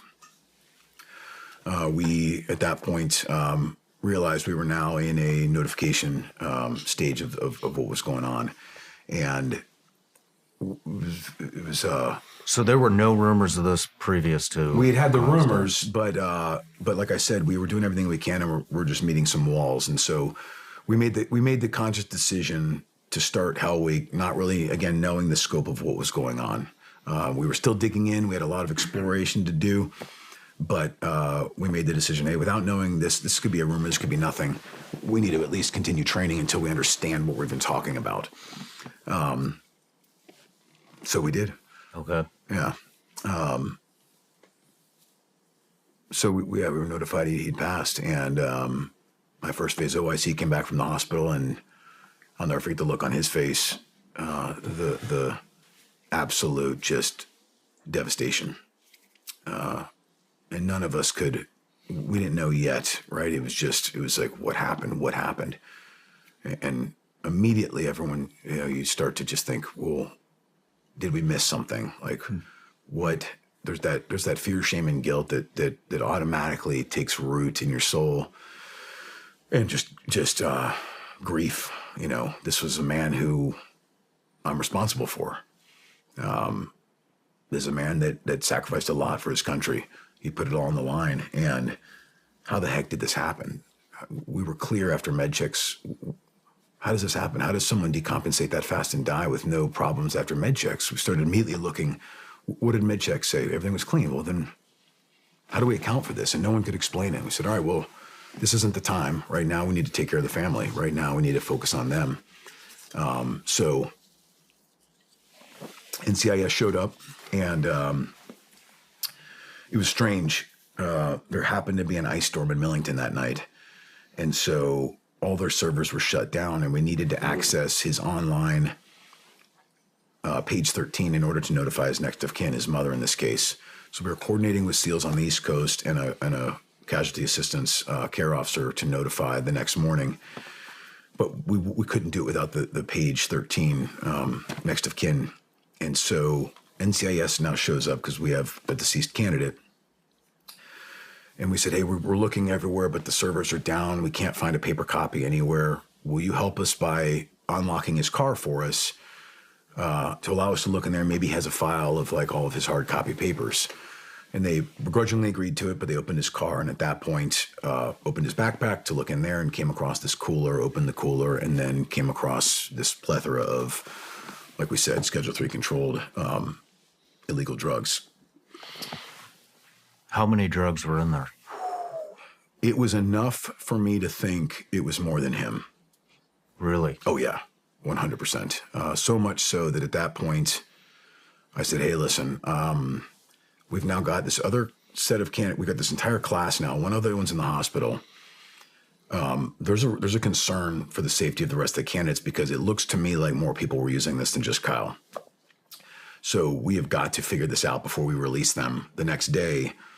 What if there's more in other cars and we release them and someone goes and injects themselves after we cut them away and now someone else dies? Like that is not in the realm of, I'm never going to allow that to happen. So I said, we need to search every other car at this point. And NCIS told us, no, you don't have probable cause. I said, I've got a dead candidate and I've got a bag full of drugs that are clearly more than what one dude was using. What do you mean I don't have probable cause? Clearly other guys are using this. Nope, you don't have probable cause. Okay, so I asked my boss, their legal advice said the same thing. No. He said, ask the base CO. His JAG can authorize this as the base CO. I called the base XO. He and I were very good friends. And I explained the entire situation. He said, absolutely, this makes so much sense. We've got to search those cars. I'll get you an answer within the hour. Called back. Legal advice says, no, you don't have probable cause. So I was told So no. again, let me parse that a little bit and try to keep it non-lawyerly in that analysis. But even now, Captain Geary uses the term search, right? Well, search is under the Fourth Amendment, right? An aspect of a criminal investigation requiring probable cause. It is a quest for evidence on a targeted individual or location, right? These are the terms that NCIS is correct. He didn't have probable cause for all the other candidates on an individual level yet, right? Or that he didn't, that they were looking for evidence in a specific way, right? To contrast that, if everyone had started using the word inspect and inspected everyone, it would have been just fine. I mean, absolutely. If a commander on a base sets up an inspection program that is either totally complete and looking at everyone, or randomized so that there is no inference that a search of an individual in a quest for evidence has occurred, that's 100% within their authorities. And I can't tell you how basic an understanding of search and seizure law that is. And so when I first got the investigation and was looking at this and he was telling me this, I was like, I am shocked that all the way up to the base level, I mean, 3 levels of different lawyers failed to say, hey guys, we're using the term search. Hold on. This is confusing the issue. Let's just inspect. Let's inspect everyone. Let's inspect anyone who crosses the base gate line. Let's inspect everyone. And guess what? In an inspection, if you find evidence, you get to use it, right? Because you didn't target, you didn't have to have probable cause, and you didn't have to have a search authorization. And that's a defense counsel saying it. Look, you know, I'm the guy who's not supposed to be telling them how to get this done, right? But I'm even saying I'd have a tough time winning any case where they did a broad base across the board inspection and they came up with evidence. Interesting. The other side of that is, even if they did a search of every vehicle, and even if defense counsel everywhere filed motions to suppress that evidence, it still gets to be the command's responsibility to stop the conduct, right? So if we're worried about a drug problem, I'm not worried about prosecution. Maybe we'll hold them accountable, we'll kick them out of the program, whatever. But I'm trying to stop an active health safety risk. Search the vehicles. We'll figure it out later. Yeah, I mean, that's inherent command responsibility that was taken away. Yeah. I mean, even going back just to the authority to search the vehicles. As a commander, you have responsibility. You have health, safety, morale, welfare, authority that was just missed. So basic. I mean, I taught at the Air Force JAG School. So basic to what was going on here. And that was just missed. And Jason's right. Who cares if we can't court-martial everyone who had PEDs in their cars? If we're talking about the safety of these guys, safety of other people, we do it. We do it. Commanders have that authority. And ultimately I did. I said, I'm too concerned about safety to take this advice. And so we inspected every other car. Well done. Thank you. Close call. Close call. So I inspected every other car. We thankfully didn't find anything, but it gave me peace of mind that, okay, when we release these guys tomorrow, we've at least managed the risk that they'll have access to any of their drugs for now until we figure out what's going on here. How long after you found the drugs in Kyle's car did you inspect the other vehicles? Hours. Hours? Yeah. Is there any possibility that the candidates went back to their cars? Yes. Yes. Okay. There were no cameras, remember? Yeah, but they had heard about. There is a chance News of was that. out. Yes, because they two pieces. One, they have freedom. They're not in jail while they're healing after Hell Week. 2, back to the candidate network, and this will become clear in a few minutes. We know that they were talking with other people who were helping facilitate the use of drugs. And so they could have had other candidates from other classes go clean the cars while we were figuring it out. Absolutely. Or they even had the option to freeze the entire scene, tell all the candidates that they can't return to their vehicles, and then conduct the inspection. But again, these are, I mean, I get frustrated about this because, I mean, and I know I've gotten to know Davis, we're professionals. We're professionals. I consider ourselves held to the same standards of doctors to acquit our duties, right? Period. And what passes for what was going on at the time, advice in a clear health and safety and, you know, in view of someone who had just passed, it doesn't qualify as professional legal advice. It's nonsensical to me that no one was coming up with solutions here. Makes sense. So we, at that point, moved forward and did our best. We did a safety stand down for a day to address, we weren't allowed to address the fact that we found the drugs yet because now it was an open NCIS investigation. So while everyone kind of knew what was going on, we had to just not talk about it really was the conventional wisdom that was provided to us. And we made some decisions to continue training at that point. But those were based off of a lot of advice we sought from a lot of graybeard mentors on not taking a knee for too long and allowing this to fester and these candidates to kind of spiral out of control in grief, in self-defeat, in just an unhealthy place. Get back to work. Let's get focused on the mission. Back to learn to compartmentalize and move forward, as difficult as that can be. We did provide every candidate that wanted it access to psychs and chaplains. And I said, hey, personally, if anyone feels like this is too much to start, we will pull you and let you administratively roll to another class to let you process what happened.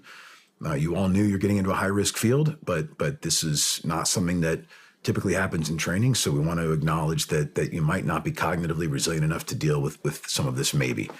So we provided all of that. I also said, hey, because we don't know yet, we still didn't have the authorities to test yet, because we don't know who else in the class might have been using, I said, if anyone as much as sniffles differently than what we normally expect post-Hell Week, we're going to admit him to the ER immediately and send him. So I think we sent 7 other people over the next few days who just, I mean, you look a little weird, we're going to send you.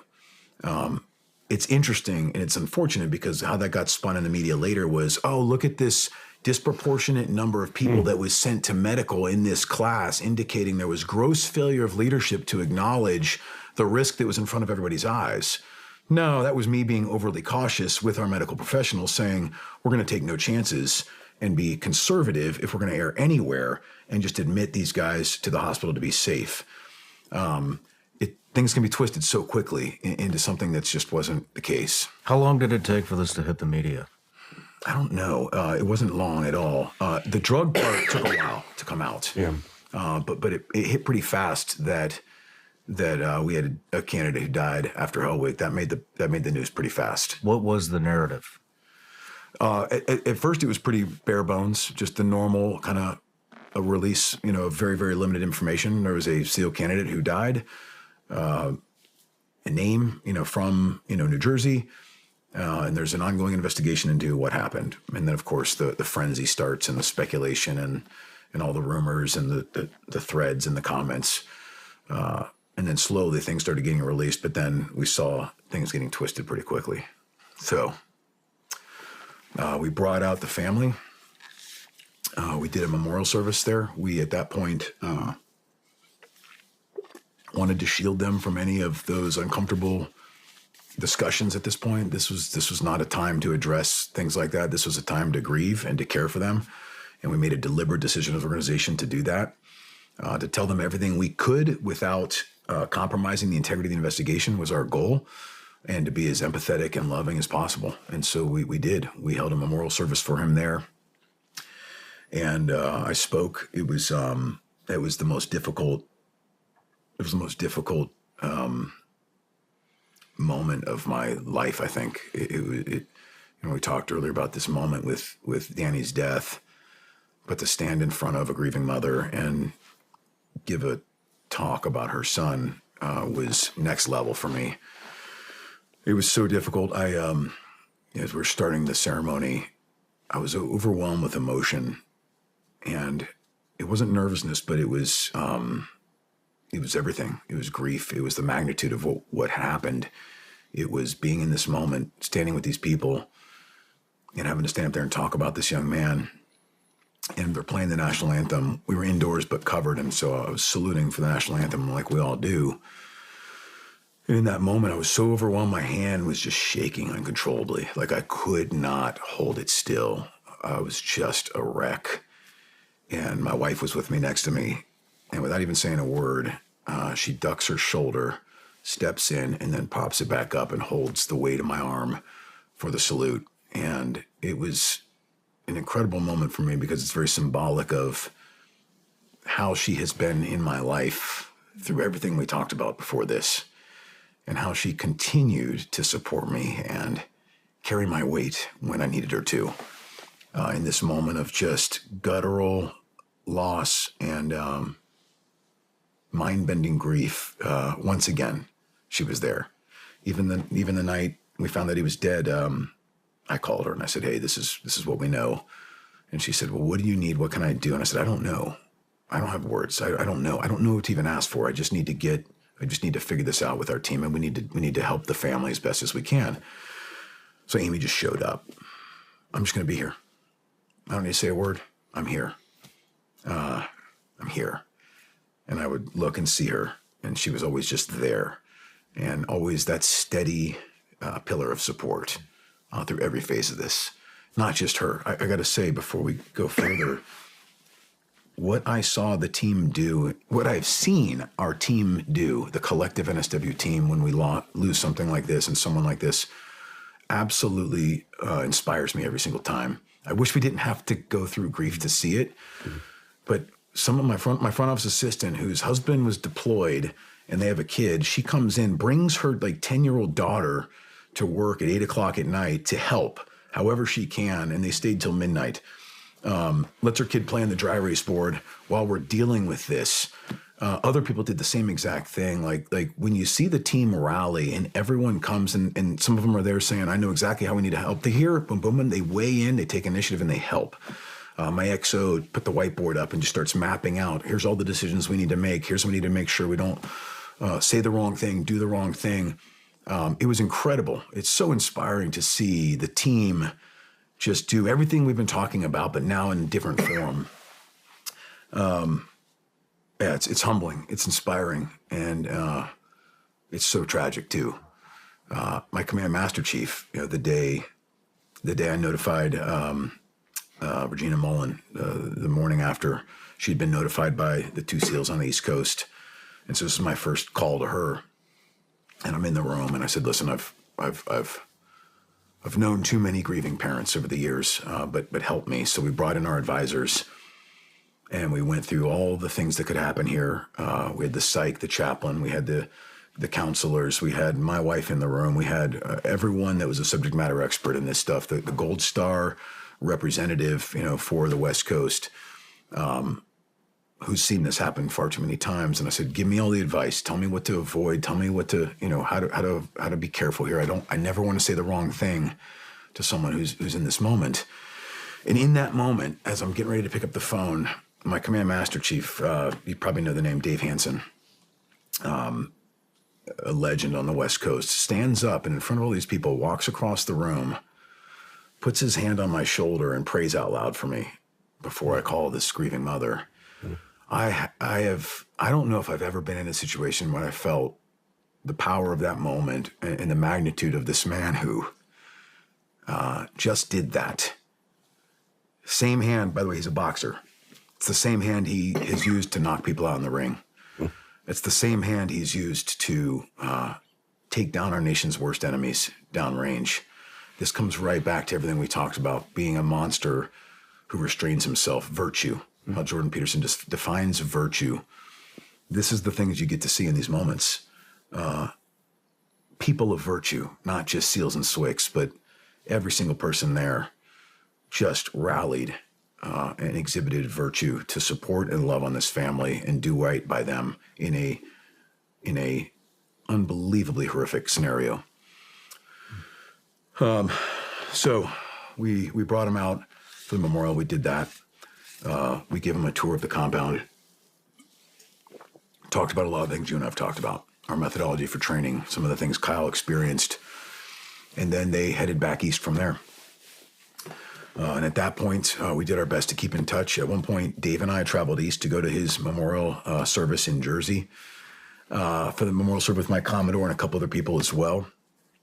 And just continue to try to love on them and stay in touch. And then, I was hearing nothing but affirmation from our force at the time. Brad, you're carrying this rock for naval special warfare. We appreciate the empathy that you're showing here, how you're leading the memorial service, the care for the family. You're doing all the right stuff. We're under the boat with you, is what I kept hearing. We're under the boat with you. I said, okay. I know everybody out there has to be just as frustrated as I am when it comes to the BS and the rhetoric that the mainstream media continuously tries to force feed us. And I also know how frustrating it can be to try to find some type of a reliable news source. It's getting really hard to find the truth and what's going on in the country and in the world. And so one thing we've done here at Sean Ryan Show is we are developing our newsletter. And the first contributor to the newsletter that we have is a woman, former CIA targeter. Some of you may know her as Sarah Adams, call sign Superbad. She's made 2 different appearances here on the Sean Ryan Show. And some of the stuff that she has uncovered and broke on this show is just absolutely mind-blowing. And so I've asked her if she would contribute to the newsletter and give us a weekly intelligence brief. So it's going to be all things terrorists, how terrorists are coming up through the southern border, how they're entering the country, how they're traveling, what these different terrorist organizations throughout the world are up to. And here's the best part, the newsletter is actually free. We're not going to spam you. It's about one newsletter a week, maybe two if we release 2 shows. The only other thing that's going to be in there besides the intel brief is if we have a new product or something like that. But like I said, it's a free CIA intelligence brief. Sign up. Links in the description or in the comments. We'll see you in the newsletter. It's been a long time coming, but we've put a lot of thought into this, and Vigilance Elite Peril is finally back.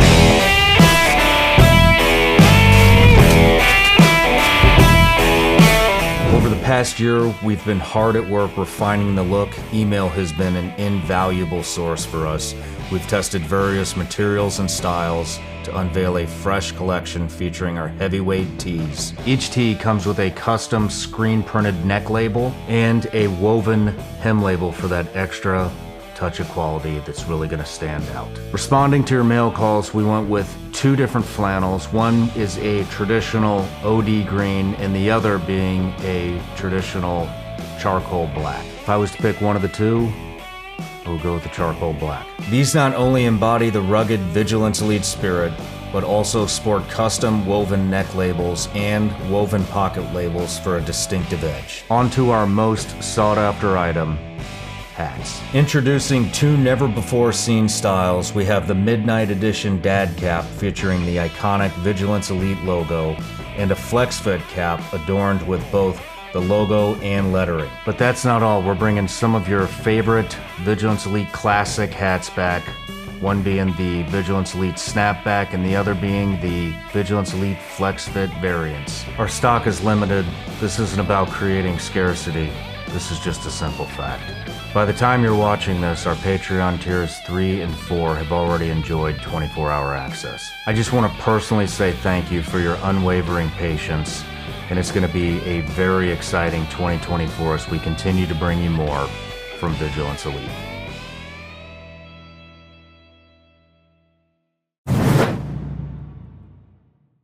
So I was asking for updates.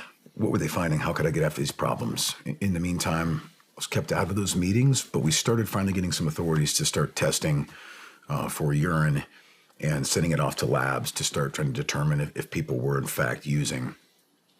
Interestingly enough, a couple weeks after Kyle died, one of the guys from his class popped positive for one of the very drugs we found in his car, which verified my initial suspicion that more than one person was using the drugs we found.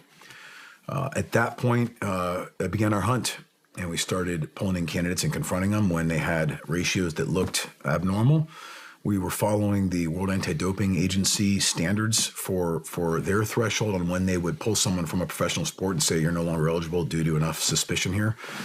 And we were doing everything we could following that professional sports industry to make the best decisions we could. Understanding we were in a learning environment and you get in some weird legalities, we were mainly just administratively dropping guys from training, nothing punitive. We weren't taking them to captain's master or anything after that. Just, hey, there's reason to believe you're unsafe to train. We're administratively dropping it from the program. We managed it as best we could for the next few months there. And fast forward, got to my change of command and Dave's retirement send-off, and we finished that with everything seemed to be on track. Every time I pulsed anyone, I kept hearing the same things. We're all under the boat with you, and so far nothing is showing anything crazy. We did a safety investigation. They started a command investigation to look into the PEDS problem. NCIS was doing their own investigation. No one interviewed me. I was provided an introductory meeting at one point with the command investigation team who basically said, hey, we're here. We're going to be looking into stuff. I said, hey, we're totally transparent. I've told my command we're going to contribute everything we can here. And no problems at all. That was about the extent of anyone's questions for me, which I found to be strange given I'm a commanding officer and I have total responsibility of this command. Why would anyone not want to sit down and talk to me about what my observations are and what we saw and didn't see and what we were doing to manage risk? But what kind of questions were they asking your staff? Great question. I don't 100% know, but I can tell you what that produced, whatever questions they asked. Let me say a couple more things and I'll get to that answer. So we changed command and I headed east for a 3-month course I had to do on the East Coast. Took my family with me. We stayed with my wife's sister out in Virginia Beach. And I kept calling back, hey, any news, like anything going on? No, we're all under the boat with you. Everything's looking good. You have nothing to worry about. Everything's showing that it was the drugs. Okay, sounds good. And then I started getting nervous when all of a sudden news starts breaking. And this answers your other question about when did things start going crazy? And all of a sudden, I'm sitting with my family in Virginia Beach and we're seeing pictures of me on the news calling me a murderer. Not really a great moment for the family. And I call back to WARCOM, hey, is this alarming? Did we expect this? Did we anticipate this? Usually we have a heads up on press releases.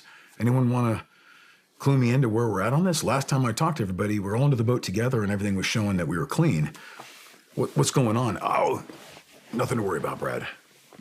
Okay, it seems like I have something to worry about. It's certainly uncomfortable being out here in the dark and hearing nothing other than what I'm seeing on the news, which doesn't look great. They're calling you a murderer? Yeah, it was on the press. Mm-hmm. Is there any context behind that? No. They had no facts to release, nothing. It was just the family started, I think, speaking out, and somewhere in the mix of all that, I don't know who and how, but I was coined a murderer, and some of the press regurgitated that. It's an uncomfortable place to see your kids see their dad called a murderer on TV. Yeah. Not something I'd ever want them to see. So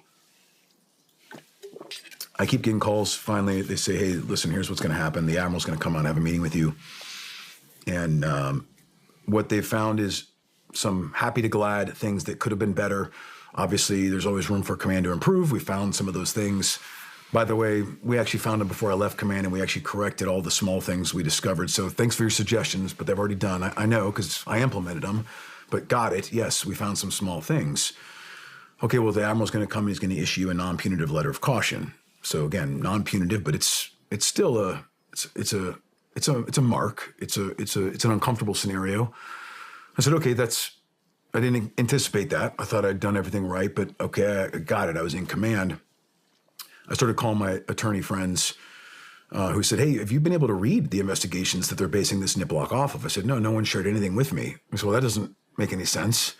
You should ask for that. So I did. I was then reprimanded verbally for asking for it. I was told, you're not warranted that. This is not your investigation. It's someone else's, and you don't have a right to see it.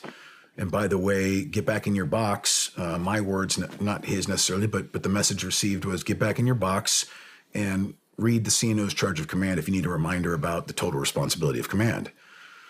This was coming from a guy who I'd spent almost same amount of time in command with, not at the same command, but consecutive time in command. So I understand the charge of command. I understand responsibility. I also understand if you're going to write me even something non-punitive, but it's a cautionary letter for something I failed on, you should at least be able to talk to me about what you think I failed on so I can have a conversation with the man who's issuing me this. A couple of days later, I hear, hey, that's off. The NIPLOC's no longer happening. At that point, a couple of my attorney friends said, you need to get a lawyer, man. Something's very strange here. And that's where I first contacted Jason Wareham. My college roommate, Jason Breisler, had gone through something very similar in the Marine Corps. Jason represented him while you were still active duty. He was one of my first calls. Hey, what do I do? He said, call my guy, Jason. I called Jason up. We have an initial conversation. I start thinking about how can I do this? Is this worth it? It's one of those risking analysis. Do I really think something's going on here, or are we all into the boat together?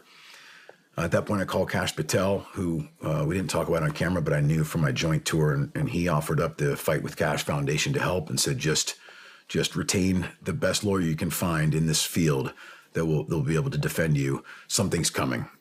He said, it's coming. I can see it too.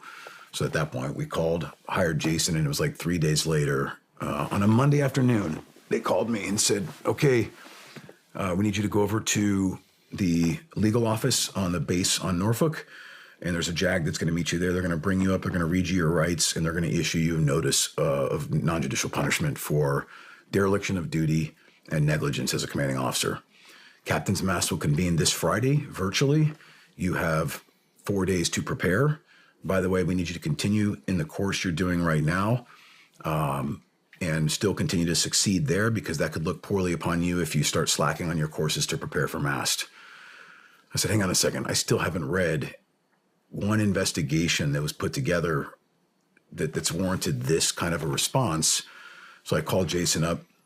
You were still a reservist at the time. I was. With a security clearance. Yeah, still have a clearance. Yeah. So I called the force judge advocate who was I was talking to, and I said, hey, I would like you to send these documents to my lawyer who lives in Colorado. He needs to review them so we can consult on what my path forward is. The military attorney they gave me in that moment said, you're screwed. That was about his counsel. He's like, there's no surviving this. I think my wife kicked him out of the office at that point. She's like, beat it. We don't like quitters in this family. So I was very glad I had retained Jason at that point. What were they coming after you for? So I'll get there. So then this was right. This was terrible. I said, I need you to send this to my lawyer so we can consult. And they said, no. I said, wait a minute. It's an unclassified document. He has a security clearance anyway. He is my attorney. I've retained him. He's on retainer. We have attorney-client privilege. He's bound by legal ethics. And I'm bound by clearance and being a reservist. I mean, government had their controls over me as much as they could. There's no way I could take that and just throw it to the press. Yeah. So there was no reason not to send it to me. It's all unclassified. So then I asked, are you the deciding authority on that? Well, no. Okay. Well, who is? Well, the admiral. Okay, why don't you go ask the actual deciding authority then, instead of pretending like you have that decisional authority at your level? Well, okay, but I'm going to recommend that he disapprove it. Well, of course you are. It was disapproved. So then I had to fly last minute out of pocket to get my attorney to Virginia Beach, and now we're down to about 72 hours left to prepare for NJP. We looked through the document to answer your question. Well, there's more context there, right? They didn't even, once we were co-located, give us a copy of the document.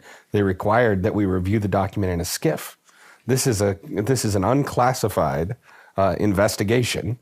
One you would be entitled to if there were criminal charges, right? Unrestrained. But even if you're not entitled to it yet, they could have handed us a copy, given us an office to work in, but instead they treated it like TSSCI classified evidence and made us review the entire thing in a SCIF. Why do you think they did that? Well, why I think they did that. I think they did that because they were scared of any portion of it becoming known publicly, frankly. And even with all the safeguards that someone was tracking, because these people aren't idiots, even if they're giving bad advice, someone was tracking the failures of the investigation and the holes of the investigation and the summary nature and conclusions that were made early on. That's why I'm convinced that's why Captain Geary was frozen out. That's how the Navy works, right? They come to a conclusion, they draw a line around you kind of administratively. They start asking people around you almost in a echo chamber gossip forum, draw their conclusions, and they didn't want anyone contradicting those conclusions, right? Let's keep in mind that NJP or Article 15 punishment is entirely within the discretion of the person imposing it, when to hold it. But to give us 72 hours when there's been a death investigation, I've never seen anything like that before. And so all of this points to me, they knew exactly the pile of crap that this investigation was, how unsustainable it was towards any sort of deep dive analysis. But they wanted to ensure that Captain Geary just took it. So some of the things we discovered as we read through, there was two investigations that were being used. There was a line of duty investigation and there was a command investigation. The line of duty investigation was pretty astute, and it came to the conclusion that he died. They agreed with the autopsy, however, qualified that and said performance-enhancing drugs were likely a contributing factor, or words to that effect. This is recently released document by one of our congressmen who's supporting us. So we said, okay, that seems pretty clean. Like, they came to the conclusion that we did. That makes sense to me. We looked at all that evidence. It was pretty clean. The command investigation, on the other hand, was where it got a little dicey. And I started reading testimony that didn't make sense to me. It was from some of my officers in charge who I thought I had a great relationship with. And I'm reading their testimony, and it made me sound like a derelict and negligent leader. And I remember telling Jason, like, wow, if this is what my people thought of me, I guess I did fail. Like, All this fear, shame, and guilt starts getting heaped on me as I'm reading some of these documents. But as we dug through it, we noticed none of them were signed testimonies. They were all summaries of interview. So it was an interview where someone recalled what that person said based off some notes and then just jotted it down. But typically when you do that, you're supposed to give it back to them to verify, yeah, this is generally what I said. I'm comfortable with this. Let's move forward. I think of the entire investigation, there was maybe 2 or 3 that were totally signed. The rest, over 24 easy, if I remember correctly, were just unsigned summaries. Yeah. Some of them just paragraphs on a blank page. Yeah. Just random paragraphs on a blank page. So this one in particular, my SWIC OIC, my SWIC officer in charge, phenomenal warrant officer, incredible reputation. It's like, man, this guy, he's really just crucifying me in this document. This is terrible. So Jason calls him up. Hey, by the way, we're just double checking our facts here. We're trying to understand what's going on. And Brad says there's a discrepancy between how we thought your relationship was and how you viewed him as a leader versus what we saw here. So Jason reads him the document. He says, that's not what I said at all. That's 180 out from what I think about Brad. I never said that. Why does that say my name on it? We couldn't have an answer. Still don't know. So we said, okay, that's interesting. Would you be willing to submit a sworn testimony signed that contradicts this and says how you really feel? Absolutely. So he did it from his sailboat that he was out in the Hawaiian waters on. He was retired at that point and like heading off to greener pastures, and pulls into a port with the sailboat to gen up a actual sworn statement on our support. Another one, we found that a couple times, by the way. Another one was somebody fabricated evidence and said that somewhere along the way leading up to Kyle Mullen's death, we discovered this backpack full of drugs like steroids, and I'd ignored this evidence and we'd just thrown it away and said, well, weird, not sure where that came from. So this was in testimony in a couple of them. It was regurgitated a few times, to use Jason's words, as an echo chamber.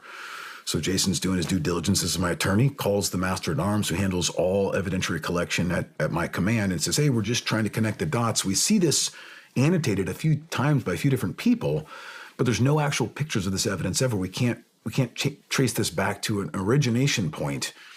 He replied in the email, there was never a backpack. What are you talking about? Completely fictional. Completely fictional. Just created through leading questions by I don't mean to say unprofessional as an intentionally bad investigating officer, but someone who was not trained to do investigations was the one that they relied on for command investigations. So an uninitiated investigator using leading questions that injected material fact in the investigation of evidence of beds in a backpack that was ignored. So they're legitimately just making shit up. Somebody did. False testimony and fabricated evidence. Is there any legal recourse against that? We'll get there. Well, unfortunately not. I mean, the easy answer is not for active duty. No. I mean, outside in real world, if somebody fabricates something against you, you have a tort for defamation, right? You have a tort for abuse of process. You have a tort for a number of things. In the military, the Federal Torts Claim Act prohibits you from bringing any of those claims against other members of the government. So there's a get out of jail or get out of So you can just lie about anything you want. Absolutely. I mean, the government does it all the time. I don't know why I'm acting surprised. The government does a very good job of protecting themselves when it comes to active duty people holding anyone accountable. Yeah. Here's what's interesting too is we started seeing some other trend lines. They mentioned that other supplemental kind of chemical we were finding months before Kyle's death that was couched to us as, hey, this is a GNC supplement. All of a sudden, as we're preparing for mass now, summer of 2022, they point us toward a website. Well, this is an official Navy website which prohibits those substances and requires out-processing from the Navy. And here's an instruction which talks all about this. And so we're reading these things like, oh my gosh, you're right. Like I must have failed here. We must have failed to recognize that I needed to out-process those people from the Navy for catching these things in their rooms. Wow, okay, got me. Then we look, wait, when was this instruction written? Oh, a month and a half after Kyle died. When was this website created with this database of prohibited substances? Oh, a month and a half after Kyle died. What did the previous version of that instruction say? Well, it was a nutritional supplement guide that said something about like eat more protein. So basically what became pretty clear was because of Kyle's death, everyone snapped to and all of a sudden generated all these instructions and policies to cover themselves and tried to hold me retroactively accountable for decisions I made, which preceded the policies themselves. Well, it's worse than that, though. I mean, they didn't even realize when that had passed and passed it over to us as if it was live when you were in. And when I specifically asked them, what standard do you state that he breached here? Where was the error? Where was the notice, right, around this kind of stuff that had to be enforced, right? And they gave me this in direct response to that question. And it was only after I was like, what's the date say on the top? The date is after any of this happened. So even the people in the chain responsible for the application of the law, again, judge advocates here, right, who were responsible for delineating the charges and the basis for the accusation, even at NJP, didn't know their own standards or was intentionally passing it off as a retroactive standard, trying to pass it off as something that existed to get us to accept NJP. I don't know. Did which the one investigators ever ask or talk to you about the fact that you would ask for drug tests for performance-enhancing drugs? No, that never came up. Nope. Are they aware that you did that? They were, yeah. Everyone knew that. We were open meetings. We had these discussions. So, yeah. I mean, and a fun little anecdote, I guess, if you consider it fun, is while we were doing the skiff review, we ran into one of the judge advocates who had provided the failed advice in the parking lot. Randomly. He only PCS'd and we randomly ran into him. Yeah. And at the point, I hadn't formed all the conclusions yet that I have now, and I just simply asked to talk to him. Ghosted me. Wouldn't even come in, have an interview with me, informally. So, based off what we discovered there, we built a rebuttal. We submitted it to our admiral for review. And to his credit, he delayed mass through the weekend to consider the evidence we provided, which pretty clearly showed this was an entirely faulty investigation full of nothing but false testimony and fabricated evidence. Monday, we got word that he was canceling mass, dismissed it, pulled me into a video teleconference and said, I'm issuing you a non-punitive letter of censure. Do you understand? I said, yes, I understand. A JAG slid it across the table and he said, this case is closed. We're going to move on and we're going to reinvestigate this down the road. I said, all right, sir, sounds good. And so that was it. We thought it was done. We thought we won at that point. We thought reason had prevailed and evidence had prevailed. Thank goodness at the time our admiral in charge saw that. He saw what had happened and took corrective measures there. But he shortly retired thereafter. And so, I mean, when we say rebuttal, it was like 20-some pages. Right. It was single-spaced, citing to different evidentiary statements put together and statements we had pulled together in 72 hours from the actual individuals who'd given statements in the summary of interview. Yeah. So, and I don't think I can emphasize this enough because I don't want this to be missed. This is a Navy captain being accused of violating the Uniform Code of Military Justice, committing dereliction of duty. Yeah. And the standard they cite is one that was not in existence at the time. Right. And I was MAGCOM selected at that point too. Yeah. Right. And so you're looking at a Navy SEAL, a Navy captain with his career, with his decorations, who is being just career destroyed over something that wasn't even in play. If you didn't follow this regulation, you didn't follow this instruction, so you were derelict in something that didn't even exist at the time. And that passed through all the legal channels, all the Navy levels, up to the admiral. And that's either just incompetence or something else. But they thought, oh, he's just going to take this. Yeah. He's just going to take Article 15. He's just going to take NJP and not push back. And oh, by the way, we're going to make you and your attorney review thousands of pages in less than 72 hours. How many total pages was it, Jason? I mean, that investigation, those two sets? A couple hundred. Yeah. The attachments, I think, altogether were a few hundred, 400 or 500. Okay. Yeah. So the one you're thinking about at thousands is the later investigation. Oh, the later investigation. But still, to get, I mean, we got about 8 interviews done in that time period, plus the review. As much as we could. Yeah, I mean. And every single one we did came back with completely contradicting evidence to what had been reported. But that's just, I mean, again, like I just want, I can't, this is when I first started hearing about this and looking at this, there's a standard. You're saying you didn't meet the standard. You, Captain Geary, did not meet the standard. The standard didn't exist until then. And that went through. Everybody just missed it. Like, as Amy and I were digging into it, we started to realize you want to give everyone the benefit of the doubt, right? This is our teammates. They said they were under the boat with me. Maybe this was just an accident. Maybe this was just innocent mistakes that all lined up in a Swiss cheese moment. But the more we read, the more we realized there was something nefarious here. And when we started to understand the scope of that betrayal, again, contextually from what we've been talked about here on what my family has endured for this nation and for the Navy and for naval special warfare, when my wife first understood this, she sobbed so hard she couldn't breathe, and I had to hold her head in the freezer to catch her breath. That's something that will haunt me for the rest of my life. It's something my kids saw. You don't unsee your mom sob so hard she can't breathe because we were betrayed by someone within our force that said they were under the boat with us. What, at this specific point in time, do you guys have any idea what the motivation behind this is? Not yet. We were all confused. I mean, we're still a little confused, but even that, especially then, I was just asking the question, like, what is the rush? What's the target here? I don't understand. So we come back west, and I honestly thought I still had hope in our community. I still had this Yeah, you did. undying faith. You sure did.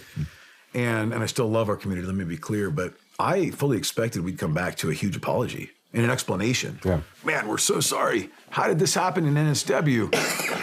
Here's what we know. Here's the explanation.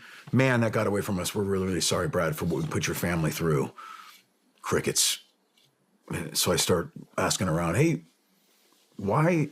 I'm concerned that nobody else is concerned. Back to the point these two gentlemen make, like, how did we get to a point where you were rushing to take a major command selected captain to mast?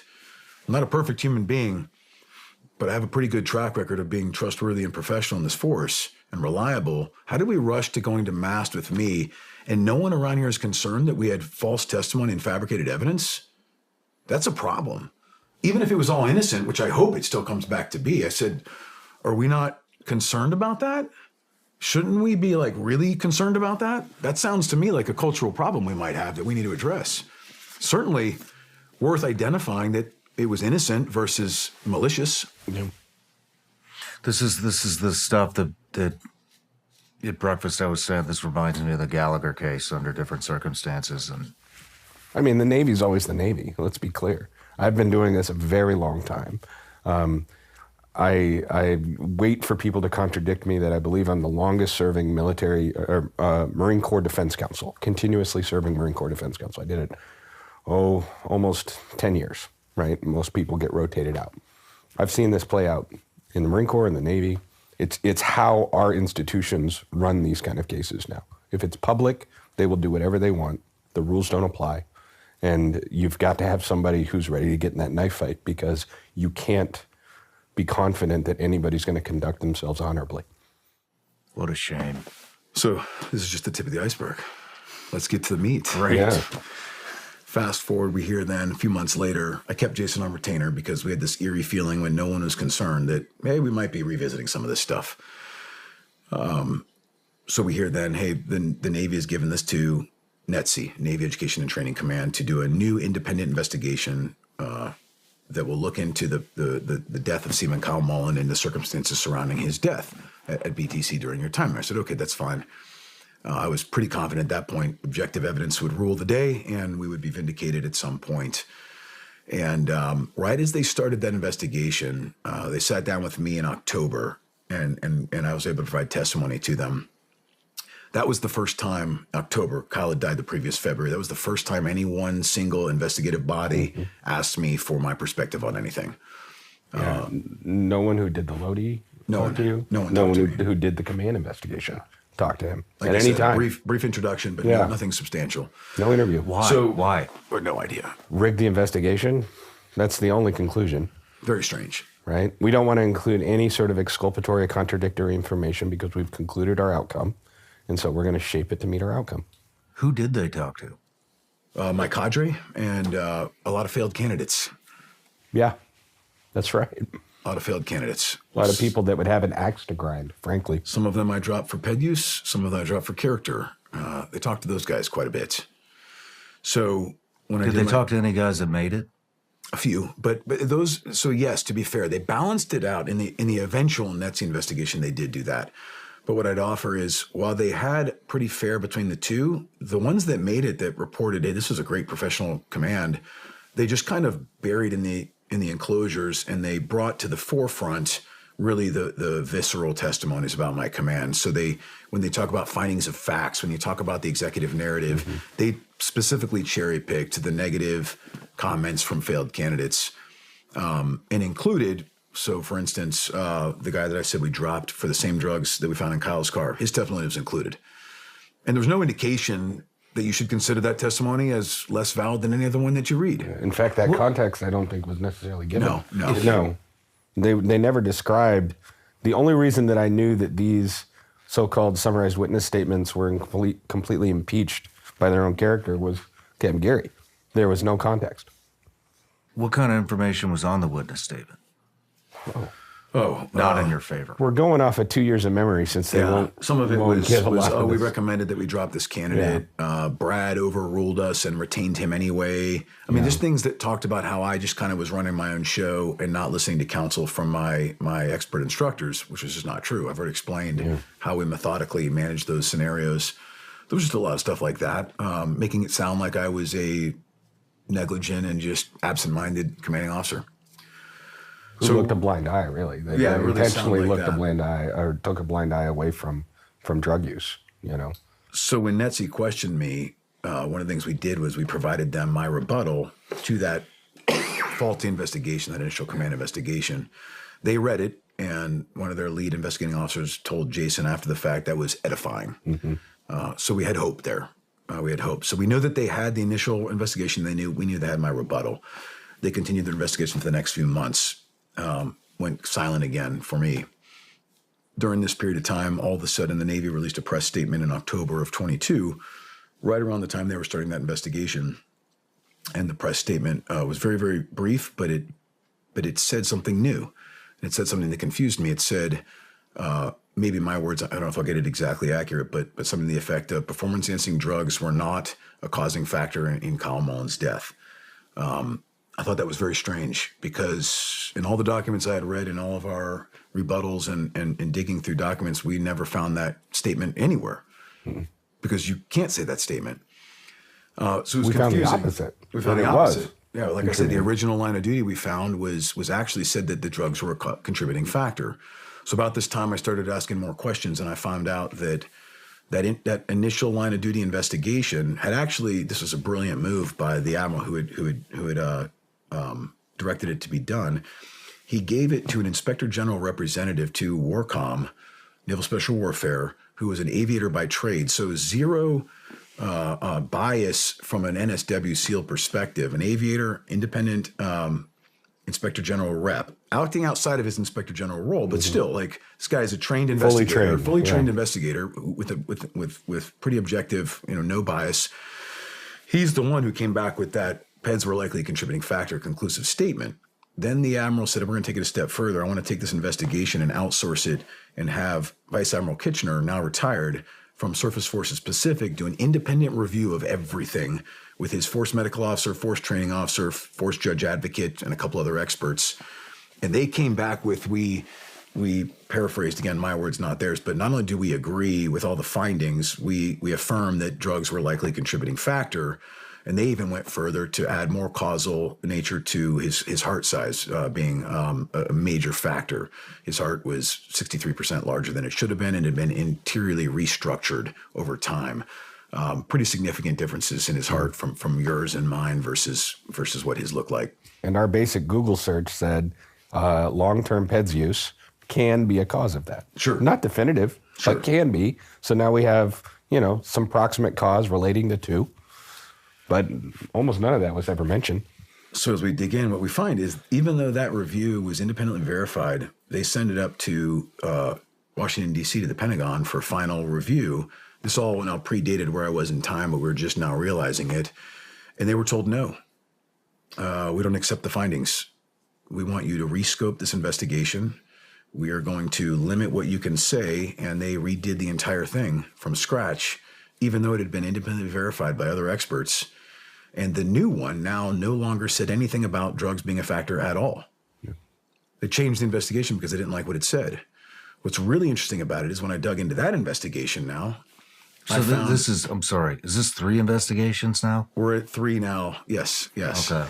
With a 4th ongoing. Yeah, Still. with a 4th larger one going. 4th one's still ongoing. Yeah. Largely. Yeah, that's the other one. It's super confusing. Yeah. And just so you know, the regulations, I mean, that's one of the unfairnesses in the military, as far as I'm concerned, is that these administrative investigations are owned by the implementing commander, that person who owns, who orders it. And they can rescope it or redirect it or disapprove findings anytime that they want. They're in total control. So the fact that we have this concept that command investigations are somehow an unbiased fact-finding development thing, it absolutely is not. It's just another tool to slant the narrative to commander's intent, you know. So is that how this works when a commanding officer's orders an investigation? Yeah. This is how I want this to go. I, as a commanding officer, am able to order, let's say, junior officer, investigating officer, to conduct this investigation. I give them the scope in the enabling letter, in the promulgating letter. I tell them what to look into. I tell them, I can even set it what not to look into. I've seen some command investigations. In fact, I'm litigating one right now in a different case where they essentially said, don't look for contradictory information, right? But even in cases where that doesn't exist, the minute the investigating officer finishes it, even after it passes a legal review, it can go back up to that same commander or a superior commander, and they can disapprove it. They can just say, no, I don't agree. Go back and redo it. Or they can even go so far as to say, well, based on what you received, I disapprove finding of fact A, B, and C, and I enter finding of fact D, E, and F, right? So that it's totally malleable. Okay. So as I'm looking at the new investigation now, which says nothing about drugs being a causing factor, I go to the final 6 enclosures, which are 6 subject matter expert doctors they consulted. What's very interesting is 5 of the 6 all agreed drugs likely or probably or possibly contributed to his death. The 6th doctor abstained from commenting, was outside of his field of expertise. So I thought that was strange. You have a 5 of 6 pretty good consensus over here, yet we just left that language out like the original reflected. So but if I recall, even the 6th said, I'll rely on one of the guys who did suggest. I defer. To the experts. Yeah.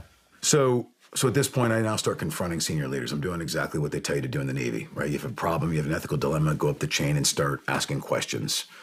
So I say, hey, I don't understand why the Navy released a press statement saying drugs were not a contributing cause in his death when we pretty conclusively know that they were.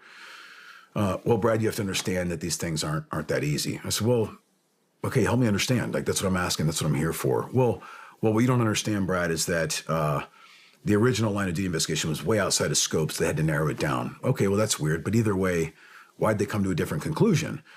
Well, you have to understand the medical professionals didn't have a consensus. I said, well, actually, they did. You had 5 of 6. That's pretty good. I mean, that's the majority.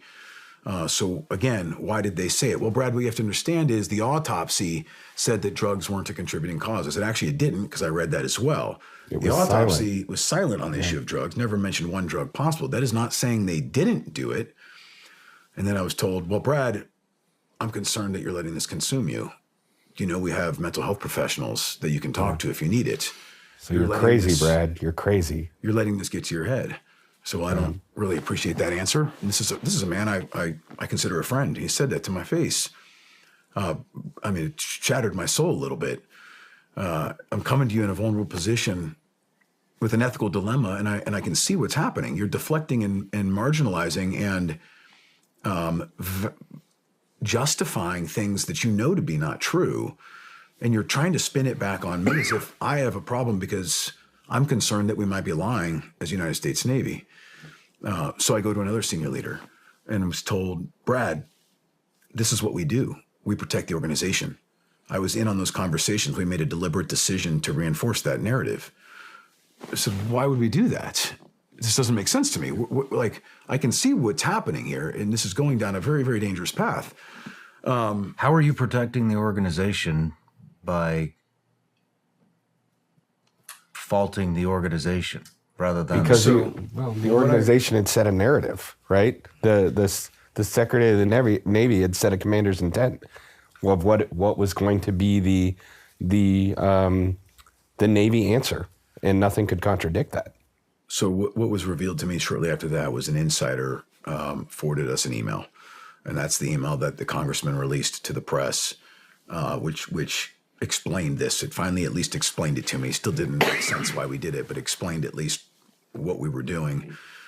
So as they were debriefing the family on... You have this email? Yep. We'll put it on screen. Yeah, the congressman released it, so it's out there. This email, they were debriefing the family on the findings of the new investigation, which now left out any mention of drugs, even though the previous one did talk about drugs. And in the debrief to her, they showed the family an advanced copy of the press release they were gonna send, and she asked the United States Navy to change the press release to reflect that drugs did not contribute to her son's death, and they agreed and changed it. Yeah. And it's clear. I mean, it's absolutely clear. The narrative in the paragraph says we gave Ms. Mullins a copy of the press release. She said that we needed to include a statement that PEDs were not a contributing factor because she had been targeted with some harassing calls, blaming her son for trying to cheat, and she needed to, quote, clear his name. Right. And look, let me tell you, that is entirely the intent a mother should have, right? It just doesn't become policy and factual representations by the U.S. Navy, right? You don't just get to change it. And that email was the same day, October 12, 2022, that they issued the press release. That still is hanging there with that statement. So they changed it from might not have been or was a contributing factor to not a contributing factor. And if, as people are looking at the email, take a look who's on the to line, right? Everyone of any consequence in the Navy was notified of this. The investigating officers who started the NETSI investigation around the same time were CC'd on that email. So as they began their new investigation, they had pretty clear commander's intent on what your findings will be, that drugs did not cause his death. Now, what's also, what we also learned as I started asking about this, hey, why did the autopsy not mention drugs at all when all of his physiological symptoms, point for point, were consistent with all the peer-reviewed studies of every drug we found in his car and all the side effects that can cause catastrophic organ failure? It was very interesting. Through that process, we learned that the autopsy pathologist deliberately chose not to test for any of the drugs that we recovered, even though NCIS was in the room and showed that pathologist a list of said drugs. Instead, that pathologist decided to do a standard toxicology screening for the normal street drugs. Which wouldn't indicate any performance-enhancing drugs. What I would offer, the laws of logic dictate, I got it, you decided not to test. That's a whole other conversation on why you would have done that, but okay. So we can't medically definitively say that drugs caused his death because we just don't know because you didn't test his body. But if that's the case, then you cannot say the equal and opposite position that drugs did not kill him either. These are the laws of logic. The trade spaces in between the two. They might have, possibly, could have, probably, sure, we can negotiate and debate that all day long based upon the contextual evidence. Or just omit any discussion of PEDs. But you cannot say that they did not contribute to his death when you never even tested. You don't know that. What did the autopsies It determined cause of death as pneumonia, and it said contributing factors, I think, were cardiomyopathy, cardiomegaly, so an enlarged heart, but it ignored the actual internal restructuring as well. Even though they annotated in the notes, they didn't qualify that, probably with as much severity. I'm not a doctor, but I've talked to quite a few cardiologists on this thing, and it was very interesting because what a lot of their doctors told me, hey, you don't go from clean vitals to 5 hours later being dead from pneumonia. Like nobody decompensates that fast when they're breathing normally and have a good O2 saturation and good pulse and no fever. Like that's not how bacterial pneumonia works, especially considering, like we said, he was on prophylactic antibiotics at the time. And his last med check after Hell Week has all been documented in his med record. Ironclad. It's out there. I mean, that actually has been released to the public as well. All that data. It was. I can't remember who released that one, but I remember for a fact it was. So all this was sounding very interesting, and then it progressed. NETSI wrapped up their investigation. I want to say January, February of 2023, and it was interesting. They sent an advanced draft to Naval Special Warfare to review and provide comments. And this is where it gets even, I think, more nefarious.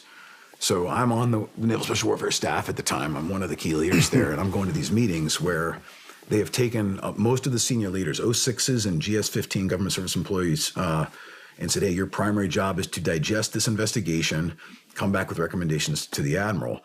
At this point, what was made known to me is, hey, that investigation is about 3,500 pages long. It's like, wait, what? That's massive. So it took them a while. This is a massive staff effort.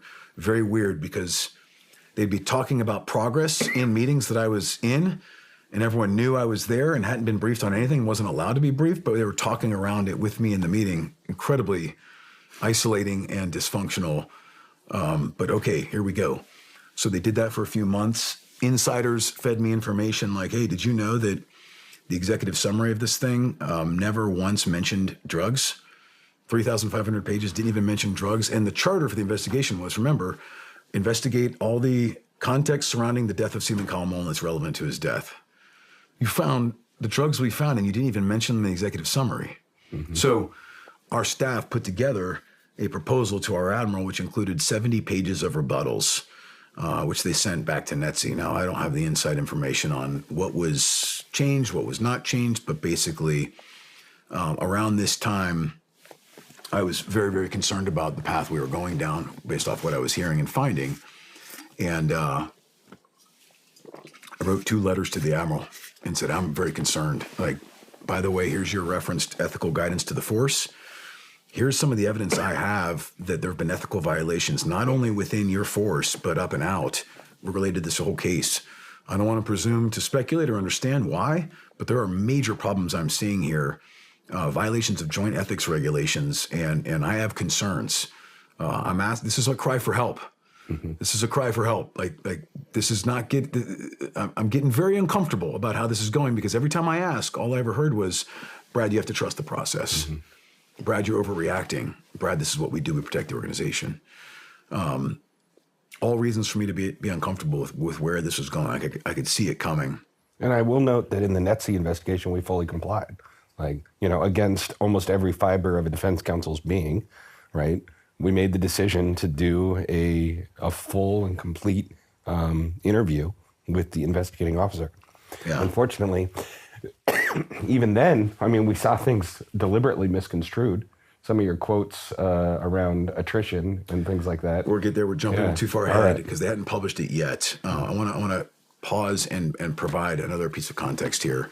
Because we've talked a little bit about, I'm a man of faith, and our faith has helped us in my career go through some serious adversity and suffering. And it's what drove a lot of my, as we discussed, philosophies of leadership at BTC, how to love the people entrusted to my care, both cadre and candidates alike. And so I was struggling with this, like I struggled with Adam's death. I was like, God, why in the world are we going through this? Like, I'm watching this happen in real time. I'm standing up and down. I'm screaming. I'm waving my arms. I'm asking for help. I'm concerned. Nobody else is concerned. Why is this happening? We have evidence of people betraying us within our own force, but no one seems to care. I just keep getting the same lines. How are we so obtuse? How are we so just numb to what we should all be concerned about? And we spent some time really deep in prayer, just searching for answers in Scripture and looking for some sort of resolve, some sort of reprieve, some sort of answer. And I think we got it. It was interesting. Around this time, side story that's very relevant to this, I realized I had a lucid dream one morning as we're in the depths of this despair, just utter despair, just dragging. Like, it's hard for me to get out of bed in the mornings. It's the last thing I think about as I fall asleep. It's the first thing I think about when I wake up. And I had this lucid dream, and it was me climbing this mountain in Afghanistan. And it was one of those nights, you know, the nights where nothing's fitting right. My kit's off kilter. It's rubbing me on the wrong places. My gun's banging in my knees. My nods are fogging. My helmet's canted. I'm smacking my elbows on these rocks as I'm climbing these massive boulders up this mountain. I know it's wartime because I can hear the sounds of war, but it's just me. And I'm there and I'm climbing this mountain. And all of a sudden I'm at a funeral for one of my teammates. And I'm pounding his trident into the casket. You know what that's like. And I'm back on the mountain. This was a weird dream. I've never had anything like this happen to me. But I'm heavier. I'm carrying that weight with me. I'm climbing again. And now I flash back to another funeral, another trident, back to the mountain. This goes back and forth a lot, way too much. To the degree that by the time I get to the top of this mountain, I'm so bone-weary fatigued. I'm hunched over leaning on this beam, and I'm sweating, and I can't even catch my breath. But finally I do, and I lift my head, and I see I'm standing at the foot of the cross, and I see Christ's feet at my head, and they're a bloody pulp. And I hear someone say, how beautiful upon the mountain are the feet of him who brings good news. And I knew in that moment what I needed to do. And in my dream, I pulled my last trident off and I pounded it in the foot of the cross. And I woke up and I wrestled with that one. And I was praying about it. And I said, Lord, are you asking me to give you my bird? Are you asking me to take steps which is going to take this off my chest? Has this become an idol for me that I've held on to too long? You gave me a lot of success through my career, like ridiculous, absurd success. Did you give all that to me so that you'd then say, now give it back to me and show me how much you love me? And I felt that was what he was doing. I felt that's what he was saying. So then we got to the point where I was about to send these 2 letters. And I knew once I crossed that threshold and started advertising my knowledge of the ethical violations, this is going to go one of 2 ways, but it's probably going to go the way I think it's going to go, which is not well for me. And so I started making those decisions, and I was wrestling with the Lord at one point, and I said, hey, is this for sure what you want me to do? Like, I need to know this wasn't just a crazy dream. Maybe I had too much whiskey the night before. Is this really what you want me to do? Are you asking me to take this step in faith and give you everything that I've bled for, everything that I've watched my friends die for? And it was interesting. I was on this prayer app, and I swipe right to the next verse. And as I'm wrestling with the Lord on this, the verse pops up. It's Exodus 20, verses 3-4. And I've read this verse in the past, and many people have. No one saw it for what it was. You're going to dig it. If I had my phone, I'd pull it up, but I'll quote it. Basically, it's Moses coming down off the mountain, and he's telling the Israelites, he says, you shall have no other gods before me, and you shall not carve for yourself idols of images of beasts of the air, beasts of the ground beneath the air, and beasts of the water beneath the ground. Wow. Sea, air, and land. The trident. It blew my mind, man. Wow. Right as I was praying for, is this really what you want? Are you telling me to give you my idol? That's the verse that comes across my phone. I started sobbing and laughing at the same time. I'm belly laughing now. It's like, you got to be kidding me. Like, you have an incredible sense of humor. Okay. Message received. Like, I understand. Now, I would offer at the time, I still didn't understand the scope of where this would take me to this moment today. I didn't understand fully. I was still hoping my career could be salvaged at some point, but I knew I was taking definitive steps on a different path at that point, and I was giving up something that had meant a lot to me, but I was doing it for the right reasons, for truth, for the values and the principles that we say matter to us, for all the professional development. You and I have sat there where they talk about the need for ethics and the need for principles and the need for standing up to do what's right. So about this time, right around that time, I find out that they're going to release the finished NETSI investigation out to the press. I think it was late May, early June of 2023 now. And the day before that happened, it was, I think they released on a Thursday. Wednesday night, I was talking to my admiral about it. And I said, hey, sir, pardon my language. I said, how fucked up is it that I've not been briefed on any of this? This was my command. You all say I have total responsibility for my command. Okay, why have I not been confronted with any of the evidence that's been gathered here? Why is the news going to hear about this before I do? Yeah. Why do I stand to learn more about this investigation into my command by watching the news this weekend than I do by my own force? Does that seem odd to anybody else? That sounds terrible, Brad. Really sorry about that. Okay. So they released the investigation. And at that point, what I read redacted indicated to me that there were lies throughout it. And it was even worse than the original CI that we talked about. So at that point, that's when I started appealing Congress and saying, hey, I have problems. All the things I previously highlighted in these letters, I started talking to congressmen about, because at that point I was convinced nobody else is going to be concerned about this. We have to go outside the lifelines. The 3 congressmen that I appealed to gave me the time of day. I said, listen, don't listen to me because it's a compelling story or because you like me. look at the evidence I provide. And if you disagree with me, shoot me straight. Tell me I'm taking crazy pills. Within 24 hours, each of them and their staffs called back. No, we're on your side. This is insane. We are submitting an official congressional inquiry that deliberately questions the investigative integrity of what happened here. And they did. I think it was 40-something questions they submitted to the Special Operations Legislative Affairs Department of the Navy and said, here are problems with what we see that looks like happening. We want answers to these questions. They were owed a response by mid-July of 2023. Here we are mid-June of 2024, and they've not received a response yet. Nothing. Nothing. Nothing. Since it was your command, could you have ordered your own investigation? Not at that point. No. I was marginalized. I was put in staff purgatory, and I was the guy in the back seats of the room. Yeah. No one was paying attention to what I said. And that was one of my other problems, too, that I articulated up the chain of command. I said, I'm seeing a lot of people making decisions about things that need to be done over in the training command, yet no one's talked to me. I'm concerned the wrong decisions are being made without the context that I have. Why would nobody want to talk to me about this, especially given the fact that not only did I do a commanding officer tour there, but it was a bonus command tour, and I'd done my executive officer tour years ago. Out of all the officers in Naval Special Warfare, not one other person has as much experience than I do in our selection, assessment, and training in our pipeline than me. Not one. But you're making decisions based off of what? What are you missing? I don't know. I was concerned. I think you're missing things. Little did I know how much they were missing.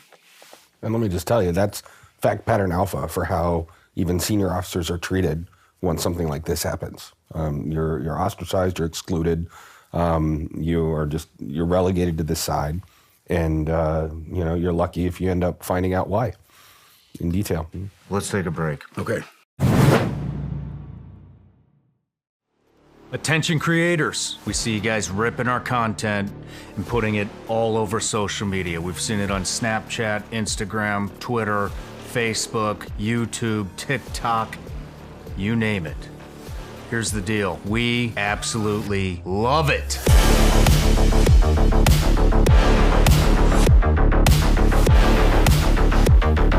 Some of the reels you guys are making are getting over 20 million views. Here's the deal. We wanted to make it even easier on you, so we've created a link. It's down in the description of every single Sean Ryan Show episode. It has thousands and thousands of raw cut reels for you to download for free, turn it into your own creation, monetize it, put it everywhere you want. All we ask is that you tag The Sean Ryan Show in the description. Thank you. Let's see what you got.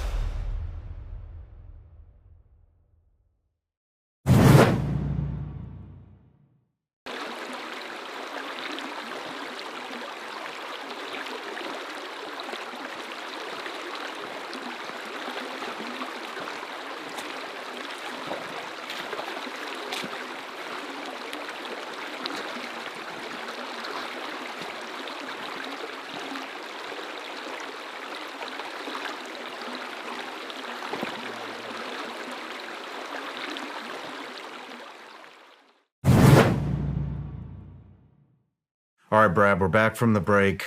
I had a question about some candidates. Yes. And if anybody witnessed Kyle using Yes. So the answer is yes. drugs. To explain that contextually, shortly after we were just talking, I was again charged with NJP. It was only at that point that I was now able to fully see the entire 3,500-page investigation, plus the 1,500 pages of references that it was built from as well. It was insane. And it was the same MO that we had previously experienced, where I could only review it on a standalone laptop in a closed environment with no print capabilities. I had a redacted version with everything blacked out that I could print at home. And so I would have to review at home with my wife and attorney on the phone. If we had questionable material, I would walk that into work, review it, side-by-side comparison on the laptop, hand write in the information that answered the question whether this is relevant for us to pursue more of or not, and then rinse, repeat for all 3,500 pages. Keep in mind, our first redacted copy we got from the press. Right. That's right. It online. So very frustrating effort. one of the first things I learned once I started reading everything was I came across that original NCIS investigation that started when I was still in the command seat. I finally had access to that. Very interesting, because I found out that within a month and a half of his death, NCIS had ripped his phone and came across 4 separate text threads where Kyle was talking about using drugs, sharing drugs, buying drugs. Can I get the contact info for a drug dealer, and then contact with that drug dealer about purchase and exchange of money for goods? What was that on? His phone that NCIS had ripped within a month and a half of his death. And that was in the investigation? This was in the NCIS investigation that I was now able to finally see in the fall of 23. Is that the same investigation as the 3,500-page report? No, that's just a referenced investigation inside the 3,500-page report. Yeah. Okay. The NCIS criminal investigation. It's buried within and hidden and obscured. So I thought that was very strange. We had basically confessional. We actually had Kyle on a text thread saying he had a bad reaction to his injection site in his buttocks from apparently a bad batch of tea, indicating he may have gotten a bad batch of testosterone, and basically a confessional saying he'd injected it himself. What's interesting about that also is we found out through this, and I'm getting to your question, no one ever tested the contents of the vials for any kind of contaminants, even with that information. So we don't know what he could have contaminated himself with. When I later told the FBI and the DEA about that, they said, what about the fentanyl crisis across the United States? Did anyone think of that? I said, well, that's a good question. You should ask somebody else. But all I know is they didn't bother testing the vials.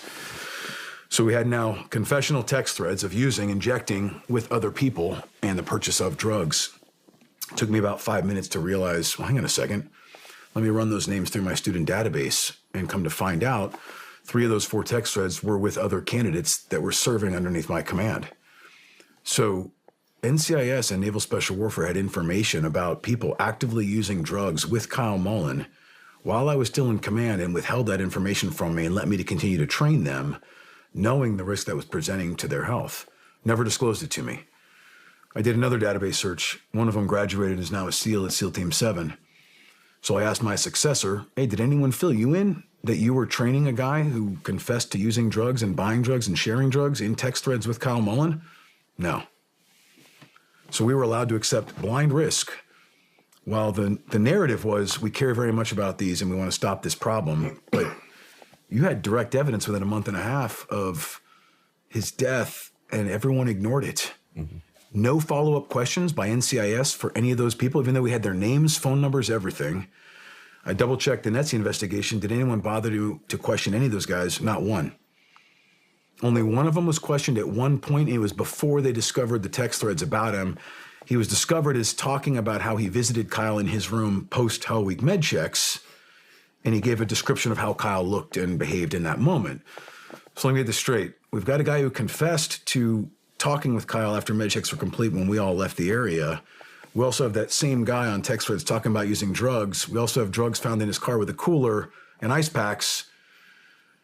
I mean, I'm not a detective, but this isn't really that hard to piece together. And we had all maybe you should be. Maybe I should have been. I did stay at a Holiday Inn Express last night. Yeah, exactly. So yeah, we have that information. What's even worse than that, we've recently discovered a lawyer reached out to us, and what's the term I'm looking for, Jason? You have me on this one. I'm okay, sorry. the lawyer reached out to us and said, hey, is anyone... an exculpatory email. Yes, thank you. Recently, and said, hey, by the way, I represent some clients we've been trying to get a hold of Naval Special Warfare. I emailed them back in September when I was charged with MAST and preparing for my defense. And said, I represent clients that have exculpatory information that will clear the senior medical officer, Brad, and the other officer as well. So Jason reached out to him, said, what's this exculpatory information? He said, well, I have guys who are willing to come forward if they're provided immunity and admit that not only were they using drugs with Kyle, they saw him inject himself post-med checks complete right before he died. So we said, well, the next question was, wait a minute, you sent Naval Special Warfare an email about that last September while I was preparing for MAST? Because nobody clued us in that we had a line of exculpatory information that we should pursue in our defense. That's a violation of due process rights. Mm-hmm.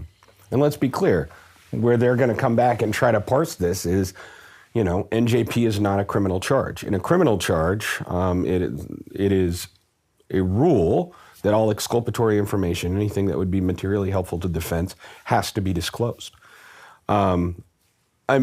Technically it's not a written rule that in an administrative proceeding you should disclose all exculpatory information, but it absolutely echoes in the same due process concerns. You're basically going into something that is quasi-criminal in nature, right? A non-judicial punishment has charges, specifications. Your option, if you deny MAST or NJP, is to go to court-martial, right? To demand court-martial. So it's like just short of the criminal line, right? And here they are holding an exculpatory piece of evidence and just failing to disclose it to us in any way, let alone rescope some of the investigation, let alone start inquiring as to areas that would clear Captain Geary, right? Other things we discovered. Yeah, I was just going to say, but talk about accountability and talk about leadership. Right. You still have the big Navy narrative, right? You still have the big Navy narrative, which is performance-enhancing drugs had nothing to do with his death. We have to look for a scapegoat for this. Right. So they have access to all this information at the highest levels. It's all out there, even before these guys do, let alone that. That's one of the pieces of this that bothers me the most, is they knew that. And they're allowing a false narrative. They're allowing him to catch the blame. They're allowing his cadre to catch the blame when they have access to all this information. Other things we discovered in those references for their total in 5,000 pages of material here, they referenced that initial investigation that we showed through our rebuttal that was false testimony and fabricated evidence, and they had said my rebuttal was edifying. Here's what's interesting. They included the investigation we showed was false. They excluded my rebuttal, which I provided them, which they said was edifying. Right. On top of that, they borrowed 12 enclosures of those summaries of interviews and reused those same 12 enclosures in their new investigation. Copy, paste, now it's ours. I already showed them that entire investigation was faulty and fabricated, and yet they not only excluded mine, but they used them anyway. Other things we found, they continued, like we talked about, grabbed testimonies from failed candidates. The pull-up candidate I talked to you about previously, he submitted false testimony.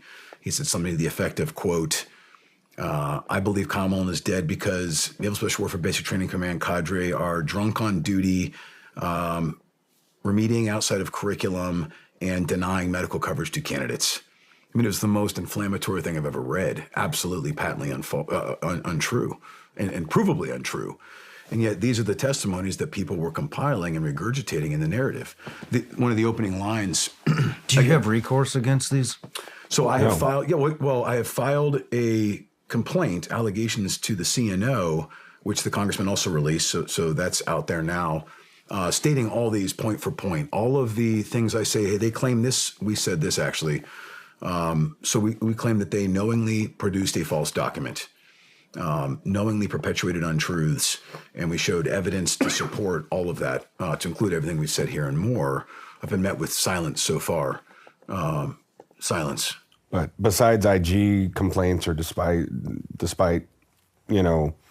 complaints of the CNO, there's no legal recourse. No, again, somebody who makes a false statement in uniform is protected by the Federal Tort Claims Act. Wow. They claimed point for point we were reducing interstitial recovery time, we were increasing water time, we were reducing rest, we were creating this scenario with these cadre that were running amok, creating all this risk, and yet I was able to pull an email dated from about 2 weeks before Kyle Mullen died from my first phase officer in charge, talking about how we're trying to handle the curriculum or the attrition issue we've mentioned. And it point for point contradicted exactly what the NETSI report said. He said, hey, sir, by the way, I've given candidates an extra 30 minutes per meal of total rest time. By the way, uninterrupted rest time. Mm-hmm. When you did meals in BUDS and Hellwig, was that uninterrupted rest in your meals? No. Yeah. We were harassed. We were messed with. You weren't given rest. You were eating quickly and then getting hazed. So they had an extra 2 hours per day, 30 minutes per meal of rest than any of us had in our generations.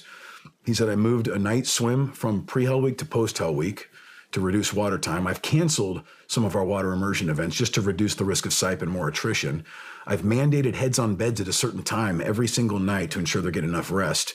Did you have heads on beds time before Hell Week? Yeah, no. Neither did I. No.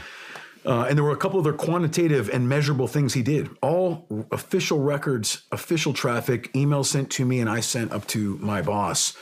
All easy to access. Took me 5 minutes to find them. Just like it took me 5 minutes to find the text threads were candidates of mine as well that nobody ever followed up on. And yet, point for point, they claim the opposite with 3,500 pages of rumors, conjecture, an echo chamber of failed candidates who like to throw mud at BTC.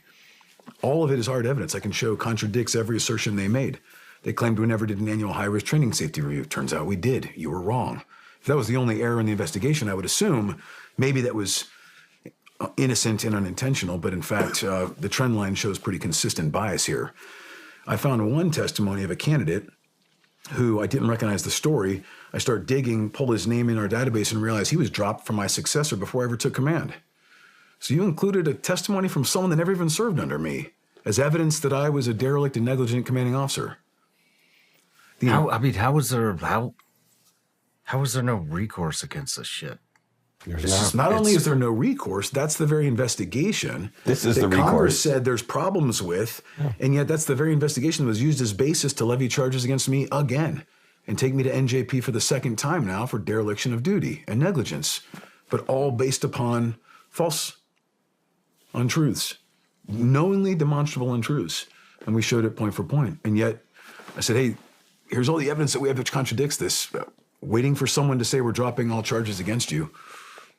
In the meantime, the two charges levied against us that are important to note, one of them was just the safety reviews, which we did. We can show that's just false. We did it. The other one was you failed to provide adequate oversight of your medical department. We already talked about that a little bit. What's interesting here is, take a step back. I know that Naval Special Warfare outsourced this whole investigation to a team of attorneys who are like prosecuting attorneys, the Regional Legal Services Office, RELSO. So their job is to hunt for the crime and be able to say we can prosecute these guys in a court. Someone in the room, when they debriefed their findings, came back and said that they told our leadership, not only is there no evidence of a crime by basic training command cadre, there's no evidence to suggest they ever stepped outside of the left and rights of curriculum execution. They stayed in their lanes. This is why that's important. Those two charges levied against me, after they'd had this investigation now for 9 months and digested with their staff that we talked about, all 3,500 pages with another 1,500 pages, at that point, Jason and I decided, hey, we're going to start taking action.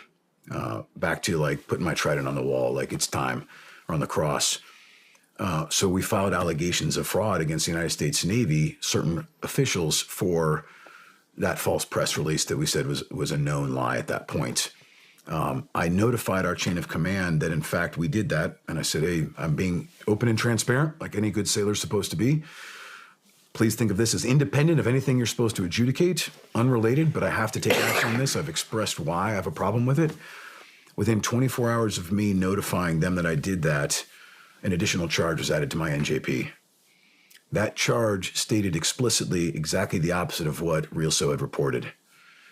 They started alleging that my cadre had stepped outside of the left and rights of curriculum to a degree that brought dishonor to the United States government.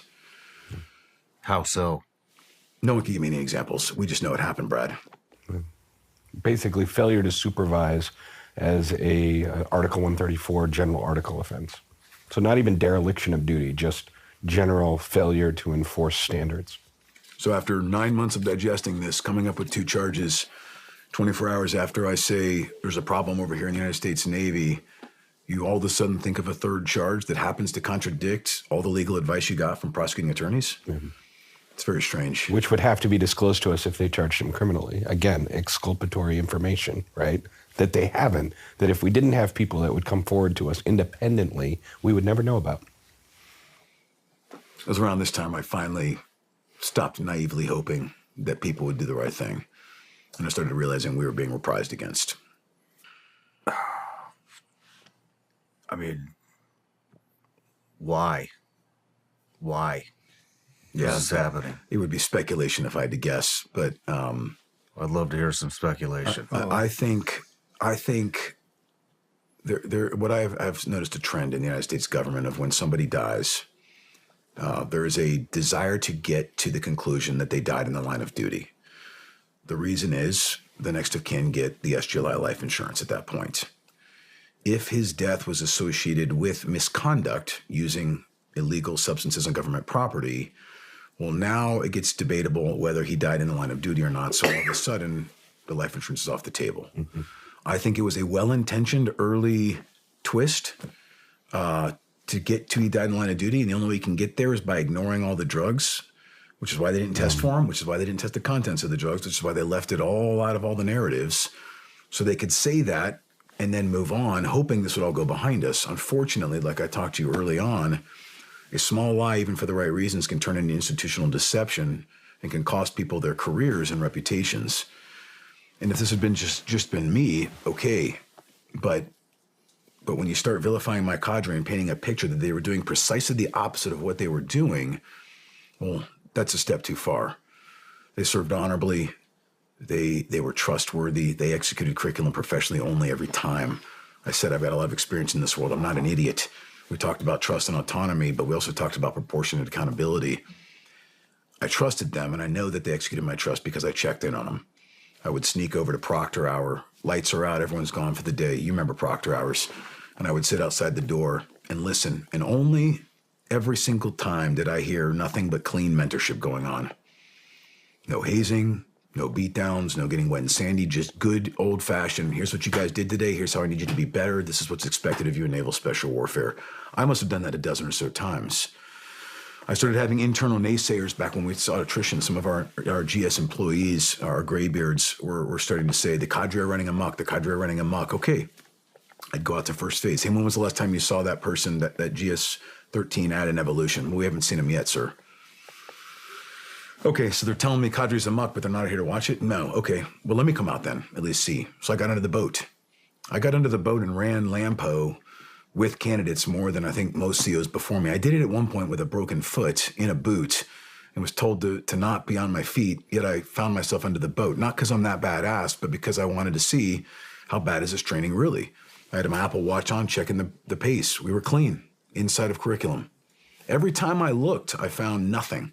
I found nothing but professionalism and cadre actually leading, coaching, and mentoring, all the attributes you and I have been talking about all day, and positively reinforcing these guys when they succeeded, and then helping pick them up when they failed. I saw it every single time. I'm not naive. I brought in people to help expose my blind risk. What am I missing, guys? What am I not seeing? I'd ask senior officers, hey, show me where I'm wrong. What am I missing? They would bring up things that were just ludicrous. I told you about a peer earlier, I think over breakfast. Well, Brad, I heard that an instructor came to a boat and said, by the time I'm back on my next shift, these guys, one of you guys will DOR. And then he came back and a guy had DOR'd. So that's evidence to me that your cadre were running amok. Well, okay. I looked at my peer and said, did that happen in your BUDS class 25 years ago? Well, yeah. Okay. Weird. It happened in mine too. I think it happened in yours, what you said. So while that's not good instructing, while we don't endorse that kind of behavior, we've established a cultural norm here. Nothing changed from the last 25 years, at least in that realm. And by the way, if that's all it took that guy to quit, is that who you really want to go downrange with? So what have you shown me? Nothing. Show me something. Nobody has yet to give me any quantifiable evidence which shows our instructors are running amok. To the opposite, actually. I find nothing but evidence that they were professional and trustworthy the entire time. Are they perfect? Absolutely not. Nobody's perfect. Especially SEALs and SWCS, you know that. We've got our rough edges. But man, they were professional. I would offer the NETSI investigation, 3,500 pages, is proof of that. Mm-hmm. The only thing they found in an entire investigation that was actually like anything close to a bit of evidence was rumor that one of my instructors might have made a joke, offhand comment about using PEDs at some point. But for the couple people that reported that might have happened, there were others who said absolutely not. That guy would have never said something like that. There was nothing. You dug that hard and you found nothing on us. That's fantastic. I couldn't be more proud of my command for that. That's it. They served honorably. To the attrition part, golly, the thing that was conflated in this whole thing that NETSI jumped on, because back to your point, if you have the end game that he didn't die from PEDs, well, what did he die from? And then you find that there was large attrition through that period of time, well, you're going to conflate those and say, they're causative. Well, that's overly simplistic. It's multivariable. We talked about COVID being a big part. We talked about NAV admins coming down. But the way some of the people that betrayed me framed it was, well, look at the collective data from the 2 years Brad was there. In that collective data, what you'll see is the attrition rate's higher for the time he was there with his first phase OIC. They were deliberately redlining candidates is the argument, and that's the narrative that spun and perpetuated through this investigation. But when you actually break down the data, which is accurate, right? Again, there's misleading things. Kind of like when the Navy early on said, we found drugs in his car, his toxicology came back negative. Okay, those are two independent facts, but when placed together, it implies that your toxicology screened for the drugs, which we know that you didn't. That's misleading. That's deliberately misleading. Same thing with the attrition piece. Yes, if you look at one number in my command tour, it looks like our attrition was higher, which you might be able to reasonably say, yeah, clearly that's evidence that you guys might have been ramping things up. Except when you actually start breaking it down into a graph, which I did, what you'll see is a couple distinct spikes of attrition. Okay, and what's interesting too is the people that started lying about us started at a certain date, which was into my command tour. So why didn't they include all the command tour time? Why did they start here and not back here? Well, because right here where they started is right when that first phase OIC checked on board. And that fits their narrative that he and I conspired to just redline candidates. Well, the problem with that is if you back it up a couple classes, you see that there's actually a bubble of attrition that predates him. Okay, well, so if it predated him, he wasn't the causal factor then. You can at least clear that up. So what was the causal factor? Well, in that bump, I went back to my old data and found we actually did a huge detailed analysis on those classes. And what we did was we compared them to the classes from the previous year. Because we always do that for the same seasons because you don't want to compare a summer and a winter class. What we found was that the DORs, or the quitters, the percentages overall were almost equal year by year. And in fact, in one of my classes, the percentage was better. We had less percentage proportionately of DORs than the previous year, who was my predecessor. So it was different command, different everybody. Okay. So if the quitters were about the same, what accounts for the growth in attrition? Well, we realized it was, medical attrition. Okay, well, the next thought process someone might provide is, well, yeah, you guys clearly ramped up training so hard that you were hurting people, except we've already discussed that one of our clear goals was to reduce medical attrition by revising curriculum, which we accomplished. So when you take down the medical attrition and you break down into those multivariables, you see that the injury is actually reduced. So then what accounts for the medical attrition? Oh, COVID rolls. And you can overlay data showing time and space when all these nav admins are coming down, implementing new policies and new rules and new procedures, which were causing us to have to pull exceptions to policy and slow down our processing. So we had to pull these guys and roll them into another class to then reset for another date, which we talked about, always increases the percentage of attrition. So that accounts for those classes. Well, that's weird. We had all that data. In fact, the guy that helped me compile the data is the very guy that then later told everyone that, no, it was just Brad and his OIC ramping up training. So I've got your early analysis showing that it was the medical stuff, all the COVID-related stuff, yet later you're saying something different. Well, that sounds like you perjured yourself. Beyond that, the next spike, very, very interesting for me. I was going to draw it out, but I think I can talk to it. The next spike happened at one precise moment in time, and it went off the charts in attrition. Class 351, the class before Kyle Mullen's. This was an interesting one. So what happened? Okay, well, if we're going to believe the narrative, then at precisely that moment in time, my OIC and I decided, send it. Let's just redline these guys and get them all to quit. Why not? Let's just do it for the hell of it. That's an argument you could make. Okay, well, what other variables changed other than that theory? Well, if you look at it, what you'll find is there's two other variables. The first one is 351 was the first class that we had a female get into first phase ever. So the next argument someone could make is, well, yeah, Brad's sexist and he was just trying to ramp up training to drive the woman out. Except my history of proven performance speaks exactly the opposite. We talked in the break about while I was in command, graduated the first female SWIC operator ever in the history of naval special warfare. While I was a commanding officer at SDV Team 1, we employed the first female operational Navy diver on a real-world op ever. Had nothing but consistent command climate surveys come back talking about equality of opportunity being a major priority of mine. When we talked to that female candidate after she didn't make it in first phase, I sat down with her, my command master chief, tell us what we're missing. Tell us what we could have done better. We're trying to make this total equality of opportunity for everyone here. Equal and fair chance. Sir, I have no suggestions. This place was fantastic. Not only is your staff professional, they mentored me personally when I went through some serious life challenges while I was here, and I can't thank them enough for the impact they had in my life. I was so proud of my cadre. So the data shows actually, no. We were the opposite of sexist. We were providing equality of opportunity every time, all day, every single day. So then what's the only variable that changed? I think it might be good if you go into specifics. Was it the female in the SWIC? Yeah. Let's go into that just to show character. Sounds good. You're talking about the story we talked about earlier offline? Yes. Yeah. So this was fascinating. It was such an interesting growth for us as a command. At one point, when Congress rescinded the exclusionary rule and we started knowing we're going to be bringing women into these combat roles, Naval Special Warfare was very proactive, and we brought in female instructors from other rates out there in the Navy to instruct and be integrated fully within our cadre for a couple reasons. One, make sure we're unbiased, make sure we're getting that perspective from a female, usually war vet if possible. Two, provide internal accountability to make sure we weren't gonna drive things off the rails or even be perceived at that.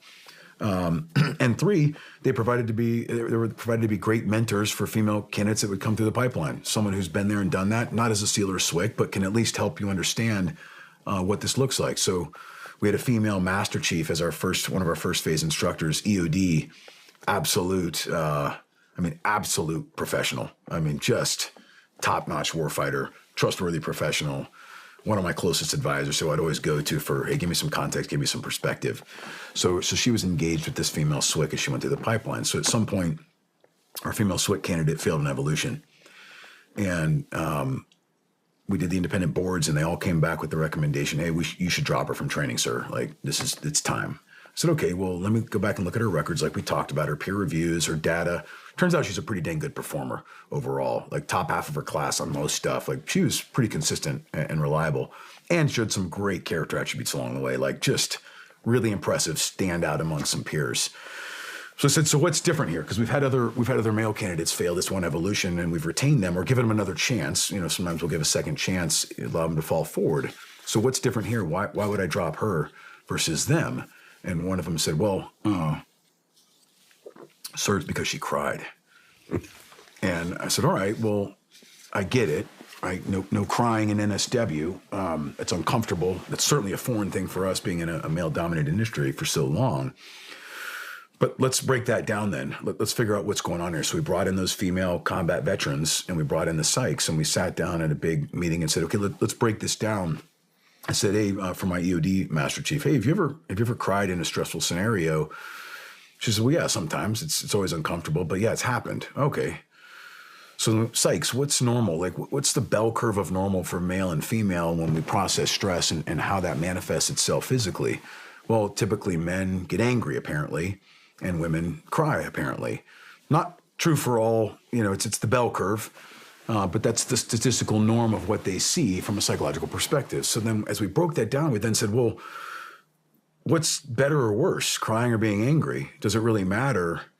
And turns out it doesn't. What really matters is, can you perform the task through the stress, regardless of what that stress manifests as emotionally? And then we realized, yeah, I really don't care if you're angry or you're crying, as long as you're blasting the enemy's face off with the 50 cal and accomplishing the task. So then we pulled her in the room and said, let's have a discussion about this. Hey, here's a mentor who's had this happen before in a male-dominated industry and how she survived it. She's going to lead, coach, and mentor you through what this looks like. We're going to give you one more opportunity because you've earned it. We see your track record, and it's fantastic. You got to accomplish this. I don't care if you cry anymore. It turns out we don't really care about that. What we're really selecting and assessing for is, can you manage your stress and can you perform the tasks? So feel free to cry all you want, but we got to get you to accomplish the task. And she did. She totally knocked it out of the park the next time, and graduated and went on to be the first female SWIC operator out on the East Coast. And what's beautiful about that, too, it was such a great case study on this is what happens when you hold the standard. And she meets it. She's now earned it. And we have total equality of opportunity. And then what I saw is when people started naysaying her, we heard that you guys lowered the standard. Her cadre came in and defended her. No. Our little sister met the standard. I know because I held the standard and she met it. That was a beautiful thing to see. It's one thing for a commanding officer to come in. No, we did the right things. Okay, sure. But when your cadre at the E6 and E5 level are vouching and saying, no, she earned it. Every single day, every single opportunity she earned. Now she's our teammate. She's our sister. go get to work, row. It's an incredible learning opportunity. Super fun to be a part of that. So the argument that I was running women out of training doesn't stand. Doesn't stand. So it leaves the only other variable remaining. The only thing that changed between Class 350 and 351, and this can be controversial, the mandatory COVID vaccine. It's the only variable that changed. Now, let me qualify that with, I do not want to get into the politicized debate about all the things that happened during COVID. However, what both sides of the aisle have absolutely agreed upon is that the vaccine produces fatigue, as does the virus, sometimes long fatigue. It happens. Having had the vaccine or the virus both times and the vaccine, I can tell you, yeah, it produces a lot of fatigue in me as well. So what's interesting is the mandate for the vaccine came down for Class 350, but it was the week before they started Hell Week. So we said, no, we're going to waive that. That's way too close. It's way too much risk. We don't know what's going to happen. So we let them do it after Hell Week. So 351 was the very first class that we then gave the COVID vaccine to as they started first phase right beforehand. What's interesting about that too is all the attrition data for classes 351, 352, which is where Kyle died, and 353 show that the majority of the attrition happened within the first 48 to 72 hours of those classes, which was another anomaly that was different from everything we'd seen in the past. Well, kind of makes sense when you think about the fact that these guys were just really fatigued. You gave them a shot that fatigued them and then expected them to perform in some of the most difficult training as we dropped the hammer on day one of first phase, and then we acted surprised when they all quit. I can't remember which class it was, but one of them, over 100 people quit within 72 hours. The helmets had lined the corner. We weren't even done with week one. I brought in a PhD because I was losing my mind. I'm like, I need you to help me. Like, what is going on? And he said, Brad, I'm telling you, I've looked at this stuff for 14 years. I've studied every single soft branch and selection assessment and training. When this kind of thing happens, it's usually cadre running amok. I was like, come look, please tell me. Tell me I'm taking crazy pills. He's like, I'm bringing my bias with me. Just so you know, I said, bring your bias. He walked away and said, it's not your cadre. At the time, we hadn't isolated it down to that one variable, but he had a lot of other variables he added to the mix, which were absolutely contributory as well. So it's just a false narrative that we were just ramping up training. The data shows it. It's the only variable that changed. What's interesting, too, is the attrition starts dropping off a few classes later. Well, why? Well, that would make sense as now people are entering the Navy, going to boot camp, getting their shot at boot camp, and having 12 weeks to bleed off the effects of the fatigue before they check into buds, then do the 7 weeks of prep, and then start first phase.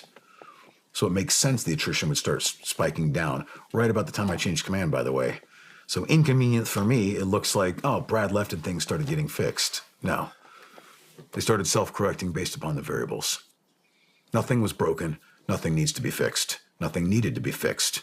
There were small things, like we said, happy to glad. We fixed those. Nothing else. Has the curriculum changed at all since you've left? Well, a couple of things have been changed, yes. I don't know specifically. Like I said, a lot of people don't talk to me anymore. But for the most part, they've tried to hold the line. But this comes back to why I come forward now is I've heard people start to perpetuate the lies inside the force, and that's always a dangerous thing because now people start making decisions and saying things like, we fixed a problem. Well, if you implemented a solution to a problem that actually didn't exist, that can create, back to the discussion on risk, more blind risk that we're not even tracking right now. Where did that get deferred to? What did you solve? Did you make things better or worse? I'm hearing a lot of big talking points about we fixed things. We fixed the toxic culture. There was no toxic culture.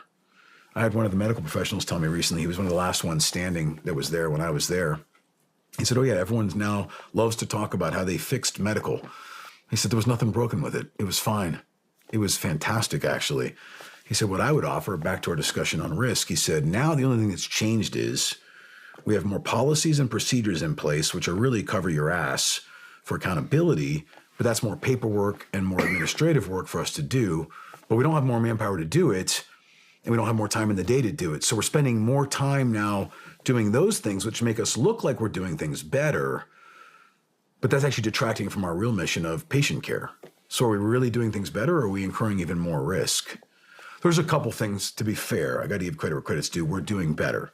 We're doing this whole system now where they finish Hell Week and they go into one big room and we have all their data up and they're wearing heart rate monitors and all the resources that we've been asking for 10 years and couldn't get are now there.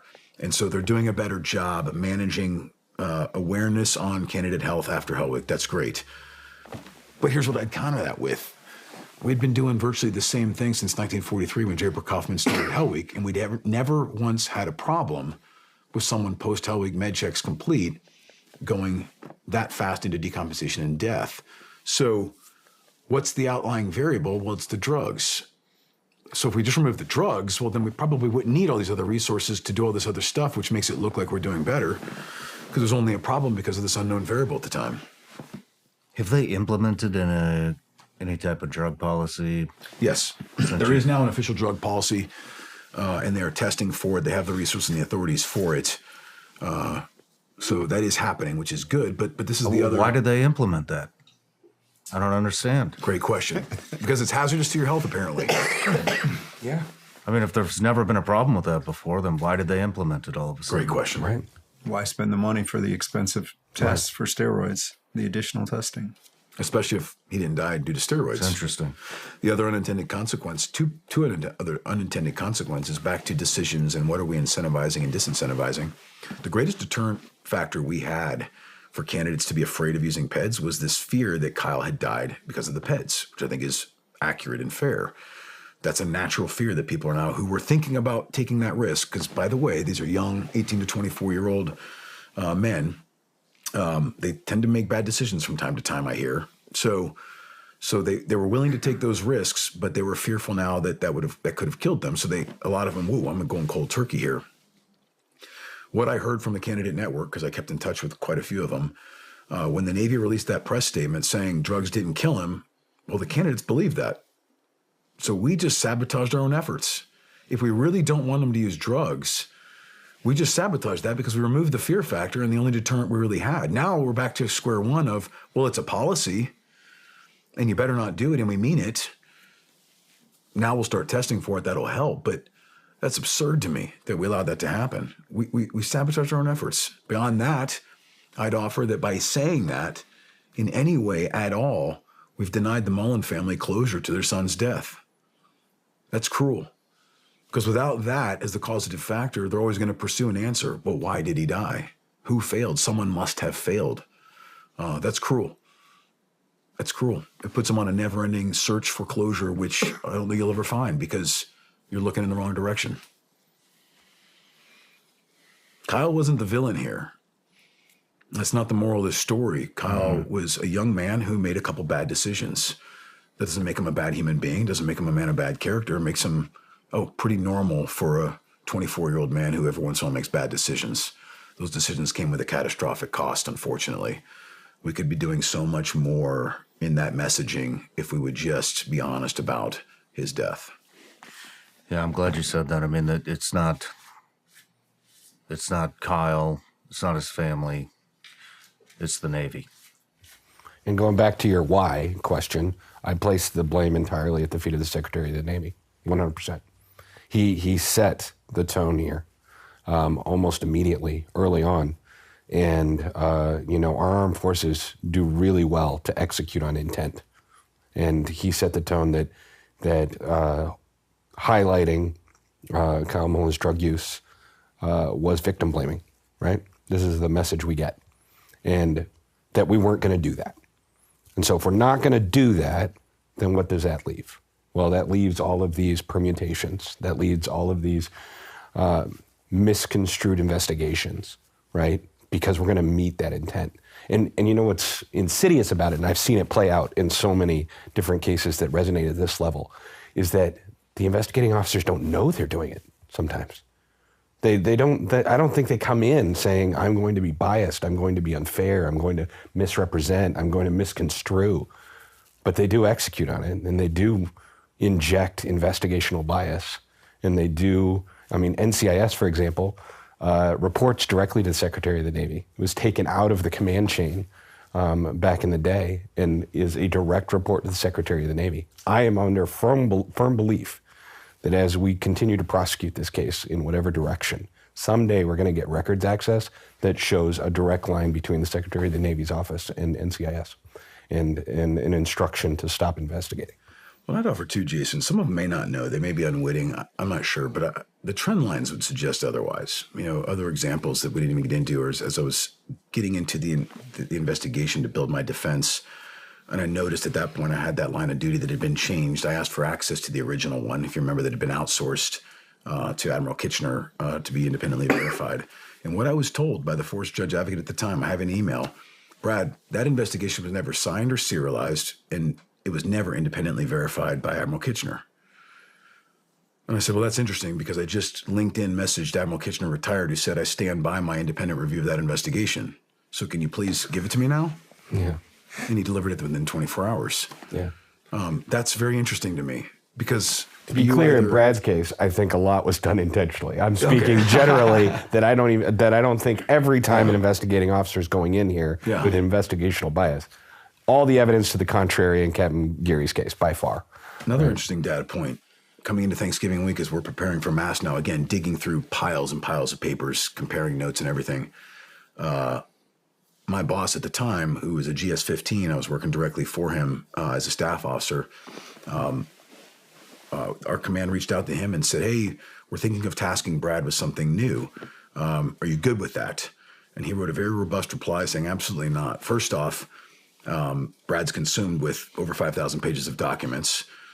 He's very in-depth with that. We're doing a human factors council right now, which he's involved in measuring out all of our leaders in our shop. By the way, of all those people, Brad is my most redlined human factors individual right now because of the stressors on his life. In addition to all this other stuff, his son just developed an autoimmune disease, partly catalyzed by the stress their family's under. His wife was just diagnosed with PTSD from this and has an ongoing ulcer. I'm paraphrasing a little bit. And he said his tagline at the end was, at this time, I do not recommend giving Brad any extra work that could be perceived as frustrating his efforts to prepare his legal defense. Wednesday afternoon, after receiving that email of advice from my boss, Wednesday afternoon before Thanksgiving, I get a phone call from our command. Quote, on speakerphone, my wife heard it. So, Brad, I was talking with the JAGs, and we're concerned that we're giving you too much time to prepare for NJP because it puts the command at risk. So we're going to give you an additional task. Are you serious? I'm dead serious. Verbatim. Yep. I said, what risk? What risk? Can you articulate the risk? Well, we're giving you this so much time, and so we have to give this amount of time to everybody in the future if we charge them. So if we have a fictional future E6 that we charge with MAST, we have to give him this much time. I said, okay, first off, you're saying this based off of a fictional future scenario? That's arbitrary. Second off, if that E6 has 3,500 pages of evidence to review and is being frustrated in his efforts to review it, yeah, you give him this much time. If he has 100 page, well, then proportionately, you give him a amount of time he needs to review 100 pages. These are leadership decisions. This isn't risk. So do you hear how stupid that sounds as I say it back to you? I may not have been that brash in my comment back, but it was something to that effect. Well, so you're saying you won't do it? I said, well, I'm saying there's a conflict of interest here because, by the way, what you're asking me to do is inappropriate. You're asking me to do a get real, get better survey for our force. By the way, you know very much that part of my allegations are against the very people that authored that saying. So this is weird. Does anyone else not see this as a conflict of interest and inappropriate right now? Pause. Have a nice Thanksgiving. Hang up. Email on Sunday. Need you to come into work tomorrow. Go into work. Hey, we're going to have you do this. All right. Yeah. And let me frame it that if we were anywhere outside of the administrative space, if we were in a criminal space, for example, an intentional attempt, stated intent to frustrate your defense would be unlawful command influence. We would dismiss the case. Right, but here we are in administrative. Having commanded twice, if one of my sailors came to me and said, my son was going through the health crisis that our son was dealing with, this was catastrophic. This broke me to my core. I had to fly my wife to a conference in Florida who was dealing with this autoimmune disease to figure out some single parent dadding while building my defense in NJP. While having to go to an air-gapped laptop. Yes. If any one of my sailors would come to me with a problem like that, the only thing that we would have said was, come offline, take care of your family business. You got a lot going on right now, man. You tell us when you're ready to come back. Instead, you're finding things for me to do because you think it's risk to the command by letting me prepare a defense when I'm mounted against thousands of documents and it's just me, my wife, and my attorney pouring through them when you had 9 months with countless staff officers and legal professionals to digest this for you?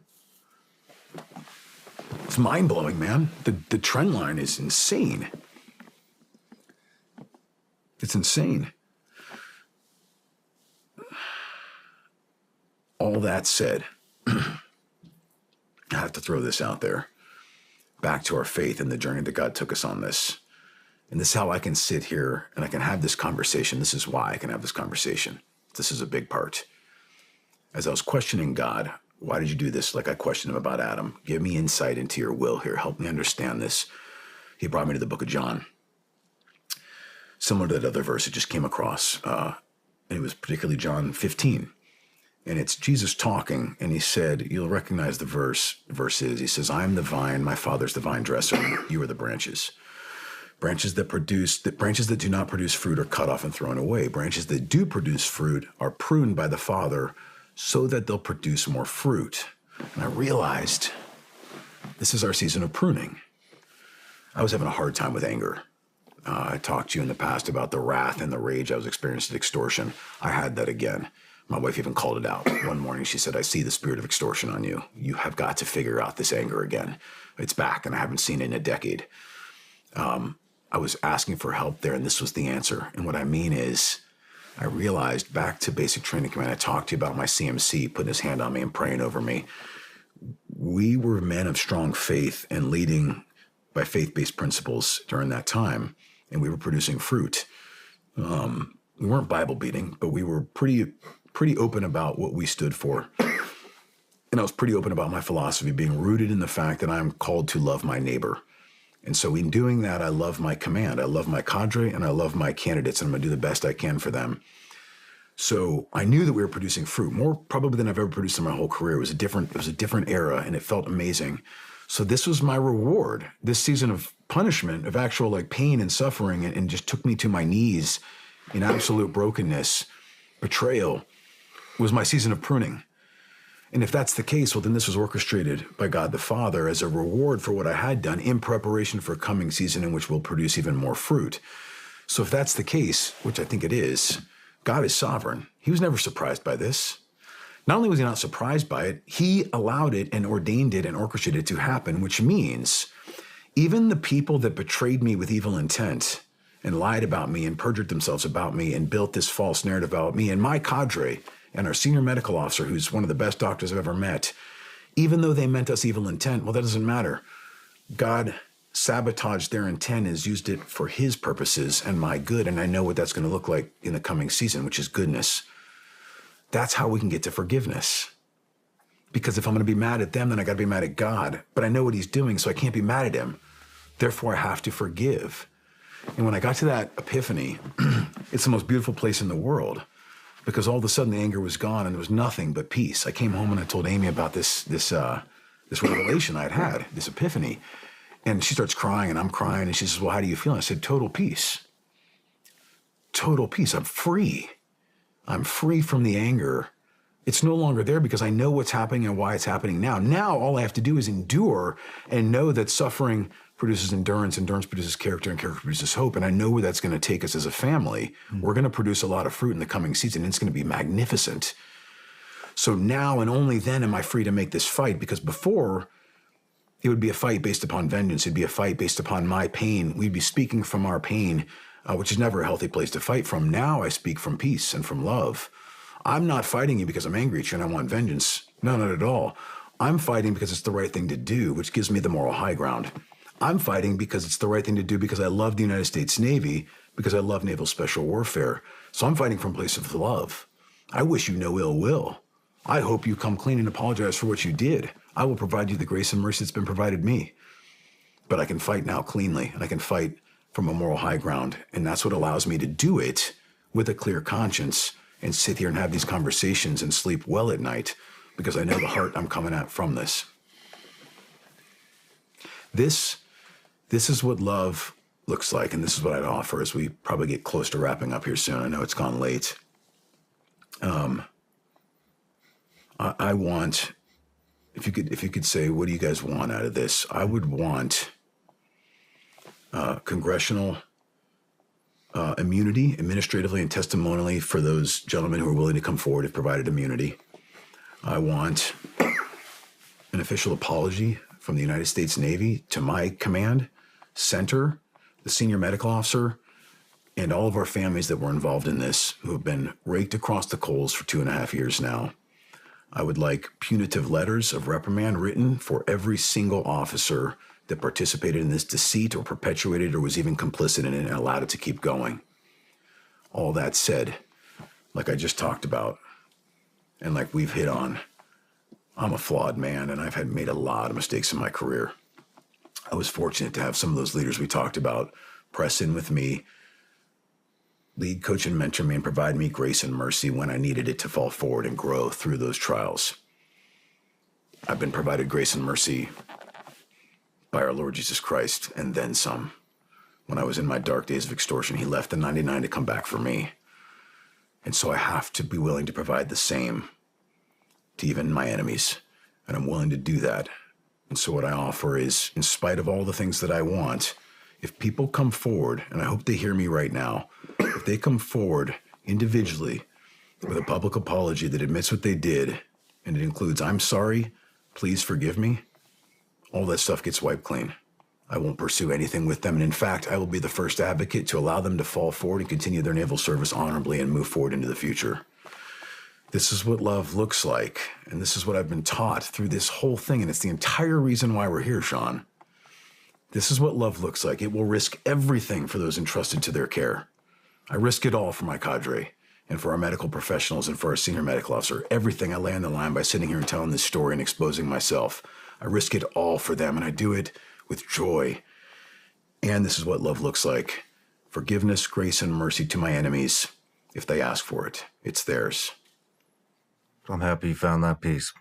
I am very happy you found that peace. And everything. Sounds like my last question was going to be, what's your best case scenario? And I think you just described it. And I would just say, to piggyback on that, and it's hard to add anything to what he just poured out. I mean, think about everything he's been through and what he's done. I mean, that's why I'm here. That's why I'm here sitting next to him as two pastors, guys from Apologia Church in Arizona, Jeff Durbin and Luke Pearson, met me because they had a room full of Navy SEALs that didn't know what to do. They were being threatened with court-martial over the COVID mandate. And that was a leadership crisis. That was a moral crisis. They were being lied to. They were being threatened. I got a phone call in the middle of the night. I was there. My brother's in the Navy. So that's why this fight matters. So understand, Brad's a target because of his faith. He failed the loyalty test. At multiple points in this, he put the truth and integrity over the institution and the institutional lie because someone thought, because of woke ideas, because of, you can't blame the victim mentality that's ruining our military. He stood up to that. I get emotional thinking about it. He stood up to that. That's why he's here. He made himself a target by doing the right thing because of his faith, right? And again, there's so many people that are engaged. I could tell you of all the people that are behind the scenes in this, and it all starts, I'm here because of these two pastors, but all of that matters, and this fight matters moving forward because what we learned during COVID, when people were being treated poorly, when they were getting the wrong things happening to them over that, they had to stand together. And it was simply saying, I'm not going to go along with your lie. I'm not going to go along with your lie. There's things Brad doesn't even want to talk about. Going into his admiral's office and saying, hey, these guys have a sincere religious objection to the COVID vaccine, and I'm going to support the guys that have a sincere religious objection to it. And the admiral told him, don't do that. I'm going to deny all of them. Part of that blanket denial. Why does that matter? I'm telling you, I think the SEALs are one of the last bastions in our country and our military that are willing to put each other, that brotherhood, and the truth over everything else. And this case, among other things, is allowing Naval Education and Training Command, bureaucrats at the Pentagon, to put their hooks into this training. And that's why a lot of this fight matters. We need people like Capt and Geary to stand up and put the truth and put what's right and put their faith over an institution or anything else. Because if we don't do that, if we lose that foundation, our military's gone. And that's the moral crisis we're seeing. 2015, the Army War College did a study. They identified a crisis, that there were too many officers willing to simply check off. I completed all our training. I completed the inspection to get to 100%. They were willing to put their career over the truth, even though it was impossible to do all of the training in a calendar year. They were all signing off on that they completed. That was an indication. All of this is a symptom of a moral crisis. And that's why this matters. That's why I got excited about this fight. And then I met this man and get to stand with him. So that matters, and that's the future of our military. We have to take a stand. We have to stand behind people. Congress needs to do their job and use their constitutional controls to get the bureaucracy under control and push back, because we're losing our moral fiber in the military. We're losing it.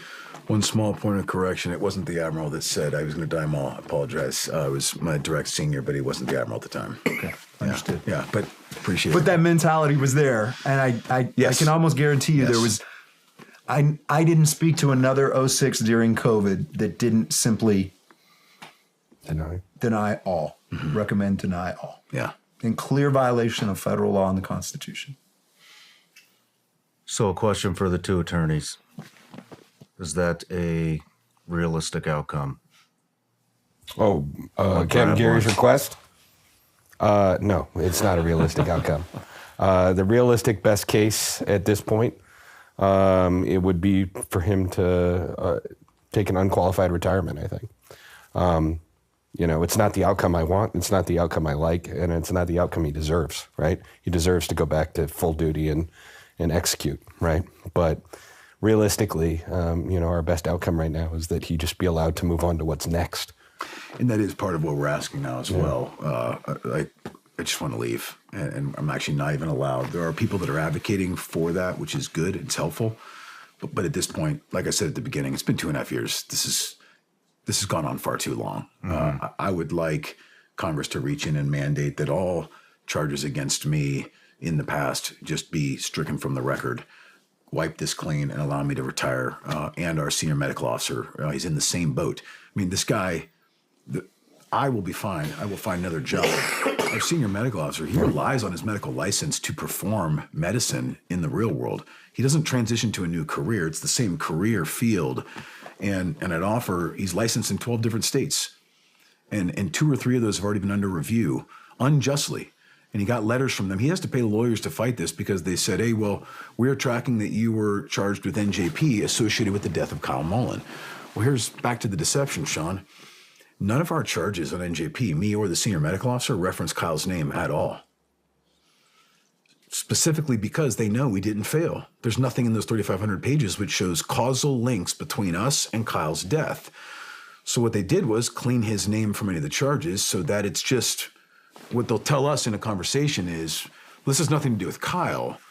Kyle died. We had an investigation. The investigation exposed these things. We have to hold you accountable for these things. Well, that's somewhat of a half-truth because I know on the other side of the mouth, you're telling his family that you're finding us accountable for the time period that their son died. You don't get to speak out of both sides of your mouth. So when the senior medical officer advertised, hey, I'm now fighting for my license in a second state based off of a false link there, I suggested to him as his friend, we're very close, he's an incredible human being. I said, hey, why don't you just reach out and ask them to say what's already known. Just annotate that Kyle's name is not associated with your NJP charges. That should clean this up with any future medical board because that's a great idea. So he reached out and at first got a yes, we will do that for you. 24 hours later, after talking to the JAGs, they rescinded the offer. So you refuse to speak the actual truth about his charges, that Kyle's name's not mentioned. Why would you not even be willing to do that?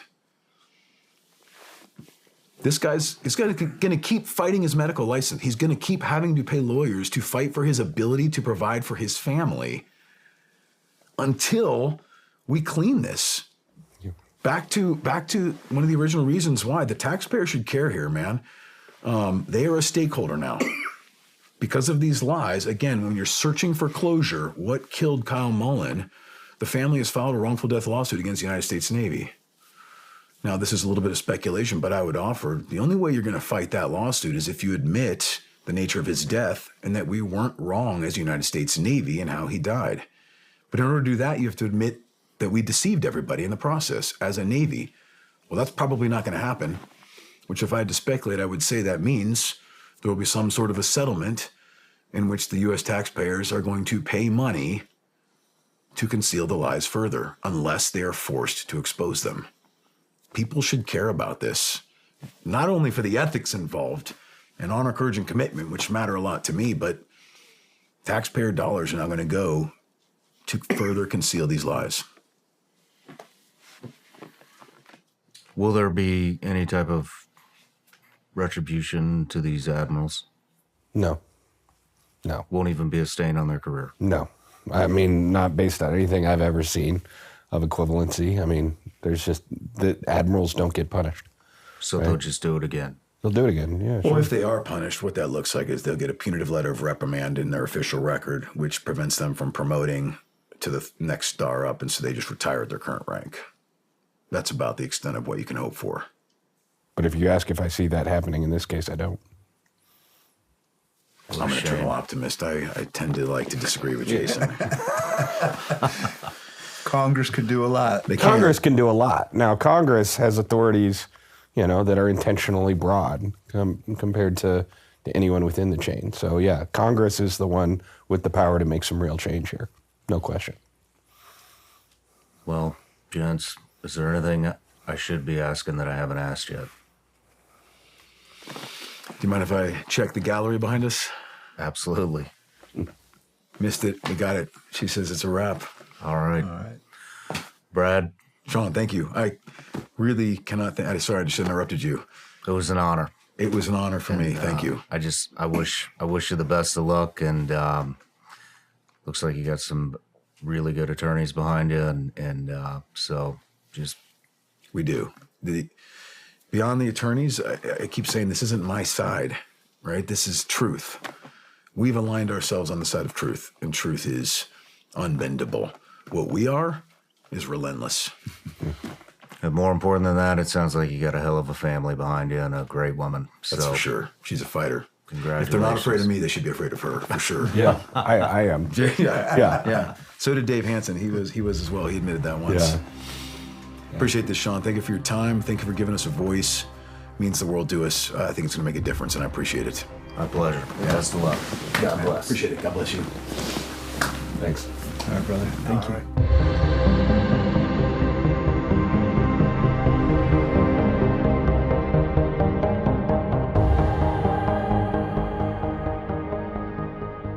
No matter where you're watching Sean Ryan Show from, if you get anything out of this, please like, comment, subscribe, and most importantly, share this everywhere you possibly can. And if you're feeling extra generous, please leave us a review on Apple and Spotify podcasts.